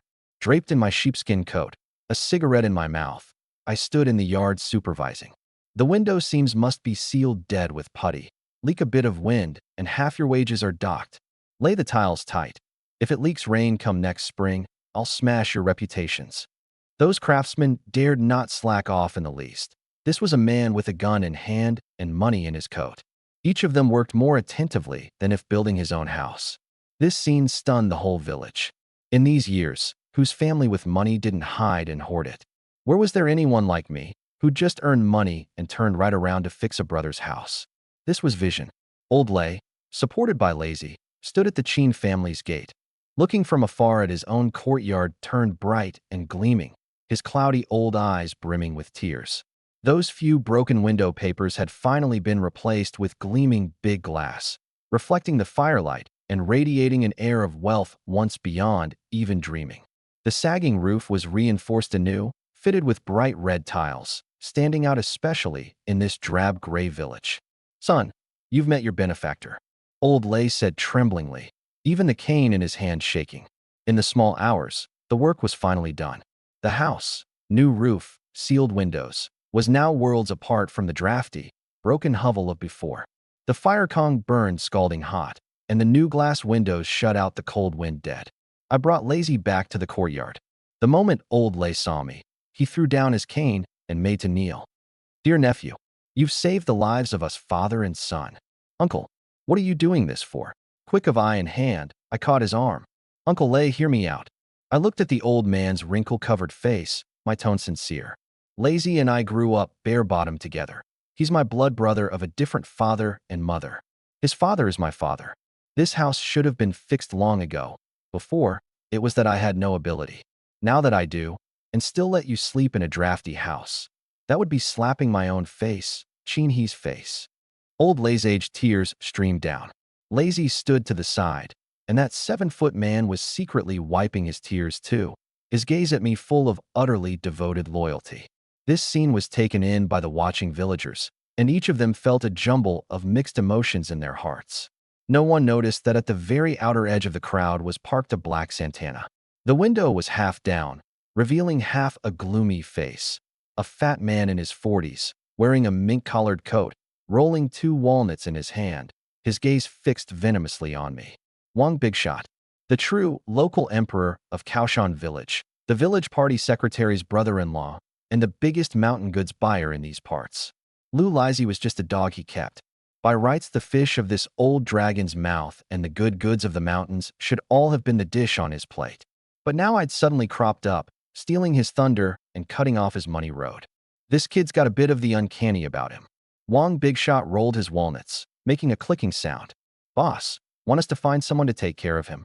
The driver in the front seat turned his head, his face full of fierce flesh. No rush. Wang Bigshot narrowed his eyes. This kid's got a gun permit in hand. Go head on, and it's easy to break a tooth. In these years, playing brute force is the inferior move. He gave a cold sneer and rolled up the window. The waters in these mountains run deep. He can catch fish and shoot wolves. But let me see whether he can outfight these rules. Come on, back to town. I'll go pay a visit to that man at the co-op. The Santana slid soundlessly into the night, like a lurking venomous snake. I seemed to sense something and jerked my head to look in the direction the car had vanished. The night was deep, the cold wind howling. The roof was fixed, but the wind over this Kaoshan village would likely blow fiercer still. The 23rd of the 12th lunar month, the Little New Year. Besides the dry cold, the air of Kaoshan village had finally gained a few more traces of festive smoke and fire. Whose family was slaughtering a pig, whose was frying dough twists. The mingled scent of blood and oil could drift 2 li on the wind. I rose early. Today I was to haul the last batch of mountain goods amassed over these few days, several 100 pounds of frozen fish, plus the dried mushrooms and woodier fungus so coveted on the black market, all the way to the county town. It was the last wave of the market before the new year. Missed this village and there'd be no such shop. Lazy, load the truck. Wrapped in my sheepskin coat, a hand-rolled cigarette in my mouth, I directed Lazy and Little Mouse to carry the goods onto that newly bought second-hand Liberation truck. This truck had been dug up a couple of days ago from the Forest Farms retired fleet at a cost of $8,000. Though its paint flaked off like a toad's warts and its engine sounded a bit asthmatic, in these years just having a vehicle was a symbol of clout. Half an hour later, a full truckload of goods was loaded. I hopped into the cab and started the ignition. The broken-down truck rumbled and wheezed a few breaths before finally moving. Not far past the village entrance, I stamped the brake pedal all the way down. Screech. The tires skidded a few meters across the snow, stopping before a heap of jumbled logs. The road was blocked. 3-arm-thick red pine logs lay every which way across the only dirt road out of the village. At the roadside stood several people wearing red armbands, gathered around a bonfire warming themselves. The leader wore a mink-collared coat, rolling 2 walnuts in his hand, his face full of fierce flesh. Wong Big Shot. Son of a bitch. This bastard's picking a fight, huh? In the passenger seat, Lazy's eyeballs bulged, the wrench creaking in his grip as he shoved the door to get out and brawl. Don't move. I pressed a hand on his shoulder, my gaze cold as an ice hole. This is aimed at me. You throw the first punch, and it's just handing him a handle. I cut the engine and got out, wearing a smile no one could find fault with, and pulled out a freshly opened pack of Great Front Gate cigarettes, walking over unhurriedly. Yo, isn't this Uncle Wong? Bitter cold day like this. What act are you putting on? I held out a cigarette. Wong Big Shot didn't take it. He eyed me sidelong, then eyed that truck packed with goods, the corner of his mouth curling into a sinister smile. Little Cheen, it's not that Uncle's giving you a hard time. These past days there's been a document from the county, a strict crackdown on speculation and profiteering, protection of collective property. He pointed at that red armband. This truck of yours, it's of dubious origin, isn't it? The fish of our village, the goods from the mountains, those all belong to the collective. You hauling them out truckload by truckload. Did you get the production brigade's approval? Pinning a label on me. In this era, the 4 words speculation and profiteering were a 5-finger mountain that could crush a person to death. At the least, goods confiscated. At the worst, prison time. Wong Big Shot meant to finish me off. Several of his lackeys closed in, pick handles in their hands, unfriendly grins on their faces. Uncle Wong, now you're wronging me. I wasn't flustered. I took back the cigarette no one had accepted, lit it myself, drew a deep drag. I'm just delivering some New Year goods to a few friends in the county and helping our village earn some income on the side. How can that be called speculation and profiteering? Cut the crap with me. Wong Big Shot's expression changed, the village bully's ferocity showing. Earn income? Did the money go into the collective's account? I'd say it all went into your own pocket. This truck of goods must be seized today. He waved a hand at his men. Come on, unload. Those lackeys had long been eyeing this truck of good things with greed and howled as they made to climb aboard. Who dares move? I threw my cigarette butt to the ground, sparks scattering. That single shout was full of vigor, carrying the killing air of one who'd crawled out of a pile of the dead. Those lackeys jumped in fright and froze in place, not daring to move. Wong Big Shot, given an inch and taking a mile, huh? I stopped playing the meek fool, my gaze sharp as a knife, and reached straight into my coat. Wong Big Shot took a step back in fright, thinking I was going to draw a gun. This kid had a gun permit. The whole village knew it. But what I pulled out wasn't a gun. It was a little red-covered booklet and a document stamped with a bright red official seal. Smack! I slammed those 2 things hard onto the engine hood. Open your dog eyes and see clearly. I pointed at that document, my voice booming, loud enough for the villagers watching the show all around to hear. This is a special business license specially approved by the County Forestry Bureau, stamped with the personal seal of Bureau Chief Lin. This truck of goods is a special supply being sent to the provincial capital for the big leaders to taste, a task Bureau Chief Lin personally assigned. I hoisted the tiger's skin as a great banner, without a flush of the face or a skip of the heart. Didn't you want to investigate? Fine. Take this document and go. If you think you're bigger than Bureau Chief Lin, harder than the provincial leaders, then go ahead and seize it. Wang Bigshot froze. He was illiterate, just a crude oaf. But he recognized that bright red round seal, especially the five-pointed star in the middle. One look and it made your head spin. And those words, Forestry Bureau and Special License. That was a great government office he could normally only look up to. This. He held that paper, his hand a little shaky. If it were real, he wouldn't dare block the New Year goods of the provincial leaders, even if lent 10 times his courage. If this delayed a great matter, forget him, the village public security chief. Even his brother-in-law, the party secretary, would eat the fallout. But if it were fake? He looked up at me. My face was full of composure, even carrying a trace of mockery, my gaze like watching a clown. This kind of confidence, you couldn't fake it. Uncle Wong, what's the matter? Can't read it? Or shall I give Bureau Chief Lin a phone call and have him explain to you personally? I made a show of moving to climb into the truck to fetch the non-existent brick phone. Don't do that. Wang Bigshot caved completely, stuffing that paper back into my hand like a scalding hot potato, an ingratiating smile instantly replacing his expression, changing face faster than flipping a book. Dear nephew, look at this mess.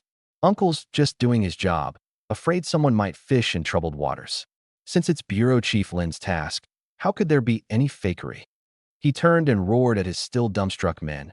You're all blind, damn it. Still not clearing away the roadblock. Delay the leader's great matter, and I'll break your legs. The road was clear. I climbed back into the truck and started the engine. Passing by Wang Bigshot, I rolled down the window and gave him a long look. Uncle Wang, this road's slippery. Watch your step from now on. Don't take a tumble. One stamp on the gas, and the truck roared off into the distance, leaving Wang Bigshot a face full of black smoke. Pa, little brat. Wang Bigshot spat a thick gob of phlegm hard, his smile vanishing in an instant, his gaze venomous beyond measure. I don't believe you can stay this arrogant forever. Wait till I go to the county and dig up your background. If I find out this permit of yours is fake. He crushed the walnut in his hand hard, crack, as if crushing someone's bones. 2 hours later, in a remote corner of the county town railway station's freight yard. The wind here was even harder than outside, blowing the tin roof into a rattling clamor. I parked the truck behind a shipping container, where a blue truck with southern plates was already parked.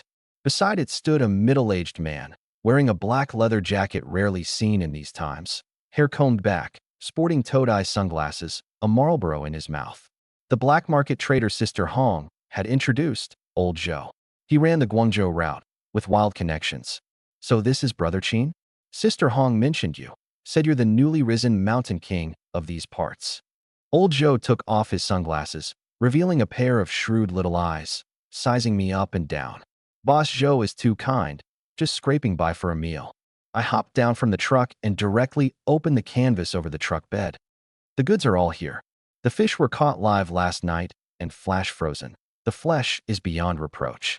The mushrooms are autumn hazel mushrooms, no wormholes, sun-dried through and through. Old Joe walked over, grabbed a handful of mushrooms and sniffed, then pinched the frozen fish. Good goods, they are. He nodded, then shook his head, his tone carrying a merchant's cunning. But you know too, brother, these years it's not easy to do business down south. Freight's expensive, losses on the road, this price, well, beating down the price. I smiled and didn't take the bait, turning to dig out from under the passenger seat a long object wrapped in newspaper. Boss Joe, those are all common goods, unworthy of your eye. Take a look at this. Layer by layer, the newspaper peeled back, revealing a complete pelt glinting with a purple-black luster. The fur was glossy as oil, each guard hair quivering faintly in the wind. One look, and you felt warm. Sable fur. Top-grade, black-headed sable, without a single off color, even the tail tip black. Old Joe's eyes went straight in an instant. He yanked off his sunglasses to lean in and examine it, unable to resist reaching out to stroke that smooth pelt. Good stuff. Truly good stuff. His voice even changed pitch. This thing was hard currency in the South. Those Hong Kong merchants would fight tooth and nail over a single pelt. Brother Chin, I'll take this pelt. Name your number. His attitude did a 180-degree turn. I wrapped the pelt back up and said unhurriedly, Boss Joe, honest men don't speak in riddles. This truck of goods plus this pelt. I'll give you a package price, 5,000. Old Joe knit his brows. This price wasn't low. But before he could counter, I added another line. But of this 5,000, I only want 2,000 in cash. The remaining 3,000, I want in that. I made a gesture specifically indicating foreign exchange certificates. In the 1980s, foreign exchange certificates were more precious than the renminbi, usable only at friendship stores to buy imported goods, with an extremely high black market exchange rate. Most crucially, a wave of foreign exchange certificate appreciation was about to come. Old Joe gave me a long look. Brother, you're an expert. You even know to hoard this thing. Can you exchange it? Exchange? Why not? Old Joe gritted his teeth and slapped his thigh. For your eye and these goods, I'm making this friend for good. The deal was done. Holding a thick stack of great Unity notes and those few gaudy foreign exchange certificates, my heart was finally at ease. This wasn't just the first pot of gold. It was the ticket to the future. Before leaving, Old Joe took from his truck a beautifully packaged flask of foreign liquor, plus 2 cartons of hard-packed Marlboros, and stuffed them into my hands. This is whiskey from over there. Have a taste. When you've got good goods in the future, just wire me directly. We'll cooperate for the long haul. I took the liquor, looked at the all-English label on it, and the corner of my mouth curled into a meaningful smile. This wasn't liquor. This was my admission ticket to stir up wind and clouds in this era. The county town scrap recycling station sat right behind the railway station, beside a muddy ditch. The smell of moldy old newspapers mixed with the rusty iron tang, stirred up by the northwest wind, could knock a person flat. But I was like a mouse who'd entered a treasury, my eyes glowing green. Brother, what are we here for? Isn't this just a junkyard? Lazy pinched his nose, his face full of disgust, half a rotten tire under his foot. He had the 500 yuan he'd just earned tucked in his coat, feeling his status now demanded at least a stroll through a state-run department store. You don't get it. This is called treasure hunting. I locked that unopened foreign liquor in the truck and got out carrying only a canvas bag. Go. There's someone selling roasted sweet potatoes at the gate. Buy me 2 hot ones. Pick the biggest. Sending Lazy off, I straightened my collar and stepped through that tottering iron gate. The old gatekeeper, wrapped in an army coat leaking cotton, dozed beside a small coal stove, a few dried steamed buns roasting on top. Old timer, wake up. I knocked on the door frame and handed over a great front gate cigarette. I'd like to find a few pounds of old newspaper to paper my walls. My house is drafty. The old man opened his eyes, saw it was a cigarette, and instantly perked up, taking it and tucking it behind his ear, pointing at the mountainous heap of paper behind him. Dig through it yourself. Newspapers 10 cents a pound, books 20. Don't make a mess. I thanked him and dove head first into that mountain of old paper. The old books and papers here were piled like a mountain, mostly expired party newspapers, comic books, and some old envelopes sold as scrap paper. Even though the moldy smell tickled my throat, I felt it was the smell of money. Special ability radar activated.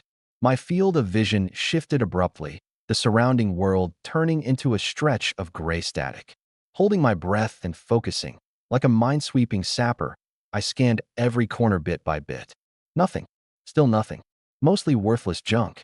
Just as I felt a wave of dizziness, my nose about to bleed again, my gaze suddenly locked onto a bundle of old magazines in a corner. Beneath that bundle of stamp-collecting magazines tied with hemp rope was pressed a thick, large envelope. That envelope, in my field of vision, was radiating a suffocating red light. Dazzlingly red, red verging on purple. The color of a supreme find, even brighter than that 100-pound time-in. My heart skipped a beat. Forcing down my excitement, feigning nonchalance, I walked over, first moving away those few broken magazines on top, and swiftly pulled out the large envelope. The envelope was very old, marked Gift from the Stamp Collectors Association of such and such unit. I opened the flap and peered inside. My hand trembled in an instant. It was a whole sheet of stamps.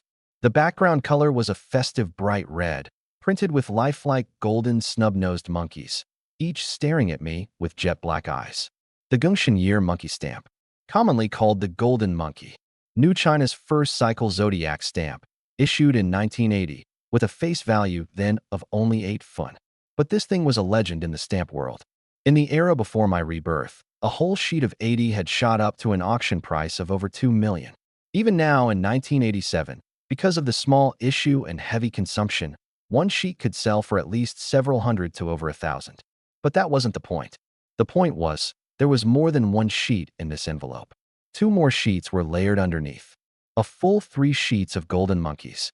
How was this scrap paper? It was plainly 3 sets of not yet demolished courtyard houses. My breath nearly stopped, but I quickly calmed down and swiftly stuffed the envelope into the very bottom of the canvas bag, then randomly picked out a few pounds of old newspaper and a couple of comic books to cover it. Old timer, I've picked them out, just these. Carrying the bag, I walked to the gate and set it on the platform scale. 5 pounds 2 ounces, give me 50 cents. The old man didn't even glance at what was at the bottom of the bag. I pulled out a crisp new 1 yuan note and slapped it on the table. Keep the change, old timer, for buying tea. That said, I picked up the bag and turned to leave, my steps quick as if a wolf were chasing behind. Not until I was back in the truck, pressing the canvas bag hard beneath my rear, did I let out a long breath, my back already soaked with cold sweat. Snapping up a bargain. This was the greatest privilege of a reborn person. Brother, got the sweet potatoes, still hot. Lazy ran back, cradling 2 big roasted sweet potatoes oozing oil, and the moment he got in the truck, he saw me drenched in sweat. What's wrong, brother? Get in a fight with someone? No, it's hot. I took a sweet potato and bit into it. Sweet, truly sweet. Let's go, take a trip to Xiaowazi village. What are we going there for? That place is so poor even birds won't crap there. To buy scrap. I gave a mysterious smile and patted the truck bed loaded with plastic basins. Just now I'd had Lazy sweep them up at the co-op, a full 100+ gaudy plastic wash basins. In these years, rural folk valued this thing most. Sturdy, durable, bright-colored. Far better than that busted copper and rotten iron they'd used for decades. The truck drove into Xiaowazi village. This place was remote, its transport cut off, but rumor had it that in earlier years several big landlords had come from here, with deep family stores. I parked the truck at the threshing ground at the village entrance, and, without a loudspeaker, just had Lazy yell at the top of his lungs. Trade for basins. Brand new plastic basins. No money needed, just old things. Busted copper and rotten iron, old coins, silver dollars. All can be traded. That single shout worked better than a stage opera. In no time the truck was surrounded by big girls and young wives, each staring at those red and green wash basins, unable to pry their eyes away. Little brother, how do we trade for these basins? Asked a sister-in-law holding a child. 2 silver dollars for one with the happiness character, 1 plain silver dollar for a plain one. This price would sound like outright fraud to later generations. But at the time silver prices were extremely low, 1 silver dollar was worth a yuan or so, while a plastic basin sold for 2 or 3 yuan at the co-op. This math, the villagers figured sharper than anyone. I've got several of those busted things pressed under the bottom of my cabinet, heavy and useless. Wait, I'll go get them now. The sister-in-law plopped her child on the ground and dashed off home. Before long, villagers came one after another with things in hand. Strings of copper coins, blackened silver dollars, copper inkstone boxes. I refused none of it. An old woman handed over a silver dollar, coated in a thick black patina, looking like an iron scrap. I pinched its center with 2 fingers, brought it to my lips, and blew a sharp puff, then quickly brought it to my ear. A long, crisp ring with a metallic tremor drilled into my ear. That was the sound unique to real silver. Counterfeits couldn't produce it, sounding either muffled or shrill. Good stuff, Auntie. This basin's yours. I handed over a plastic basin printed with a bright red peony. The old woman was so pleased she couldn't close her mouth, cradling the basin like a treasure, muttering as she left. This silly boy, treating a busted iron scrap like a treasure. This basin's so much better, can hold half a sack of flour. In one afternoon, the 100+ plastic basins were all traded away. In exchange came a full cloth sack of junk, over 70 silver dollars, a dozen odd foreign silver coins, and a heap of big Qing dynasty coins. Lazy watched to the side, his heart aching. Brother, those basins were all bought with real gold and silver, and you traded them for this pile of junk? Old Zhang's family in our village has heaps of this stuff. Normally, they let the kids kick them around like shuttlecocks. Let them kick. Sooner or later comes the day they'll cry. I stroked that heavy sack of silver dollars, listening to the crisp ring of clinking metal, my heart brimming with delight. These things looked worthless now, but bury them in the ground for 10, 20 years, and that's the capital to buy a house inside Beijing's second ring road. This was the backup path I was leaving for the future and the confidence I was leaving for the Qin family. The night grew deep. At the old Qin homestead, the light in the east room had long gone out. Qin Lan slept soundly in the inner room, her breathing even. But I wasn't asleep. Bare-chested, holding an iron spade, I was digging a pit at the bottom of the Kong flue. Lazy held a flashlight to the side, his face solemn, as if we were up to something unspeakable. The pit was dug a full meter deep. I fetched a ceramic jar used for pickling vegetables, scrubbed it clean, and dried the moisture over a fire. First, I wrapped those 3 sheets of monkey stamps layer by layer in oil paper, placed them in a tin biscuit box, and sealed the seams shut with wax, damp-proof and insect-proof. Then I poured that sack of silver dollars in, added a few foreign exchange certificates, stuffed it all into the jar, put on the lid, and sealed it with mud. I placed the jar into the pit and began filling in the soil. Lazy watched the jar being buried bit by bit and couldn't help asking, "Brother, we're burying it just like that? What if we forget about it later?" I stopped and straightened up, wiped away sweat, and lit a cigarette in the dark. The spark flickered, lighting up my face. Lazy, remember this. I stamped down the last layer of soil and placed a gray brick on top. What's buried down here isn't money. It's the lives of us brothers going forward. We look impressive now, guns and money in hand. But this world is unpredictable. Who knows when a great storm might blow up? If one day we go down, or want to wash our hands and quit, all we have to do is dig up this jar and we can rise again, letting Lan Zi and your dad live the life of people above people. Lazy nodded, half understanding, but he grasped the last line. This was the retreat path left for the family. All right, sleep. I patted the soil off my hands. Lying on the warm earth in Kong, the ground beneath me hard. That was money pressing and hope cushioning. But this peaceful sleep didn't last long. Early the next morning, a burst of urgent honking blasted the quiet little mountain village awake. A grass-green Jeep with provincial capital plates parked flashily at the Qin family's gate.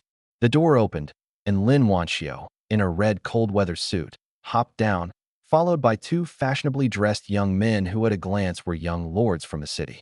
I pushed open the door and looked at this scene, the corner of my mouth lifting slightly. The honored guests had arrived. My other great chess game. It was time to make a move. In these parts of Kaoshan village, you'd hardly see a few 4-wheeled vehicles in a whole year. The moment that dark green Beijing 212 entered the village, it was like throwing a big stone into a calm pond.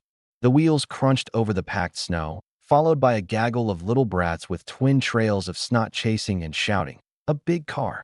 A big car's coming!" The car stopped steadily before the Qin family's freshly repaired gate. The door pushed open, and first a polished black leather shoe stepped into the snow hollow. Then a young man in a deep blue woolen coat and a cashmere scarf climbed out. About 25 or 6, his hair combed without a strand out of place, sporting gold-rimmed glasses, at a glance a pampered young lord from the city.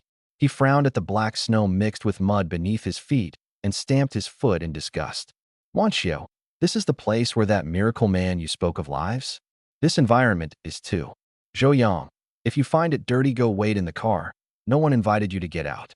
Lin Wanxiu cut him off. Today she wore a white down jacket, especially crisp and neat, and pushed straight open the Qin family's wooden picket gate. Behind them was a man carrying a camera, rather refined in looks. That was Chen Bin, a reporter from the provincial daily, examining this northeastern farmhouse yard with a face full of curiosity. "Qin He, are you home?"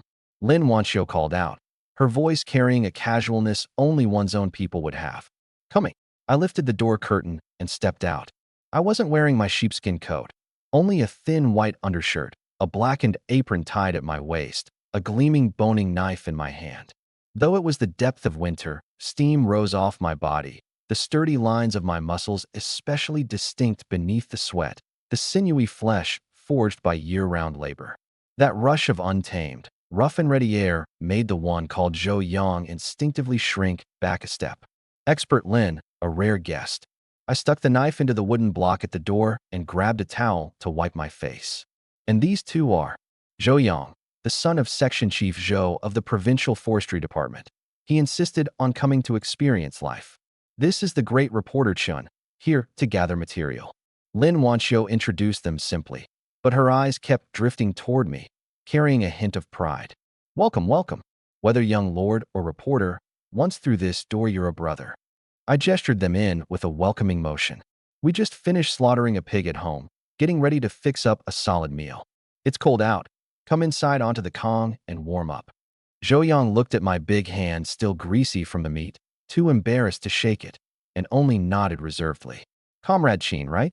I heard you rescued Wanxiu a couple days ago. I came specially to express my thanks. These words, in and between the lines, carried a condescending flavor, as if he were someone special to Lin Wanxiu. Having lived 2 lifetimes, how could I not catch that sour note? I smiled and didn't take the bait, calling toward the other end of the yard. Lazy, let out that sheep. Honored guests have arrived today. Slaughter the sheep. This meal I didn't arrange indoors. There wasn't room to work inside. I built a huge bonfire right in the spacious yard, using all the best red pine billets, rich in resin, fierce burning, carrying a pine fragrance. A whole freshly slaughtered fat-tailed lamb, a full 40+ pounds, I dressed spotlessly clean. The hide peeled off neatly, the innards scooped out, and a fruitwood pole thick as a wrist run from head to tail, propped over the fire. Today's main event, whole roast lamb. I'd changed into clean clothes and held a large pig bristle brush soaked in a special marinade sauce. This sauce had its particulars: onion and ginger water sourced through Old Zhou, wild perilla and mountain Sichuan pepper I'd gathered myself in the mountains, and most crucially, a big spoonful of purple linden snow honey. Sizzle, the first coat of oil brushed on, and the moisture on the lamb's surface was instantly vaporized by the high heat, bursting with a pleasing sound. The pale mutton began to take on a faint golden hue. Oil trickled down along the plump grain of the meat, dripping onto the red-hot charcoal, raising puffs of white smoke laced with the fragrance of meat. That aroma was too overpowering. Unlike the mild, gentle scent of stewed meat, it carried an aggressiveness, drilling straight into the nostrils, clawing at the stomach. Zhou Yang, who'd originally disdained the smoke and fire in the yard, now swallowed involuntarily, his eyes fixed straight on that lamb. Reporter Chun even less minded his dignity, snapping photos furiously with his camera, muttering, "This is truly primal. This is the taste of the Black Earth." My technique was extremely steady, slowly turning the pole to ensure even heating, while now and then cutting a few slits with my hunting knife in the thicker parts of the meat. The color of the mutton grew darker and darker. That was a caramel color. The skin crisped, cracking into enticing patterns, revealing the pink, tender, juicy lean meat within. Lazy, sprinkle the seasoning. Lazy held a big bowl containing chili flakes, cumin powder, and fine salt I'd ground myself. He grabbed a handful and scattered it evenly like a fairy scattering flowers. Sizzle, the dry seasoning met the hot oil and its soul was instantly awakened. The exotic fragrance of cumin, the spicy heat of chili, the fresh savor of mutton, reached their peak in this moment, forming a visible storm of aroma that engulfed the whole little yard. So fragrant. Lin Wanxiu couldn't help sniffing, and her stomach growled quite unabashedly. Here, the first cut goes to the honored guest. My knife came down, slicing lightly at the rib section, and a premium rib chop, bone attached, skin and meat together, was cut off. I didn't use a plate. I speared it on the knife tip and handed it straight to Zhou Yang. "Young Master Zhou, care to try? This is our ritual for treating the most honored guest." Zhou Yang looked at that mutton still sizzling and dripping oil, a little hesitant, too barbaric, not even a pair of chopsticks. But that aroma was simply too tempting, setting the gluttony worm in his belly rolling. Heedless of hygiene, he reached out to take the lamb bone and carefully bit into it. Crunch. First the crisp skin. That was the caramelized crust fried by honey and oil. Then scalding meat juices burst in his mouth. Tender. Too tender. No chewing needed at all. The meat melted in his mouth, carrying a milky fragrance and the taste of charcoal fire, without a trace of gaminess. Zhou Yang's eyes went suddenly wide. Raised in the provincial capital from childhood, what state-run restaurant, what old-name establishment hadn't he eaten at? Yet this mouthful of mutton pierced straight through his taste bud defenses. Holy crap! This refined young lord couldn't help cursing. This meat is incredible. 100 times better than the roast leg of lamb at the provincial capital's Muslim restaurant. Now he didn't mind the heat either. In a couple of bites he gnawed the rib chop clean, eating with oil all over his mouth, practically wanting to lick the oil off his gloves too. Delicious. Truly damn delicious. I smiled. As long as the meat entered a man's mouth, there was no one I couldn't win over. The knife flashed, and piece after piece of crisp outside, tender inside mutton was handed to each person. Lazy brought out a big basin of pickled cabbage with white pork and blood sausage, plus a shallow basket of steaming 2-grain rice. The few of them sat around the little table by the bonfire, no longer bothering about seating order. Eating meat without drinking liquor, that's feeding a dog. I turned and dug out from the firewood pile that unopened bottle of foreign liquor, Johnny Walker whiskey. In the 80s, this was a rarity. Zhou Yang was gnawing a lamb leg, and, looking up, saw the bottle and froze. Is this Black Label? He couldn't believe his eyes. This kind of liquor. Only his father saw it when receiving foreign guests, or at the highest grade foreign affairs restaurants. In this poor backwater farmhouse yard, how could there be such a thing? A friend from the south gave it to me. I can't get used to this foreign flavor. Brother Zhou, you've seen the world. Help me give it a taste. I unscrewed the cap, found a few coarse porcelain bowls, and poured them full without ice. The golden liquor sloshed in the coarse porcelain bowls, radiating an absurd kind of heroic bravado. Zhou Yang looked at me, his gaze changed. If that meal of meat had only made him think my skills were good, this bottle of liquor made him truly begin to regard me, this mud-legged peasant, properly. This man had not only skills, but connections, and moreover, insight. This was no farmer. This was plainly a fierce character lurking in a mountain gully. Brother Qin, I toast you. Zhou Yang no longer called me Comrade Qin. He raised the big bowl, the arrogance gone from his face, leaving only admiration. Zhou Yang, used to be shallow-sighted. Today I'm truly won over. This meat, this liquor, and you as a person, full of flavor. Bottoms up. The strong liquor went down the throat, the mutton into the belly. The class barrier standing between the two men quietly dissolved amid the crackle of the charcoal fire and the evaporation of the alcohol. Lin Wanxiu sat to the side, tearing at the mutton in small bites, looking at this confident, unrestrained face of mine in the firelight. She discovered this man was like a book that could never be finished reading. Every page held a surprise. Brother Qin, with skills like these, it's a shame you don't go open a restaurant in the city. Reporter Chen wiped his lens and sighed. Open a restaurant. I cut off another piece of the tenderest lamb loin and handed it to Lin Wanxiu. This great mountain is the biggest restaurant. As long as you've got the ability, mountain delicacies and seafood are yours to eat freely. That's a meal bestowed by heaven. Just as I was speaking, a burst of urgent barking suddenly came from beyond the yard. That was Black Dragon, the black sighthound I'd just adopted from a neighbor's home. Normally, he barely barked even at strangers, but now he was like something gone mad, howling into the darkness beyond the courtyard wall, the iron chain rattling as he strained against it.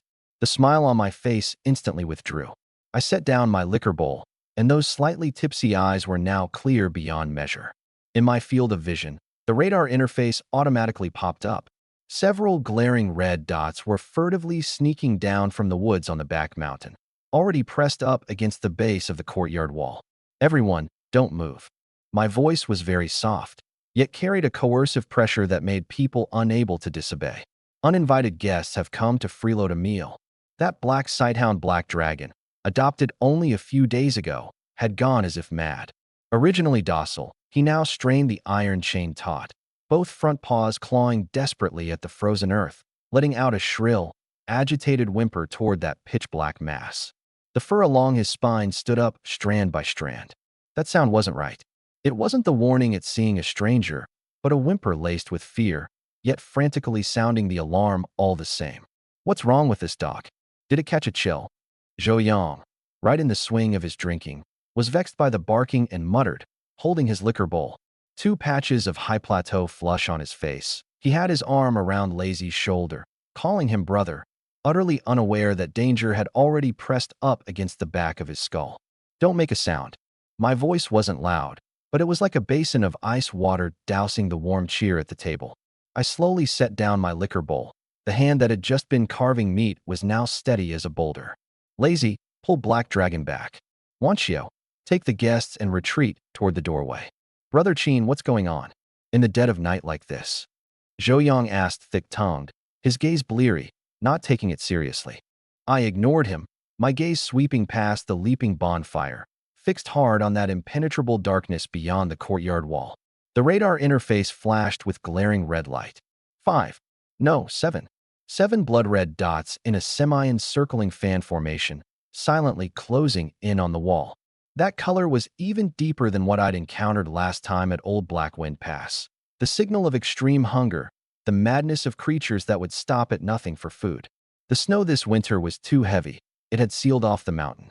The wild beasts in the mountains couldn't find food, and this overpowering roast mutton smell in the yard was, to those starving red-eyed animals, a temptation straight from hell. They didn't care whether this was human territory. They only wanted the meat. Crack. The crisp snap of a dry branch trodden underfoot rang out in the silent winter night, clear as if it had burst right by the ear. Then came a tooth-grating scratching sound. That was sharp claws digging into a wooden post. Aoo. That wolf's howl rang out right at the base of the wall, less than 10 meters from the dinner table. That single cry startled the drunkenness half out of Zhou. Wolves? This provincial capital young lord, who moments ago had been full of heroic spirit wanting to swear brotherhood, now went instantly pale, his liquor bowl smashing to the ground with a crack. He almost instinctively dove under the table, clutching his head, trembling like a sieve of chaff. Don't kill me, don't eat me. Though Lin Wanchio was also afraid, her face pale, having been through the baptism of that white-out blizzard, she forced herself not to cry out, only gripping reporter Chen's arm tightly. Whoosh! A gust of rank wind swept past. Atop that 2-meter-high wooden picket wall, 2 glowing green points suddenly appeared. Wolf eyes. Then, a huge grayish-white figure, borrowing the momentum of its running start, leapt straight over the courtyard wall. Thud! That wolf landed heavily on the snow, for claws gripping the ground, kicking up a spray of snow mist. It was too thin, ribs distinct one by one, its fur matted and disheveled, which only made it look the more hideous and terrifying. Its target was clear, not the people, but that half-carcass of lamb by the fire, and that basin of freshly cut lamb offal. Behind it, 2 more black shadows vaulted over the wall. 3 starving wolves. They surrounded the fire in a triangular formation, low growls rumbling in their throats, greedy eyes glinting in eerie green in the firelight. Reporter Chen finally couldn't hold it in, letting out a terrified scream, nearly hurling his camera away. That cry provoked the pack. The lone lead wolf whipped its head around, bearing drool-dripping fangs, its hind legs slightly bent, and actually abandoned the mutton, poised to pounce into the huddle of people. It meant to clear the threat first, courting death. At the critical instant, I moved. I'd been sitting the whole time on the grand armchair draped with wolf hide. I didn't even stand up now. My right hand reached back toward the base of the wall, and that double-barreled hunting rifle leaning in the corner instantly came into hand as if it grew there. The motion flowed like clouds and water, too fast to see clearly. No extra aiming motion. That was muscle memory fed by 10 million shots, plus radar-assisted lock-on. The rifle but slammed hard into the hollow of my shoulder. Boom. The first gunshot in this cramped little yard was practically like a grenade exploding, ringing painfully in the ears. Even the bowls and chopsticks on the table jumped along with it. A great ball of orange-red flames spat from the muzzle, accompanied by thick gun smoke. That starving wolf, which had just leapt into the air ready to pounce on Lin Wanchio, was still mid-flight when it was as if struck hard by an invisible sledgehammer. That was the power of a 12-gauge slug. Half its head was blasted apart, its whole body flying backward like a tattered sack, slamming heavily into the firewood pile, dying on the spot without even a yelp. The remaining 2 wolves were dazed by the enormous blast, instinctively wanting to flee. One of them had just turned to bolt up the wall. Click. I didn't even change my posture, only slightly swiveled the muzzle. Boom. The second shot. That wolf, halfway up the wall, erupted in a burst of blood mist at the lower back, howling wretchedly as it tumbled from the wall, thrashing and convulsing madly on the ground. Only the last wolf remained, watching its two companions die wretchedly in an instant. Its ferocity utterly replaced by terror, it tucked its tail, whimpering shrilly, and scrambled, crawling and rolling through the broken hole beneath the picket fence, fleeing into the darkness without a backward glance. The several wolves that had been prowling beyond the wall heard the gunshots and their companions' wretched cries, and instantly scattered like birds and beasts. Silence. A deathly silence. Only the bonfire still crackled. Unhurriedly, I broke open the gun barrels. Clink, clink. Two red shell casings trailing blue smoke ejected, landing in the snow and searing two small pits. I blew away the smoke at the muzzle. That smell, mixed with the aroma of roast mutton, held an indescribable violent aesthetic. Everyone all right? I reloaded two cartridges, closed the breech, and turned my head to look at that group of city folk already scared witless. Lin Wanxiu clutched her chest, gasping in big breaths, adoration nearly overflowing from her gaze at me. In that moment just now, I'd been handsome beyond all reason. That composure, unchanged in expression though Mount Tai collapsed before me. That ferocity that took a life at the lift of a hand. That was a true man. I'm fine. Her voice still trembled, her legs already too weak to stand. The tablecloth under the table stirred.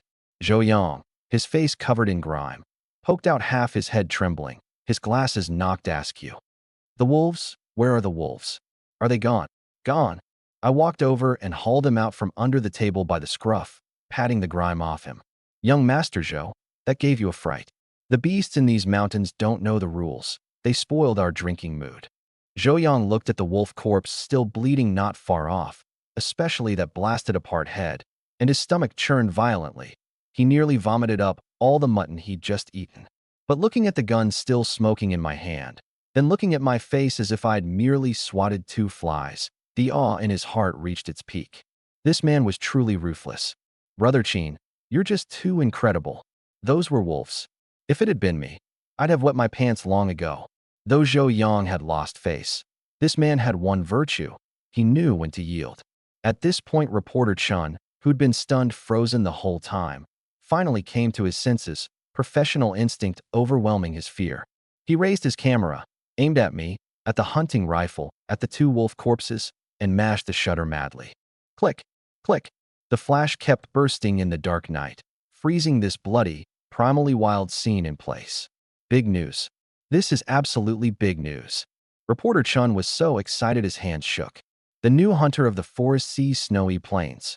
These photos would definitely make the front page of the provincial daily. I smiled and didn't stop him from shooting. This too was part of my plan. Fame was a thing that was sometimes more useful than money.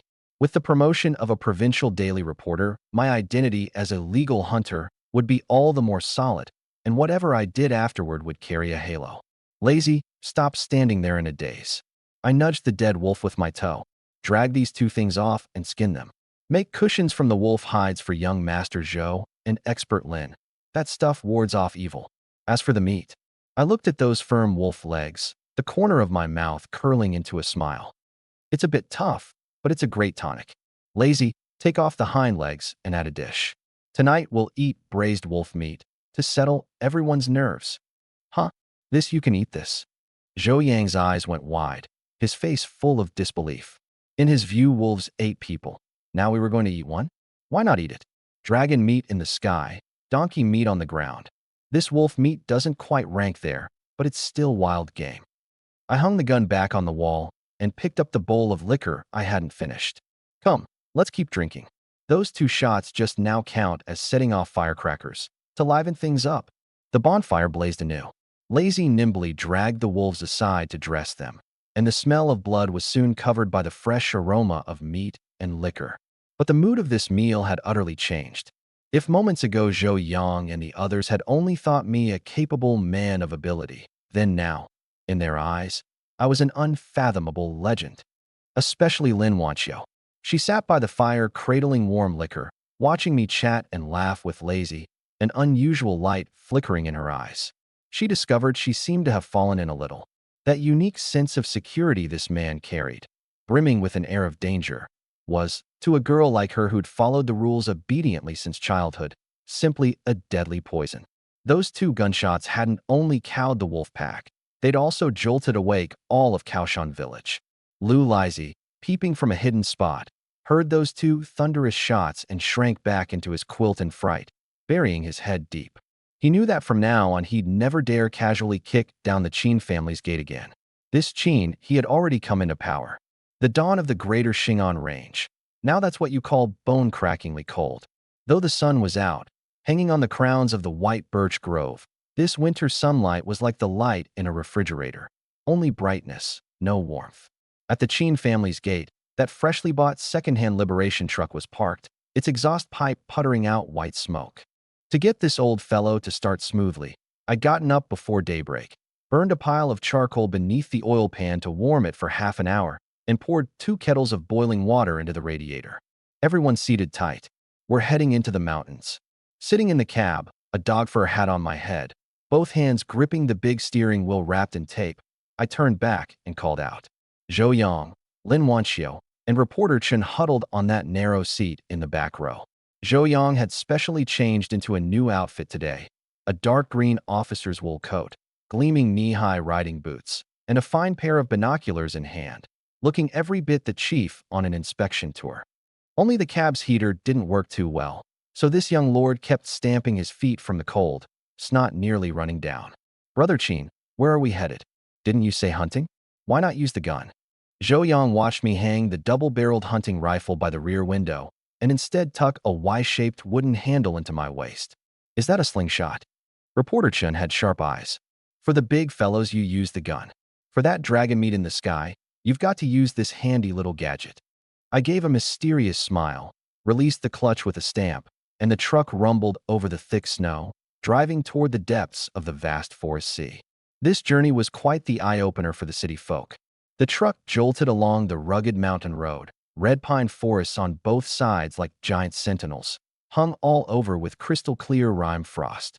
Occasionally a foolish roe deer or 2, startled, fled leaping through the snow with white rumps stuck up, drawing a chorus of astonished cries from those in the truck. The truck drove for about an hour, reaching the edge of a relatively gentle broadleaf forest. We're here, get out. I parked the truck on a leeward clearing. The moment they got out, the knee-deep snow gave these few a taste of trouble. Zhou Yang's high-grade riding boots looked good, but the soles were too hard, slipping and sliding on the snow. After just 2 steps, he nearly took a faceplant. Lin Wanxiu, by contrast, though bundled up bulkily, had a kind of tenacity, following along stumbling through deep and shallow spots, neither crying out that it was hard nor that she was tired. Everyone watch your step.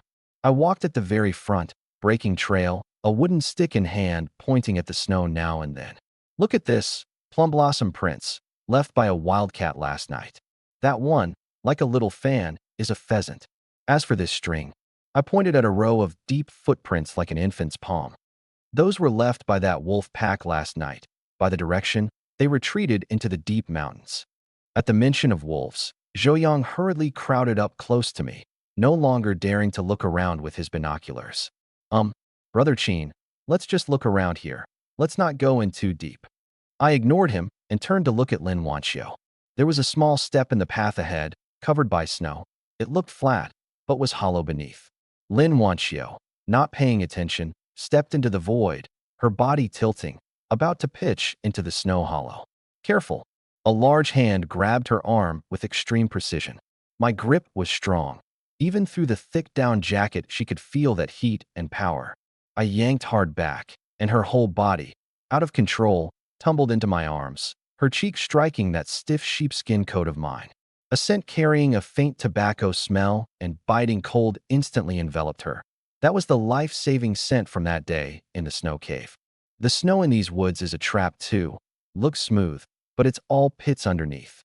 I set her upright, not letting go right away, and used the motion to bring her over the step. Follow me closely, step in my footprints. The motion was utterly natural, exuding a domineering, meticulous manner that brooked no refusal.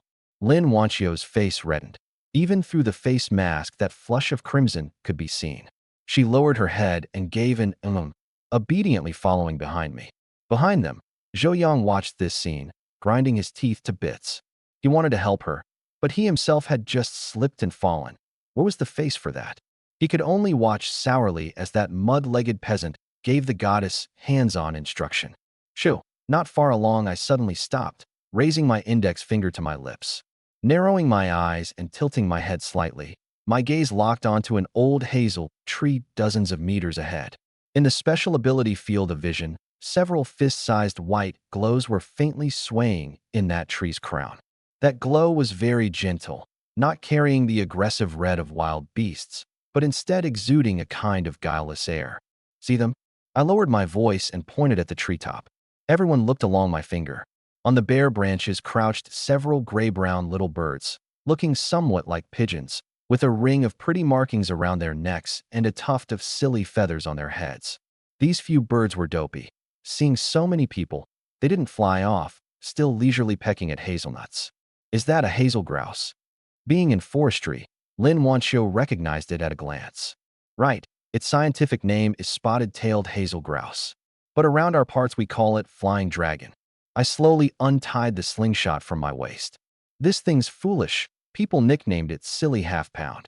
If you shoot it with a gun, one blast of shot, and this little bird under half a pound of meat becomes minced flesh, that's a wanton waste of a heavenly gift.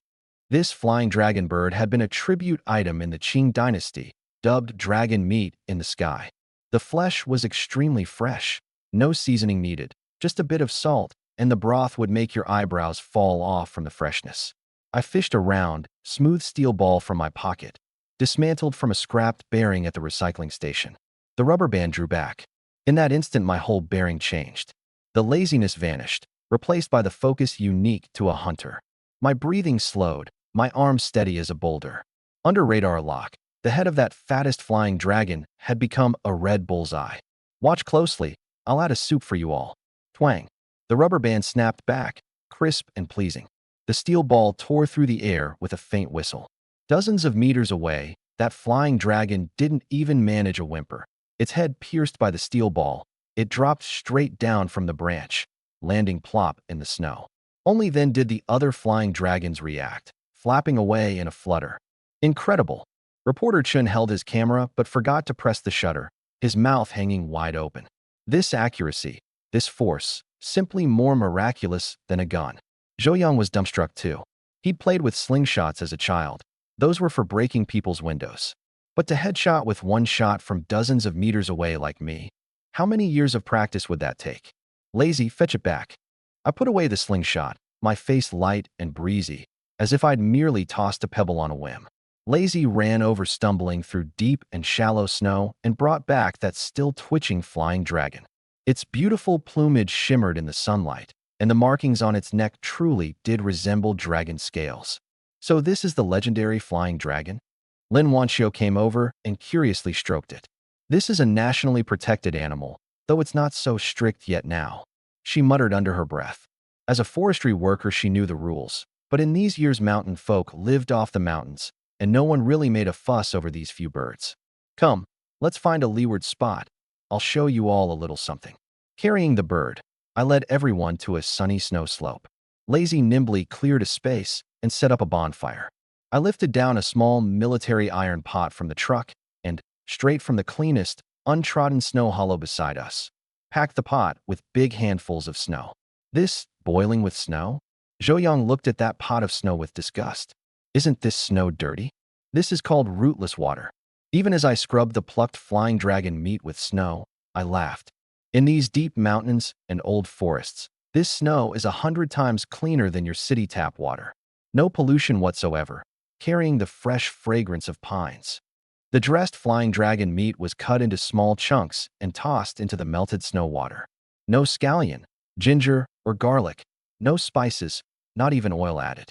I only fished a small cloth pouch from my pocket, grabbed a few dried hazel mushrooms and threw them in, and finally sprinkled a small pinch of coarse salt. Just that simple. Truly good ingredients often need only the plainest cooking. In under half an hour, the pot came to a boil. White steam rose into the air, condensing into mist in the frigid air. An indescribable fresh aroma instantly spread out. That flavor wasn't as overpowering and heavy as last night's roast mutton, but a kind of light, elegant freshness that could pierce straight through the crown of your head. It was as if the whole spiritual essence of the greater Xing'an range had been concentrated in this one pot of soup. Gulp. This time, even the most reserved Lin Wanxiu couldn't help swallowing. I took out several enamel mugs and ladled a bowl for each person. The soup was clear and bright, faintly amber-tinged, dyed by the hazel mushrooms. Drink it hot, drives off the cold. Zhou Yang cradled his mug and carefully took a sip. In that instant, his eyes suddenly went round, his whole body frozen there, as if electrified. The scalding soup slid down his throat, like a hot line instantly warming his whole body. That ultimate freshness burst on the tip of his tongue, so fresh he nearly swallowed his own tongue. No complex flavors, just pure meat fragrance and mushroom fragrance, mixed with the sweetness of snow water. This, Zhou Yang let out a long breath, the disgust on his face long flown to the ninth heaven. Brother Qin, this is just too fresh. Better than the slow-simmered fine soups I had in Guangzhou. Heedless of the heat, he tilted his neck back for a big gulp. Lin Wanxiu drank a mouthful too, her eyes sparkling. Really delicious. This is the taste of the mountains. She looked at me, now cradling a mug and sitting by the bonfire, my gaze on the distant forest sea, my profile resolute as if carved by a knife. This wasn't just a bowl of soup. This was a way of life. A life brimming with wildness and freedom, one these people living in jungles of steel and concrete could never touch. If it's good, drink more. I turned my head and smiled. This flying dragon soup replenishes qi and nourishes the blood. Drink this bowl, and we'll head in a bit further. I stood and patted off the snow, my gaze cast toward the denser forest deeper in. At the edge of the radar field of vision, a faint but mysterious-seeming green light was flickering in and out of view. That wasn't just prey. That was a true supreme treasure of the mountains. Well-fed and well-watered. It's time we go test our real luck. After finishing that pot of eyebrow-dropping fresh flying dragon soup, the whole group was warmed clean through. The sun had passed noon, and the light in the woods began to grow dappled. The deeper in we went, the denser the trees. The sparse white birch grove was gradually replaced by towering red pines and a gloomier, mixed broadleaf forest. The air was thick with the earthy tang of years-old fallen leaves fermented.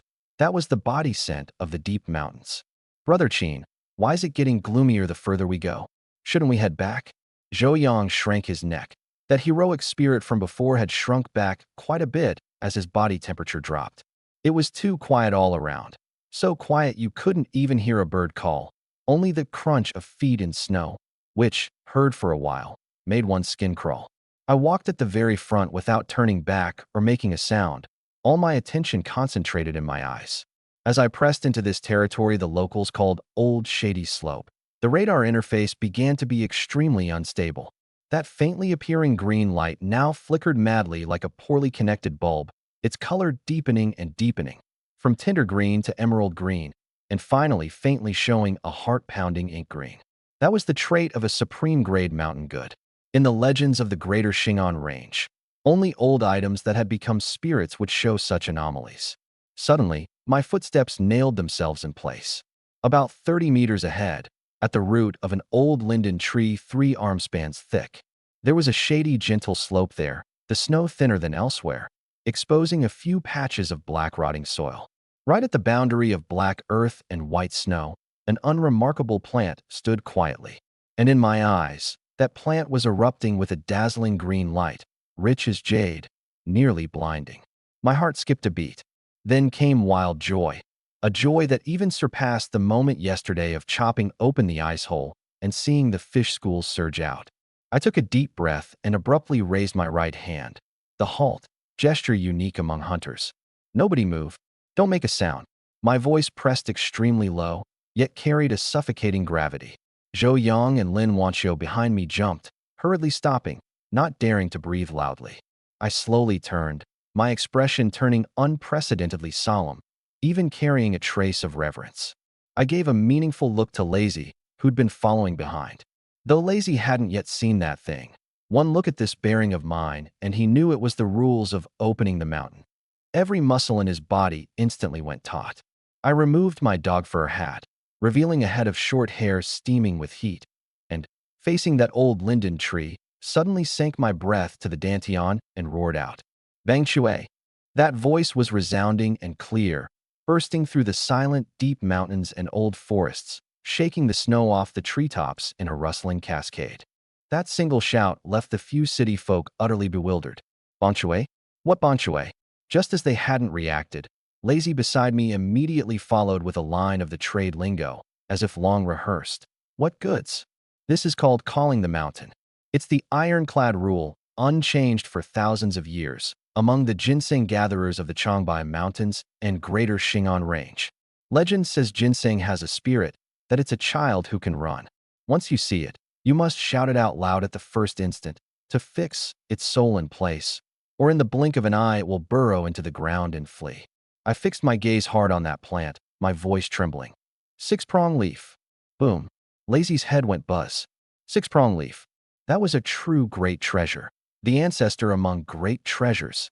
An ordinary ginseng takes over a dozen years just to grow a three-prong leaf, decades for a four-prong, and a five-prong is a once-in-a-century encounter. This six-prong leaf, that would be the ginseng king of these mountains. Quick, get the red cord. Get the Bonchue lock. There wasn't a shred of composure in me now. Like a madman, I flung the hunting rifle off my back and pulled a red cloth bundle from my coat. I strode over, but when I was still 3 meters from that plant, I suddenly dropped to my knees in the snow with a thump. That's right, I knelt. This was reverence for a sacred creature of heaven and earth. Zhou Yang and reporter Chun were dumbstruck, and Lin Wanchio's face was full of shock too. Though she'd studied forestry, she'd only seen this ceremony in books. Arriving at the actual scene, that sense of solemnity made her hold her breath involuntarily. I shuffled forward on my knees to before that plant. It was a herbaceous plant half-withered, with several fruits red as agate hanging from its top, especially bewitching set off against the white snow. My hands were trembling.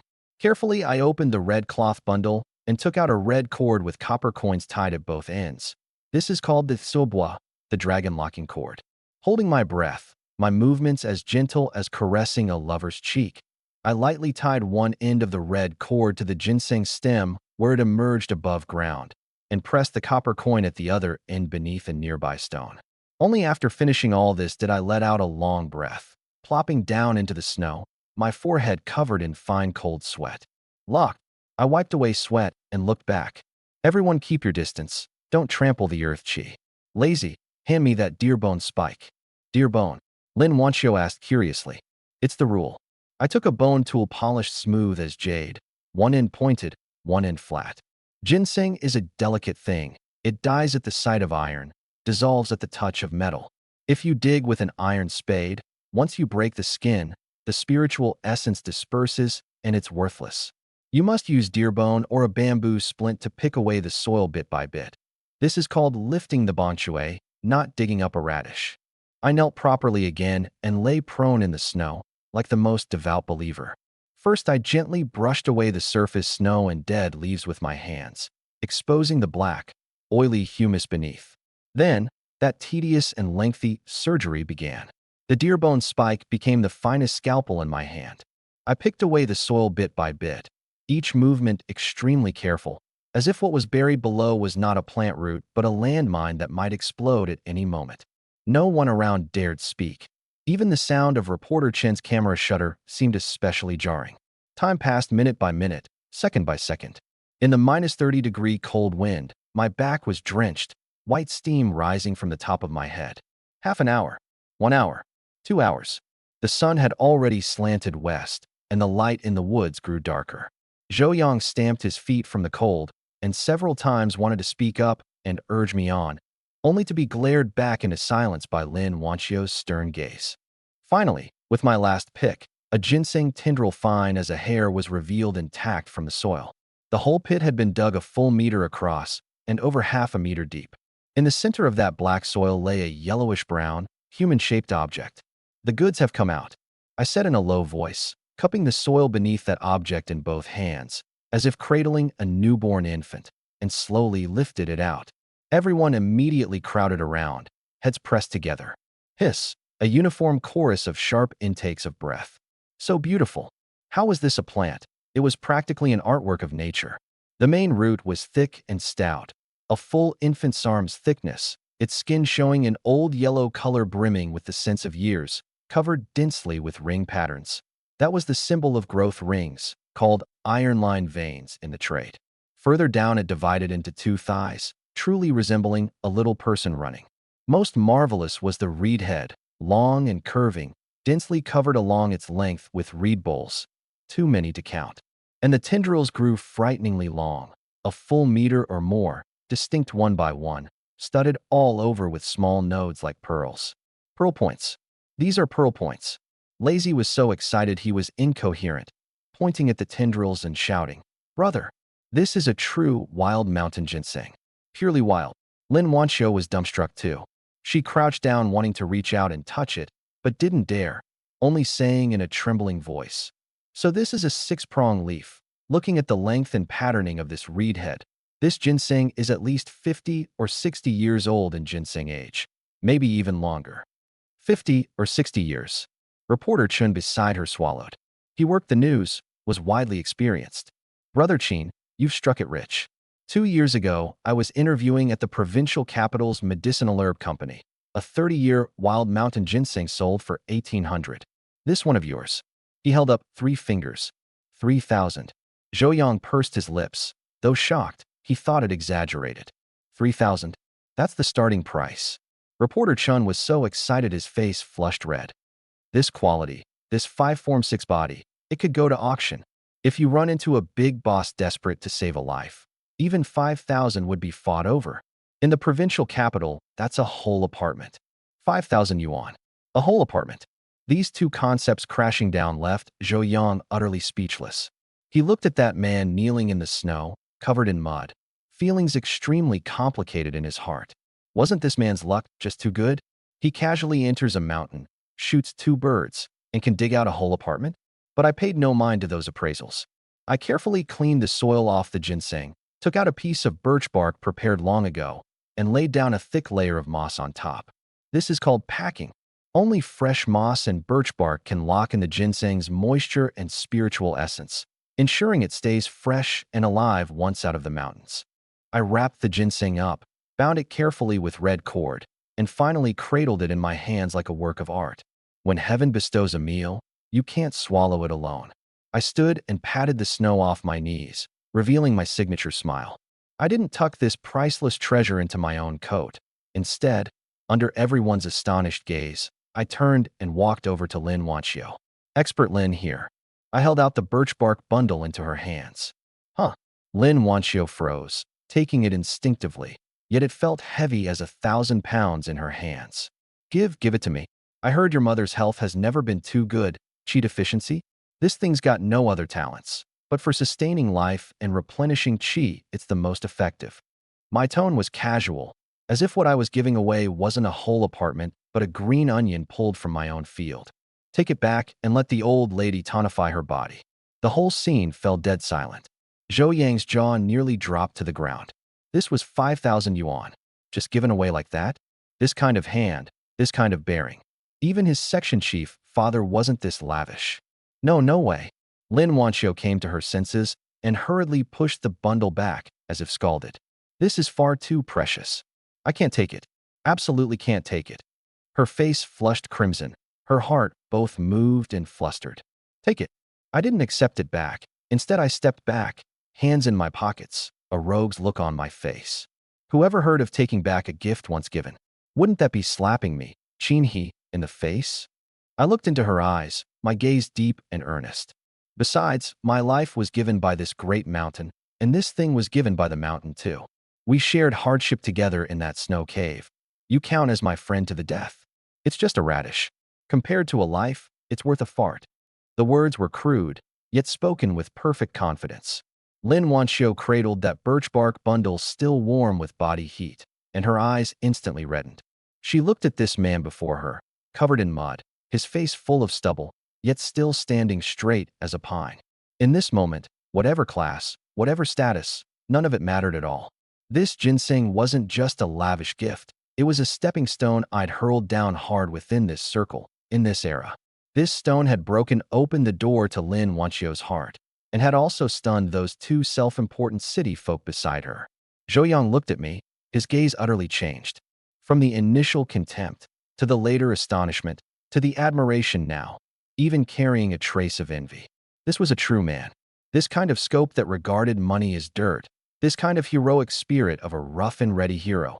He probably could never learn it in his lifetime. Brother Qin. Zhou took a deep breath and gave me a thumbs up. I, Zhou, have never bowed to anyone in this life. Today, I bow to you. The last rays of the setting sun spilled through gaps in the dense forest, falling precisely on the ginseng's yellowish-brown skin, plating it with a mysterious golden light. Those dense, iron-lined veins seemed to recount decades of wind, frost, snow, and rain. The long ginseng tendrils quivered gently in the breeze, each one studded with crystalline pearl points, as if this were not a plant at all, but a living thing with a spirit. The surroundings were terrifyingly quiet. Everyone's breath seemed to have been drawn away by this thing. 5,000. Zhou swallowed, his Adam's apple rolling with difficulty. He fixed his gaze hard on that birch bark bundle, his eyes holding not only shock, but a hint of hard-to-conceal greed. 5,000 yuan. In this era, when a popsicle cost only a few fun and an ordinary worker's monthly wage was but a few dozen yuan, this was a truly enormous sum. Even he, the son of a provincial forestry department section chief, who'd never wanted for money since childhood, had never seen anyone casually give away 5,000 yuan like a radish. More than that, Reporter Chen pushed up his glasses. After all, he was a widely experienced provincial daily reporter and had recovered from his shock. Professional instinct led him to begin rationally appraising the value. This ginseng's form is too perfect, full 5-form 6 body, and it's an extremely rare martial emperor body, commanding just to look at. Add to that these decades of ginseng age. He drew a deep breath, his tone especially grave. Put it at a provincial capital black market auction, and if you run into some big boss with an elder at home in desperate need of life-sustaining, 8,000 or even 10,000 is possible. 10,000. Lazy nearly failed to keep his grip on the hunting rifle, his eyeballs bulging like brass bells. Oh my dear mother, how many big meat buns would 10,000 yuan buy? In Lazy's worldview, money was meat buns and ergo to liquor. 10,000 yuan. You'd have to buy every pig in the whole village to make it enough. But I acted as if I hadn't heard these numbers, deftly binding the birch bark bundle up tight with a few thin, soft vines, and even tying a pretty butterfly knot. The motion wasn't like wrapping a priceless wild mountain ginseng, more like wrapping 2 pounds of freshly dug potatoes. All right, stop tallying accounts over there. I patted the soil off my hands and once again held out the wrapped mountain ginseng to Lin Wanxiu. Expert Lin, take it. This time Lin Wanxiu didn't accept it. She clasped both hands behind her back, that pretty face flushed red by the cold wind full of resolve. Qinhe, are you crazy? Her voice trembled somewhat, both moved and anxious. Do you know what this thing means? Reporter Chen even said, this might be worth 10,000 yuan. With that money, you could build the finest tiled house, buy a tractor, marry a good wife, even go to the city to do business. This is your lifeline, your chance to change your fate. And you're giving it to me? Has your brain flooded? The more she said, the more anxious she grew, her eyes reddening. Though she had a good impression of me, even some admiration, she couldn't accept such a precious gift. It was too heavy, so heavy she felt she simply couldn't bear the weight of this affection. I smiled. Watching her red-faced, flustered appearance, I felt in my heart that this girl was truly genuine. A greedier person would have long taken it while making a show of refusal. Change my fate. I stepped forward, forcing her to lift her head to look at me. Lin Wanxiu, you underestimate me, Qinhe, too much. My voice wasn't loud, but in this open forest it carried a force that pierced the heart. For me, Qinhe, to change my fate, I rely on these 2 hands, this brain, and this band of brothers at my side. Never on this one rotten tree root clawed out of the dirt. I pointed at that bundle of ginseng. In others' eyes, this thing is money, a house, a car. But in my eyes, it's just an object. That day in the snow cave, if you hadn't held on and refused to sleep, if your dad hadn't led people in time, my life, Qinhe's, would have been given up long ago. My gaze grew especially deep, like the fathomless pool water of that old dragon mouth.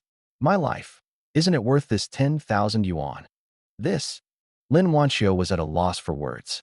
She looked at me. In this man's eyes there wasn't a trace of pretense, only forthrightness. That forthrightness gave her an unprecedented shock. In this era of rampant materialism, where everyone bowed for a few pecks of rice, there was actually truly someone who could regard sentiment and honor as weightier than a mountain of gold. Besides, I suddenly switched to a grinning, cheeky expression, dispelling quite a bit of that solemn atmosphere from before. Your mother's in poor health. This is life-saving medicine. If you won't take it, that means you look down on me, a rustic mountain villager, thinking my things are dirty. I didn't mean that. Lin Wanxiu hurriedly defended herself. Then take it. I wasted no more words, directly grabbing her hand and forcibly stuffing the birch bark bundle into her arms. My grip was strong. My rough palm brushed across the back of her delicate hand, bringing a wave of electric-like tingling. Remember, this isn't money, it's medicine. Go back and stew it for the old lady to drink. Lin Wanxiu cradled that bundle still warm with my body heat, feeling its heavy weight, and her tears finally could not be held back, streaming down her cheeks. On this cold winter evening, in this primal forest brimming with wildness, this wasn't just a gift. It was a monument a man had erected between this heaven and earth. Loyal, magnanimous, generous with both substance and face. Brother Qin. Beside me, Zhou Yang was utterly speechless. He looked at me, his gaze complicated to the extreme. If the earlier whole roast lamb and wolf shooting had made him feel admiration for me, then this present ginseng worth 10,000 in gold, given away, directly produced in him a kind of submission. That was a dimensional reduction strike coming from class. Though he was the son of an official and I was a peasant, in the scope of being a person, I stood at the mountain peak while he still squatted at the foot playing with mud. Brother Qin, from now on when you come to the provincial capital, whenever you've got something, just give the word. Zhou Yang came over and gravely patted my shoulder.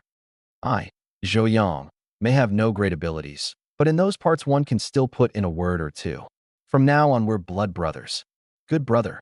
I laughed heartily and patted him back hard, nearly knocking this fine-skinned, tender-fleshed young lord off his feet. But Zhou Yang wasn't angry. Instead, he laughed more happily than anyone. In this moment, a small circle centered on me, spanning officialdom, public opinion, and technical expertise, quietly took shape in this deep mountain forest. This ginseng was the most expensive admission ticket. On the return journey, the mood was especially lively. Reporter Chun cradled his camera and chatted with me about the strange tales and marvels of the mountains, saying he wanted to write a serialized report. Zhou Yang kept pestering Lazy about how to train that sinewy physique and wanted to learn to wield the big sledgehammer, coaxing Lazy into a giddy daze. Only Lin Wanxiu, cradling that birch bark bundle the whole time, sat quietly behind me. Her gaze remained fixed on the side of my back as I drove. Those broad shoulders swayed slightly with the jolting of the vehicle, yet gave a feeling of boundless steadiness. By the time the truck drove into Kaoshan village, the sky had gone fully dark. Dogs barked one after another throughout the village, and each home's chimney puffed cooking smoke. I parked the truck at the threshing ground at the village entrance. Brother Qin, really not going to have us stay a night? Zhou Yang was reluctant to part. No. It's dark and the road's slippery. Mountain night roads are hard to travel. Drive the jeep back, go slow on the way. I helped them load their things onto the vehicle and stuffed Zhou Yang 2 freshly frozen big carp. Take them back for your old man at home to have a taste. Having sent off these honored guests, I stood at the village entrance watching the jeep's taillights vanish into the night, the smile on my face gradually withdrawing. I fished out a cigarette and lit it, taking a deep drag. This chess move had come alive. With this connection to the Lin family and the Zhou family, from now on, in getting things done at the county or even the city level, I had a backer. As for that ginseng, I gave a cold laugh. This Greater Xing'an range was a treasure bowl, with the special ability in hand. Why fear not being able to dig up a second one? You can't catch the wolf if you're loath to let the child go. This was called investment. Brother, let's head home. Lazy rubbed his hands together, clearly hungry. Come home. The two of us had gone only a short way back when we ran head-on into a scrawny black figure, running out of breath, nearly crashing straight into Lazy. Ow! Who's that? Walking without eyes. Lazy grabbed the man by the collar.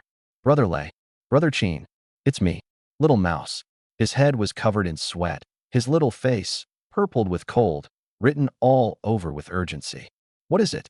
All flustered. Is a ghost chasing you? Brother Qin, something's happened. Big trouble.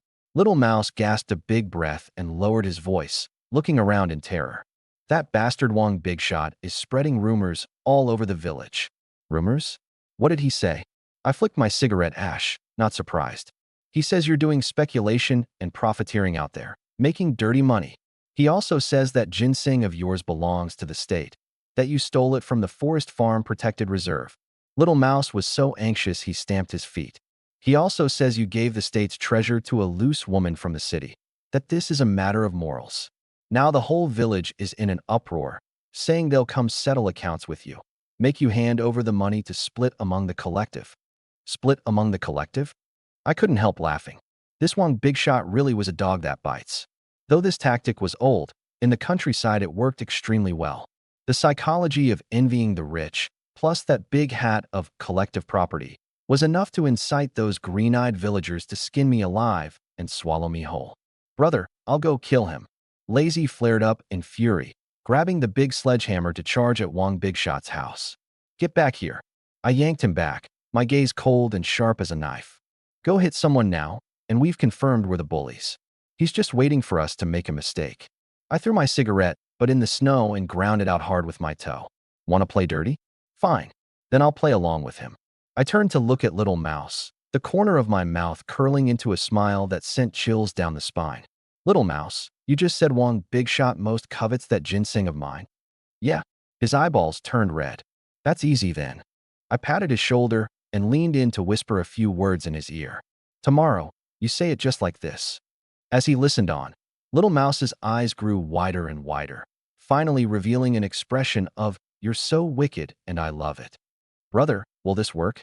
Do as I say. I gazed at the lit-up tiled house of Wang Bigshot's family in the distance, my eyes grim.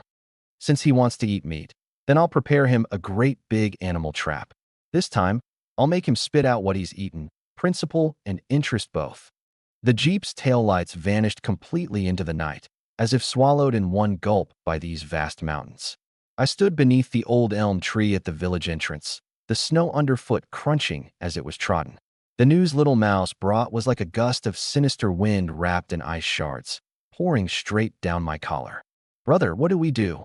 Lazy still held that big sledgehammer, his dark face written all over with rage. That one big-shot bastard is too sinister. He means to cut off our roots. I'll go smash those 2 walnuts of his right now. Put the hammer away. My voice was very cold, colder than this -30-degree night wind. I threw my cigarette butt down and ground it out, until that spark went completely dead in the snow. Lazy, remember this. In this village, sometimes you kill people not with a blade, with the mouth. I turned, my gaze sweeping over those farmhouse yards looming faintly in the darkness. Normally at this hour, every home should have had its lights out and been asleep. But tonight all of Kaoshan Village was especially restless. Behind those glass windows pasted with paper cuts, shadowy figures swayed dimly, countless pairs of eyes peering over this way through the window cracks. That gaze was no longer the earlier reverence, but greed, envy, and a kind of incited blind hatred. This was human nature. When you're a little stronger than others, they envy you. When you're too much stronger, they fear you. But if someone tells them the reason you're strong is that you stole what belongs to them, that fear instantly transforms into a man-eating hatred. Come home. I tightened my sheepskin coat and strode toward my own yard. Just as I reached the mouth of the alley, I saw that my own front gate was already surrounded so tightly not a drop of water could leak through. A dozen-odd flashlight beams flickered chaotically, casting the Chin family's freshly lacquered gate in a ghastly white. Open the gate. Chinhe, get your ass out here. Hand over the collective's treasure. That's the root of our Kaoshan village. Why should you take it alone to curry favor? Curses and pounding on the gate rose one after another, shaking the snow off the door frame in a rustling cascade. The one leading was that good-for-nothing second uncle of mine, Lou Lizy. Tonight this fellow had clearly drunk liquor for courage, holding half a broken beer bottle, standing on the steps with spittle flying. Behind him followed not only those hooligans Ergotzi and Zhao Si, but even a few clan elders of quite high seniority in the village. These old men who normally had trouble even walking were sprightly today, leaning on their canes, faces full of righteous indignation. The outer ring was surrounded by even more villagers there to watch the show, arms folded, gazes shifting. They might not have the guts to charge to the front, but they'd never mind coming up to share a piece of flesh when I fell. Everyone get out of my way. A thunderous roar like a bolt from level ground. Lazy charged straight into the crowd like an out-of-control tank. His 1.9-meter frame, paired with sinewy muscles that could split a cotton coat, carried a devastating oppressive force. Let's see who dares touch my family's gate. Lazy swept out a hand, and two brawny men blocking the way fell into the snowbank like scarecrows. The crowd instantly went silent, parting a path in a rush. Hands behind my back, I walked leisurely through the crowd, even wearing a smile. Only the smile didn't reach my eyes. Yo, second uncle, all you elders, so late and not sleeping, running to my gate to put on a big opera? I walked up onto the steps and turned to face the crowd. That composure exuding from the marrow of my bones quieted the clamoring crowd a few degrees more. Chin-hee, cut the crazy act. Lu Lizy, seeing he had backers, grew bold in spirit again, pointing at my nose, that yellowed finger even trembling. Everyone's heard. You dug out a 6-prong leaf big bonchue on Old Shady Slope. That's a ginseng king. Priceless. That's our Kaoshan village territory, the state's mountain, the collective's forest. That bonchue is collective property. And you, to climb a high branch, to carry on an affair, you actually took our whole village's treasure and gave it to that wild woman from the city. This is theft of collective property. This is speculation and profiteering. This is the crime of hooliganism. Each of these big hats slammed down was practically meant to finish me off. The surrounding villagers instantly boiled over. That's right. Why should he? That mountain's been guarded by our ancestors for generations. I heard that bonchue's worth 10,000 yuan. That's money our whole village couldn't earn in 10 years of work. Chin-hee, you must give an explanation. Either get the bonchue back, or take out the money and split it. Right? Split the money. All who see get a share. Once the flames of greed are lit, even reason can be burned to ash. A few clan elders tapped their canes and chimed in too. Chin boy, a person can't forget his roots. When your father was alive, he was a man of principle too. How'd he sire a breed like you that eats from the pot while betraying it? Hurry and hand over the money. Give it to the village committee, and the folks might still speak well of you. Otherwise, if this gets reported up to the county, you'll be going to prison. I coldly eyed this crowd. Among these people were elders who'd watched me grow up, neighbors who normally still called me brother. Just 2 days ago when I fixed the Lei family's roof, this same bunch had all held up their thumbs praising my righteousness. Now, hearing there was 10,000 yuan, each one instantly turned into a man-eating demon. This was Wang Bigshot's cleverness. He didn't need to step forward himself, didn't even need to lift a hand. He only needed to plant a seed of envy in the hearts of these people who'd been terrified by poverty, and I would become the target of everyone's arrows. Damn it, let's see who dares. Lazy truly couldn't listen anymore and yanked that razor-sharp hatchet from behind his waist, his eyeballs bloodshot. Lu Lizy, you old sunless bastard. Spew filth from your mouth again and see if I don't split you open. At this flash of a weapon, the crowd shrank back in fright. But Lu Lizy didn't retreat. Instead, he craned his neck and thrust his head forward. Come on, split me. Everyone's watching. Chin-hee's dog is going to kill someone. If you've got the guts, split it right here. Kill me. And off you go to the police station to eat a bullet. And then Chin-hee's the mastermind. He'll be buried with me too. This was a rogue with no shame. He was betting that I wouldn't dare act before the crowd. Once Lazy brought that hatchet down, even if only a bit of blood showed, the nature of things would change. Right would become wrong, and legitimate self-defense would become armed assault. By then, with a bit of maneuvering by Wang Bigshot at the county, that gun permit I'd just gotten would be revoked, and I'd have to go in and sit. Lazy, stop. I clamped down on his wrist, my grip strong as iron pincers. Put the hatchet away. Brother, these bastards bully us too far. Lazy's chest heaved violently with rage, the veins on the backs of his hands bulging. I told you to put it away. I weighed my tone heavier, my gaze stern and brooking no doubt. Gritting his teeth, Lazy jammed the hatchet back at his waist, his ox eyes fixed hard on Lu Lizy, as if to swallow him alive. I took a deep breath and stepped forward, standing before Lu Lizy, close enough to smell the stench of cheap liquor on his breath. Second uncle, that opera's pretty well acted. Wang Bigshot must have given you plenty of benefits, huh? My voice was very low, only the few in front could hear. Lu Lizy's gaze flickered, then he shouted even louder. Cut the useless crap with me. Shinhee, I'll ask you one thing. Is that banshue real or not? Did you give it away or not? Yes. I answered crisply and cleanly, my voice booming. The whole scene was in an uproar. He admitted it. He admitted it. A wastrel. 10,000 yuan. I raised a hand and pressed down, and that aura forged from long tempering at the edge of life and death forced the clamoring crowd to quiet down once more. I dug up that banshue. I have a legal gathering and hunting permit. This is my skill, and my luck too. My gaze swept across the face of each clan elder. As for giving it away, that was to repay a debt of gratitude. Bureau Chief Lin led people into the mountains and saved my life. Isn't my life, Chinhee's, worth a single radish? And another thing, you all say that mountain belongs to the collective. I gave a cold laugh. Then the winter before last, when the Zhao family's youngest son froze to death up on the mountain, why didn't you say he died on the collective's mountain, that the collective should take responsibility? Last autumn, when wild boars came down and ruined Annie Wang's cornfield, why didn't you say those were the collective's wild boars and make the collective pay compensation? This string of counter-questions left several present dumbstruck and speechless. The benefits you want to grab, the risks you don't want to bear. Where under heaven is there such a good deal? I pulled out that red-covered gun permit from my coat and slapped it in my hand. This permit of mine was issued by the Forestry Bureau. When I give a gift, I give it to the Forestry Bureau's leaders. If you're not convinced, if you think this thing belongs to the collective, fine. I pointed toward the direction of the county town. Go to the county right now. Go make a scene at the Forestry Bureau's gate. Go find Bureau Chief Lin and demand that banshue back. Whoever can get it back, the money's all his. I, Shinhee, won't take a single fun. Go on. Who dares go?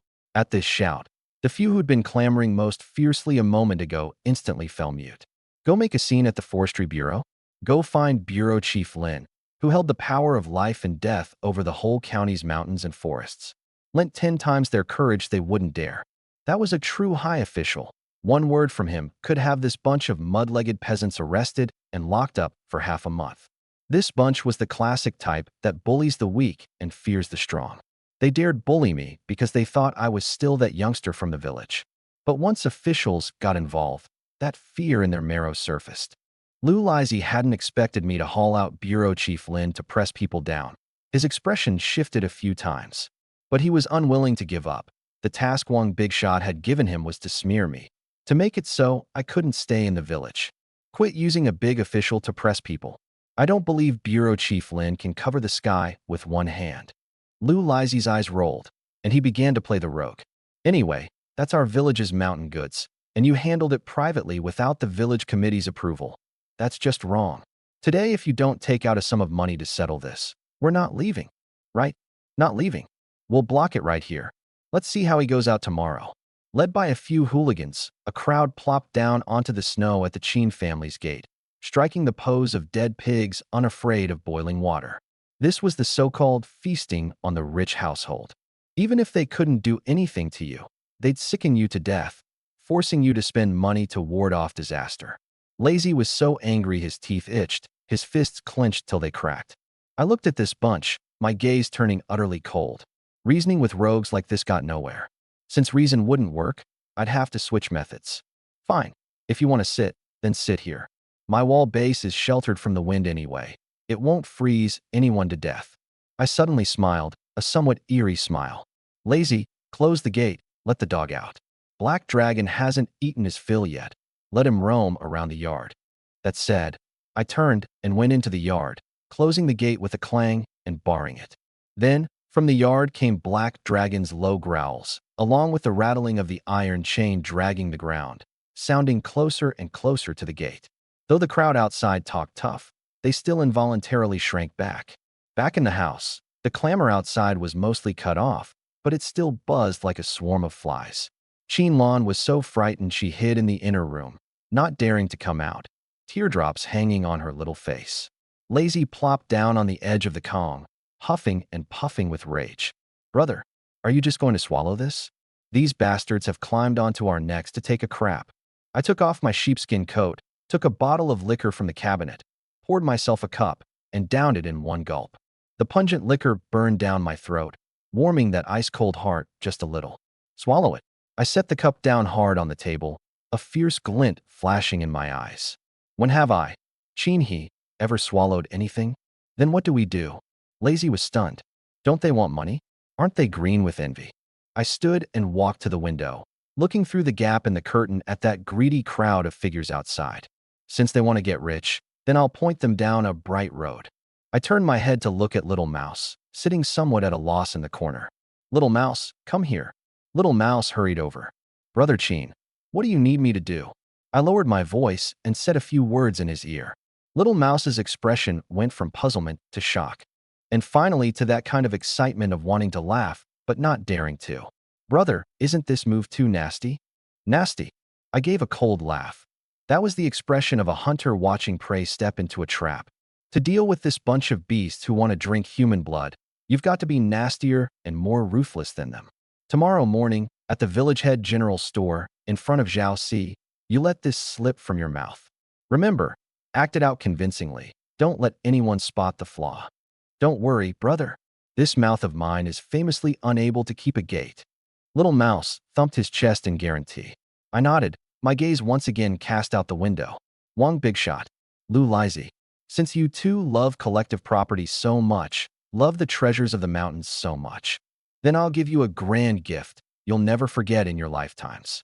Hopefully by then your teeth are up to it, and you don't chip them into a mouthful of blood. The night grew deeper. That bunch who'd been clamoring around the Chin family's gate ultimately couldn't withstand the stone-cracking severe cold of the small hours. A few of the ringleader old men, frozen till their noses ran uncontrollably, couldn't even hold their canes steady, and cursing and grumbling, withdrew first. The remaining show watchers, seeing the Chin family's gate shut tight, and even the lights off, felt it was no fun anymore, and one by one, shrinking their necks, dispersed. Only Lu Lizy still refused to give up. He spat a gob at the gate and left the harsh words, "We'll be back tomorrow," then departed, looking back every few steps. Inside the house, hearing that the commotion outside had completely died down, I pulled the light cord back on. Under the dim yellow light, 3 heads gathered together. Listen up, everyone. I shook a cigarette out of the pack, didn't light it, toying with it in my hand, a scheming look in my eyes. The fish we're hooking this time is a bit big. Not just Lu Lizy, but also that Wang Bigshot hiding in the back. Brother, what do you say we do? Should we lure them into the mountains and give them a beating? Lazy rubbed his fists, his big hands clenching till the knuckles cracked. A beating is the inferior tactic. That's handing people a handle.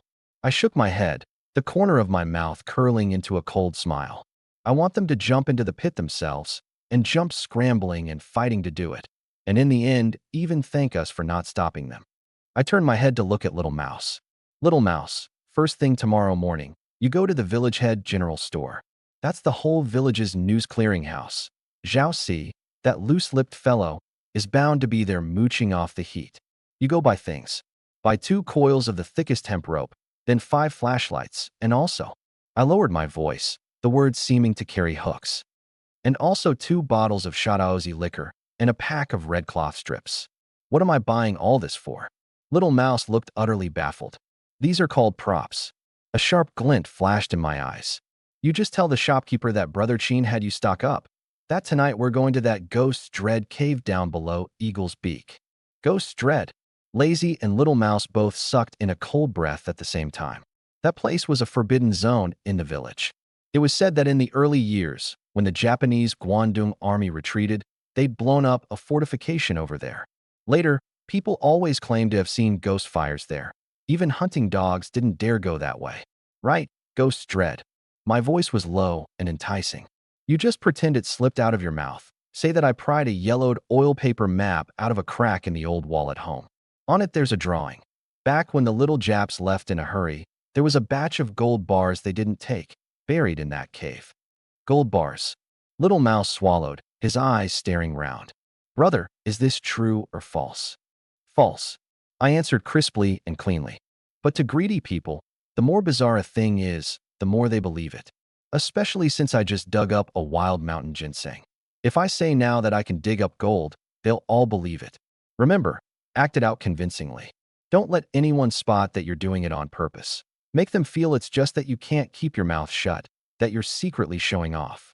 The next morning, In the village head general store, the stove fire was burning bright, and the warm air, mixed with the scent of sunflower seeds, loose liquor, and shag tobacco, was enough to lull a person into a stupor.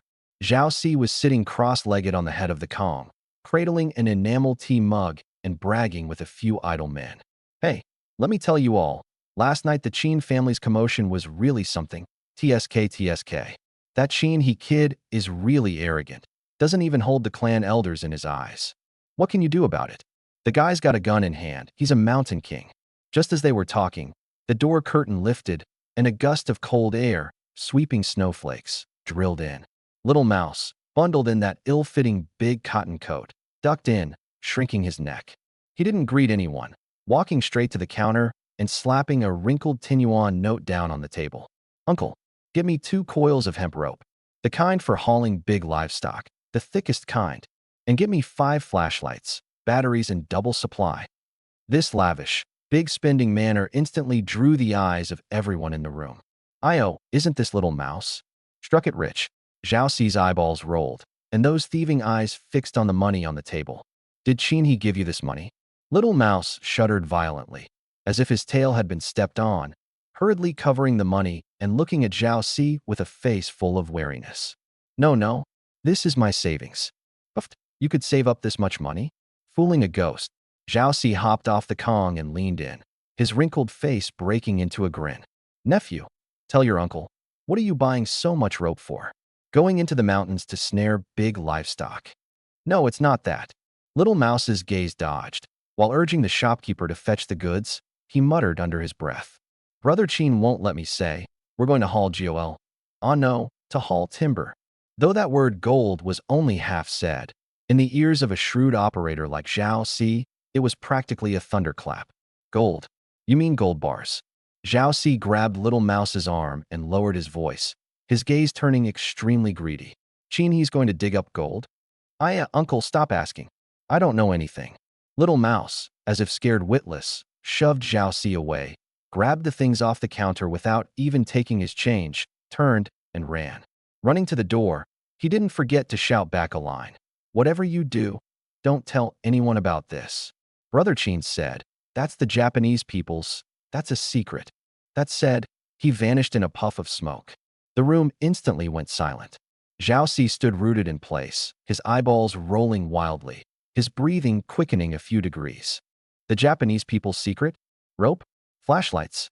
And associating it with how I'd suddenly grown rich these past few days, plus that fearless manner of mine last night. Mama, this kid must have found the Guangdong Army's gold vault. Zhao Si slapped his thigh, and without even donning his cotton hat, pushed the door open and ran outside. This news could be traded for big money. He had to hurry and tell Wang Bigshot. Around noon, in the tile-floored big house of Wang Bigshot's family, the atmosphere was as festive as celebrating the new year. On the table were pig head meat, peanuts, and 2 bottles of good liquor. Wang Bigshot sat in the seat of honor rotating walnuts, the fat on his face all quivering. Lu Lizhi and Zhao Si sat on either side, each with green fire in his eyes. You're saying you heard it with your own ears? Wang Bigshot narrowed his eyes and stared at Zhao Si. Absolutely true. That kid can't keep his mouth shut. A couple of scares, and he confessed everything. Zhao Si said, spittle flying. He said Qin he pried out a map from a crack in the old wall, and tonight he's going to ghost dread below Eagle's Beak. He even bought rope and flashlights. That setup means he's going down into a cave. Eagle's Beak. Wang Bigshot mused for a moment. That place was indeed uncanny, with quite a few legends, and in the early years Japanese had indeed been stationed there. No wonder that kid suddenly bought a vehicle and repaired his house, and even dared to give away a priceless bonchuet. Lu Lizhi slapped the table in sudden realization. So he found the gold vault. To him, that bonchuet is just 1 hair off 9 oxen. Big brother, this is boundless wealth from the heavens. Can we let that Qin he swallow it alone? The walnuts in Wang Bigshot's hand stopped with a clack. Greed, in the end, conquered reason. Swallow it alone? That's collective property. That's the state's gold. Wang Bigshot spoke with righteous solemnity, but those mungbean eyes were full of sinister calculation. Tonight, we go intercept it. Not only will we catch him red-handed with the loot, we'll also, he didn't say the rest, But both Lu Lizhi and Zhao Si understood. In this deep mountain forest, if some accident were to happen, who would know? Go prepare the gear. Wang Bigshot stood up, a ferocious look on his face. Bring those homemade shotguns. Call a few more trusted brothers. Tonight, we go strike it rich. Night fell. There was no moon. Only a sky full of stars coldly watching over this vast and boundless land. In the Qin family yard, I was organizing my equipment. I'd changed into a set of light cotton clothes, with a sheepskin vest over the outside, puttees wrapped on my legs, and specially made anti-slip cleated boots on my feet. On my back, I carried the double-barreled hunting rifle, with a hunting knife and hatchet at my waist. Lazy was also fully armed, holding that signature big sledgehammer, with an enormous carrying basket on his back. Brother, will they really take the bait? Lazy glanced at the pitch-black night outside, somewhat uneasy. Greedy people smell the fishy scent and they'll bite the hook, whether or not there's bait on it. I smiled and checked the cartridges in the gun. By now they should already be creeping toward Eagle's Beak. That's a fine spot. Besides the strong wind and deep snow, there's a huge surprise waiting for them. That so-called Ghost Dread cave was actually a dry well abandoned by hunters long ago. Inside there were no gold bars, only thick bat droppings and a ventilation shaft connected to an underground river below. That place had wind whistling like a ghost's wail, extremely hard to climb. Once you went in, you couldn't get out for half a day, and you'd come out reeking. More importantly, that place was now occupied by a pack of weasels out foraging. If this bunch really crawled in there, that scene, TSK, then what about us? Where are we going? Lazy asked. We're going to do the real business. I pointed in the opposite direction, toward the heartland of the deep mountains. Real treasure is never on a map. Tonight, we go raid a bear's den. A bear's den. That's the tree hollow where a black bear hibernates. This season, black bears were all in hibernation, which was the best time for hunting. And my radar had long since detected a truly big fellow, an adult black bear, currently sleeping in the hollow of a dead old red pine.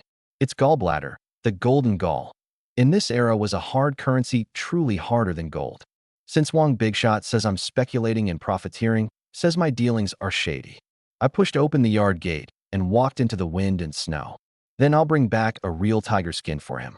Tomorrow morning, I'll let the whole village see who's the real master of these mountains. In the wind and snow, two parties set off in opposite directions. One walked toward a trap of greed. One walked toward a life and death struggle. This was destined to be a restless night. The deep mountains at night were another world. The wind had stopped, the snow had stopped, and the surroundings were eerily silent. Only the skis underfoot sliced across the hard-crusted snow, giving off a light shhh, which sounded like the god of death sharpening his blade. To avoid that bunch of foolish roe deer gone treasure hunting at Ghost Dread, I deliberately took a detour of more than a dozen li of mountain road, specifically drilling through untraveled wild forest. The trees here were all centuries-old red pines and green poplars, frighteningly thick, their crowns blocking even the stars in the sky. Brother, we've been skiing for 2 hours. Is that big fellow really here? The white breath Lazy puffed out had frozen into a thick frost on his eyebrows, and the big basket on his back weighed on him so he panted, yet he didn't dare make a loud sound. Little Mouse was even worse off, frozen till his nose ran uncontrollably, both legs trembling, held up entirely by a drive to strike it rich. Shoo! I suddenly stopped and raised a finger to my lips, taking off my goggles to reveal a pair of eyes frighteningly bright in the dark night. The radar interface surfaced once again. Only this time, that point of light was no longer green, nor an ordinary red, but a mass of deep crimson blazing like magma, even faintly tinged with purple. That light mass was fully as big as a millstone, pulsing slowly and powerfully 50 meters ahead, just like a giant heart beating. Thump, thump, thump. Each beat came with a powerful surge of life energy. This wasn't just a living creature. It was the overlord of this stretch of mountain forest. We're here. I unfastened my skis and stuck them upright in the snow, drew the hunting knife from my waist, and pointed at the old green poplar ahead, thick enough for 5 men to embrace. The bark was cracked and dry like the back of an old man's hand, and several dead branches jutted every which way toward the night sky, looking like fang-bearing, claw-brandishing demons. At a spot about 3 meters off the ground was a concealed tree hollow. The mouth was hung all over with long icicles. Formed from the hot breath the big fellow inside exhaled, condensing in the cold. In the trade it's called breath frost. That frost had formed extremely thick, a stark white expanse, gleaming a ghastly pale in the faint starlight. A sky den. I softly spat out those words, a fierce edge in my gaze. This kind of thing was the biggest headache for a hunter. A ground den was easy to handle, block the mouth and smoke it out. But this sky den, the bear above, the person below, once you startle the den, that several hundred-gene black bear comes crashing down from the sky, a mountain of flesh crushing down on your head. Even if you don't die, you'll be crippled. Lazy, clear the ground. I began to arrange things methodically. Pack down the snow at the foot of the tree, so your foot doesn't slip and you can't get away when the time comes. Bury those leg-hold traps around the tree roots. If it jumps down, give it a taste first. Little Mouse, take out that smoke bundle you doctored up.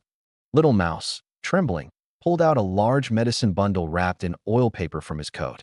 Inside was a fierce mix I'd specially concocted, bone-dry mugwort, pine knot kindling, mixed with half a gene of blistering hot Chaotian chili powder. If this thing was lit, the smoke could make a person cough their lung pipes out. Brother, will this really work? Little Mouse looked at that pitch-black tree hollow, his calves cramping. What if we smoke it into a rage and it jumps straight down? The instant it jumps down, it's airborne, with no way to draw force. That's the best target. I checked the slug rounds in the double-barreled rifle.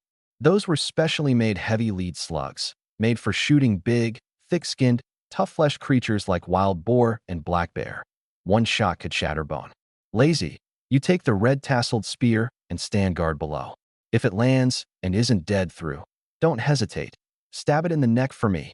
Lazy held a red-tasseled spear over 2 meters long. One I'd specially had lay Big Hammer forge.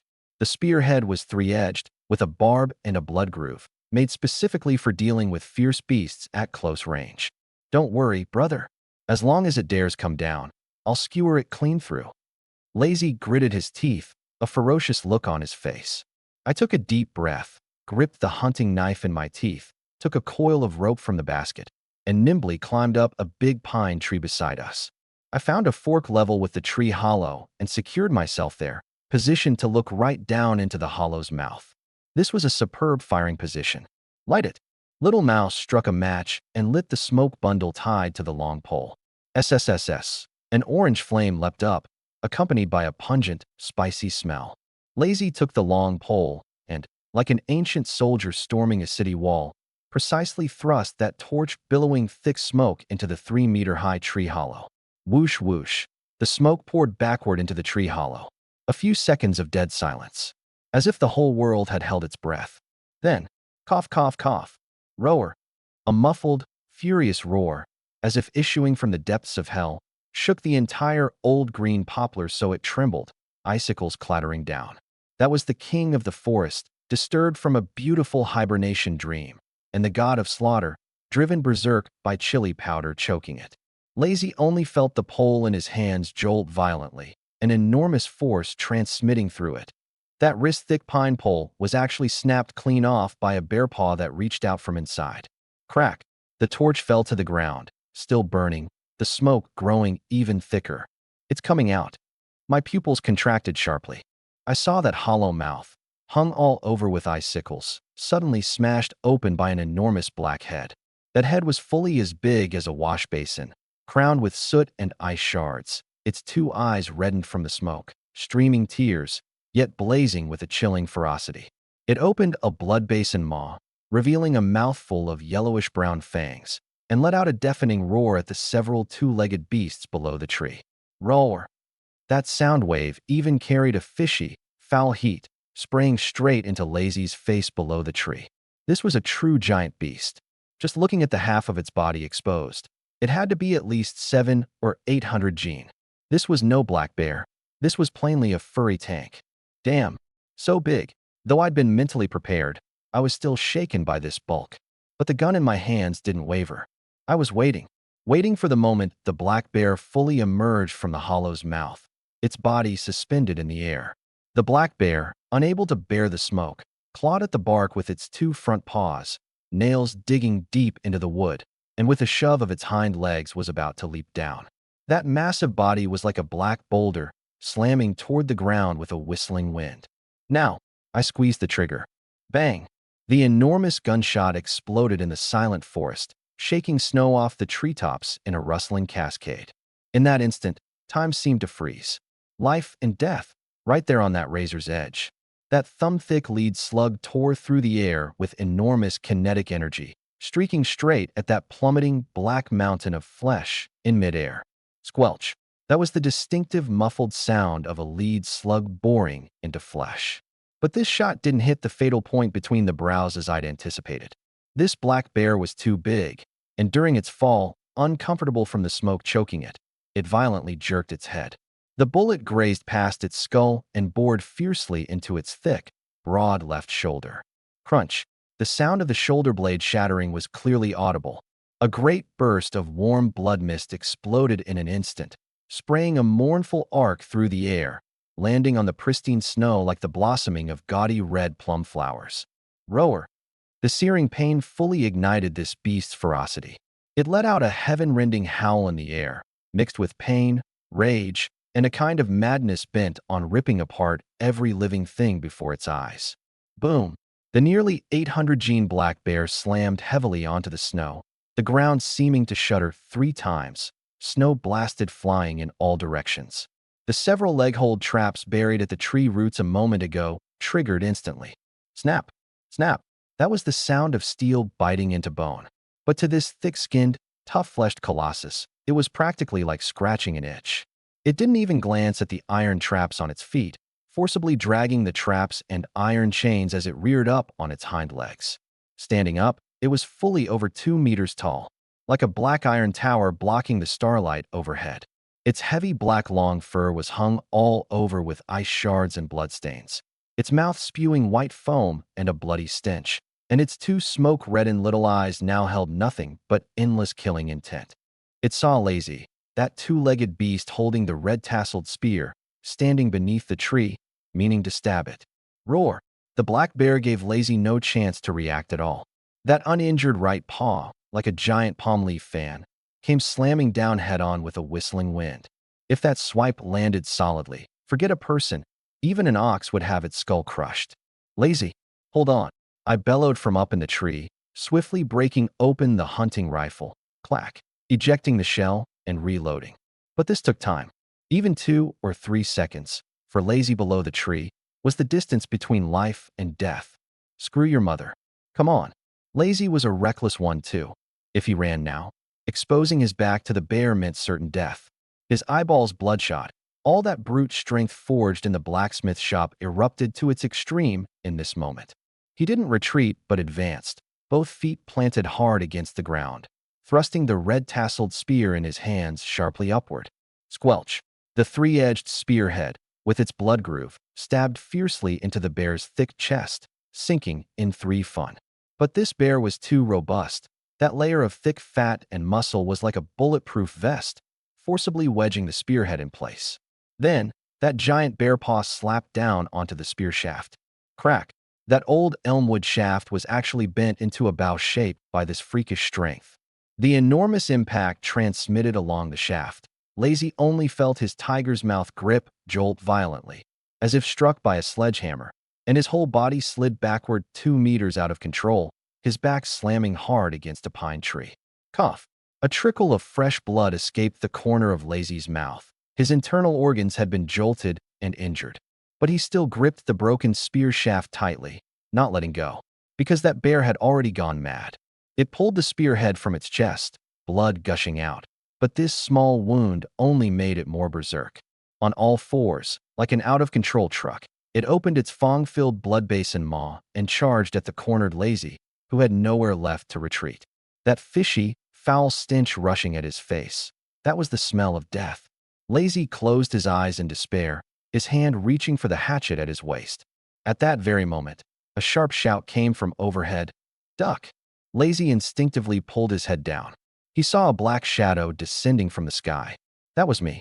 I hadn't fired from the tree, because the branch was swaying, and with the black bear moving too fast, if the second shot went wide again, Lazy truly would have lost his life. I chose the most reckless and most manly way. From the 3-meter-high tree fork, I jumped straight down. Borrowing the gravity of the fall, like a hunting goshawk, I stomped both legs fiercely onto that black bear's broad back. Thud! With this one blow, the 100-plus gene weight of man plus gun, added to the momentum of the fall, slammed the bear, just as it was about to pounce and bite Lazy, into a stagger, its front half sprawling onto the snow. And I was riding on the bear's back. This was truly dancing on the tip of a blade, plucking hairs off the king of hell's nose. The black bear wildly writhed its body, trying to throw off this damned thing on its back, its giant claws grabbing wildly backward, several times grazing past my sheepskin coat, tearing up bursts of wool. Die, you bastard. I paid no mind to any of that, my left hand gripping tight the bear's shaggy mane to fix myself in place. My right hand held the gun one-handed, that pitch-black muzzle pressed directly against the back of the bear's head, the midpoint of the line connecting its two ears. That was the bear's most fragile spot and the shortcut to its brain. This was firing point-blank against the skull in the truest sense. There was no suspense whatsoever. Boom! This shot was even louder, even more muffled than the last. It was the sound of gunpowder exploding in an enclosed space. The enormous recoil jolted my tiger's mouth grip numb, nearly wrenching the gun from my hand. And below the muzzle, that enormous bear head sank sharply downward, as if struck hard by a piledriver. Then, red and white, mixed with shattered bone fragments, sprayed out from the bear's face, splattering Lazy's face and body. The black bear's massive body convulsed violently once, its forelimbs going rigid as if electrified. Then it went utterly limp. It was dead, dead as dead could be. I rolled off the bear's back and lay face up on the snow, gasping in great mouthfuls of breath. That bloody smell, the gunpowder smell, and the foul stench of the black bear all mixed together, rushing straight to my head. But I thought this smell was damn fragrant. This was the smell of victory. Brother, brother. Little Mouse, not far off, only now came to his senses, trembling as he crawled out of the snowbank, still holding that now extinguished torch. He looked at this bloody scene before his eyes, at that colossus fallen in a pool of blood, and at me, covered in blood yet grinning like a devil. In this moment, my image in his heart was even taller, even more terrifying than that bear. Lazy, you okay? I propped myself up to sit, wiping a handful of bear blood off my face. The blood was still warm, scalding my hand. Lazy leaned against the tree, clutching his chest. That blow just now had shaken him up badly. But seeing the bear was dead, this fellow split open his blood-covered mouth to reveal a set of white teeth. I'm fine. Cough, cough. Just my chest feels stuffed up. Brother, that move of yours just now, a divine soldier descending from heaven. That was so damn cool. Cool my ass. That was gambling with my life. I cursed, pulling the cigarette pack from my coat, my hands a bit shaky, striking several times before I got it lit. I took a deep drag, letting the pungent smoke circle once in my lungs, calming my wildly pounding heart. Get moving quick. I tossed the cigarette butt and picked up the hunting knife, my gaze turning cold and professional again. While this beast's body is still warm, hurry and extract the gall. If we wait for it to go stone cold, the bile will seep into the liver, and these few thousand yuan will go down the drain. I walked over beside that mountain of flesh, kicked at that shattered bear head with my foot, then crouched down. The hunting knife flashed a cold light in the moonlight. Rip! That was the sound of the sharp blades slicing open thick hide and fat. The white fat was fully 3 fingers thick, and turning it open, it steamed with rising heat. A feast of butchery, full of the aesthetics of violence, formally began. Steam, a vast, white expanse of steam. In that old forest more than 30 degrees below zero, this black bear that had just breathed its last was like an erupting active volcano. Its enormous body sprawled on the snow, the shattered half of its skull still oozing red and white matter, and that thick, rust-tinged bloody stench was instantly swept by the cold wind all across the mountain. But this wasn't even the most nose-assaulting. What truly assaulted the nose was that stench-mixing beast musk, pine resin, and that indescribable rank odor. Don't just stand there like fools. Get the knives going. I bellowed, wiping off the now sticky beads of blood on my face. This was a race against time. Though a bear's body temperature dropped slowly after death, the bile in the gallbladder was extremely sensitive. Once too much time passed, the bile duct would slacken, and that bile, more precious than gold, would flow back into the liver or seep into the surrounding fat. By then, this gall would have collapsed, and it'd be worthless junk. Lazy, hold down its legs. Don't let it cramp up. I knelt beside the bear's corpse, twirling that hunting knife in my hand. I didn't open the belly directly.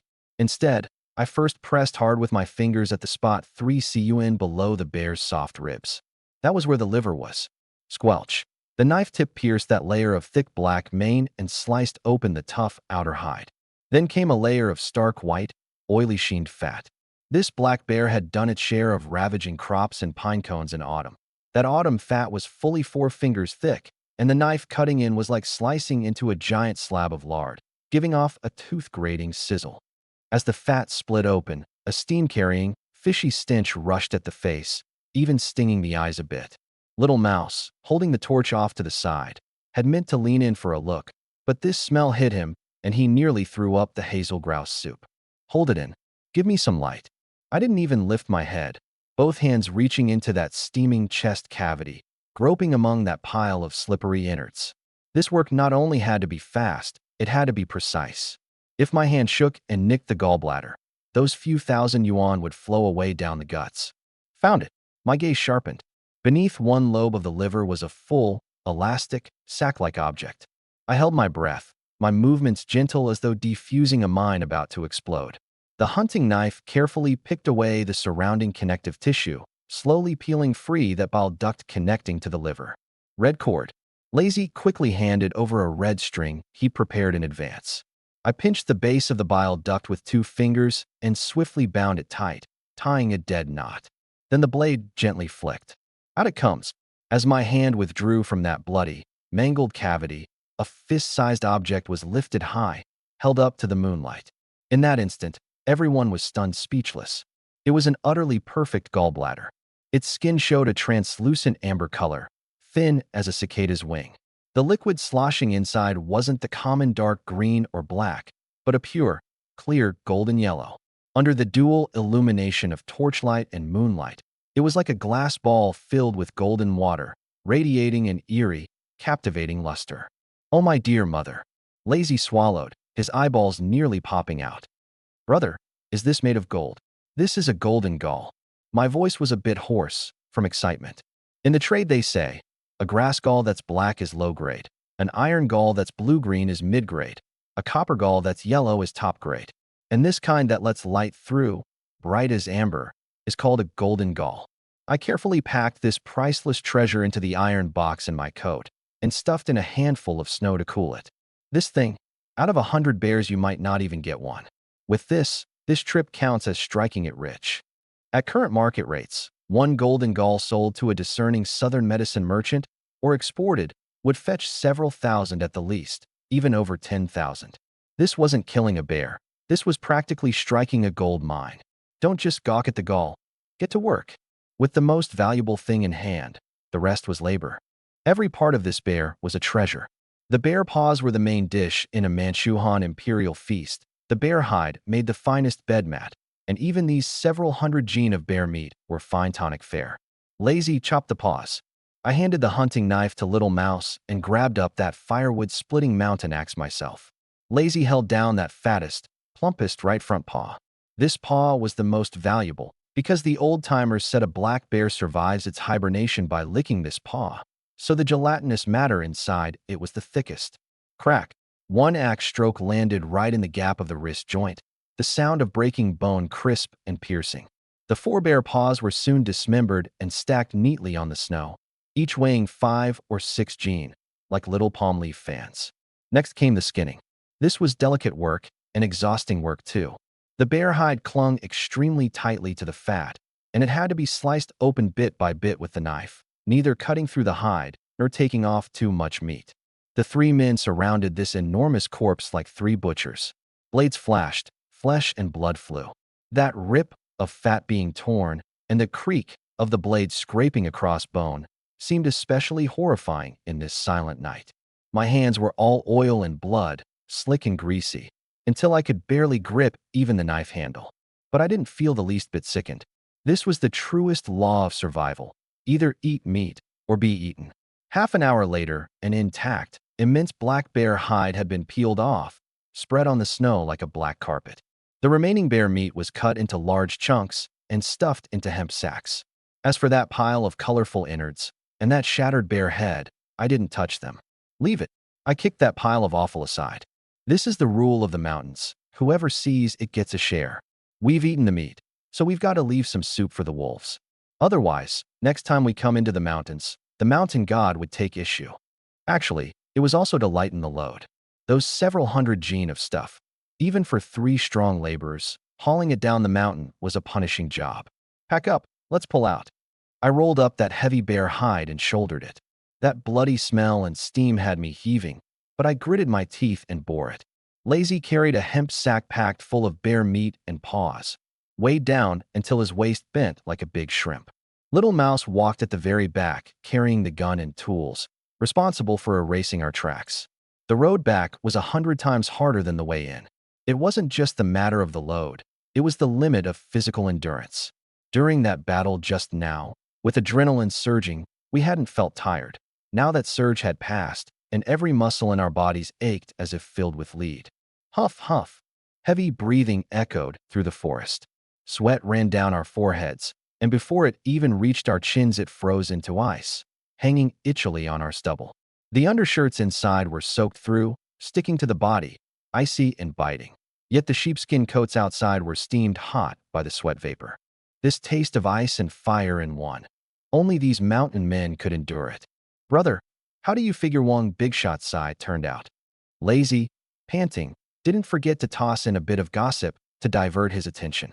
How'd it turn out? I gave a snort, my feet not stopping. In that ghost dread cave, there's nothing but bat droppings and weasel piss. Right about now, they're probably puking and cursing their mothers all at once. Thinking of that bunch's disheveled, sorry state, the 3 of us, though dead tired, couldn't help laughing out loud. As dawn approached, a streak of fishbelly whites spread across the eastern horizon. The Chin family's familiar little courtyard finally came into view. At this hour, Kaoshan village was still steeped in slumber, the occasional rooster's crow breaking the quiet. The 3 men slipped silently into the yard like thieves, quickly hauling that pile of bloody spoils into the root cellar. That cellar stayed at a low temperature, a natural refrigerator. I didn't rush to rest. Carrying that iron box holding the golden gall, I went to the deepest part of the cellar. Here it was cool and ventilated, a good place to air-dry medicinal materials. I found a clean wooden board and carefully set that golden gall on it. Looking at that treasure still glimmering with golden light under the faint lamplight, I let out a long breath, plopped down on the ground, and lit a cigarette.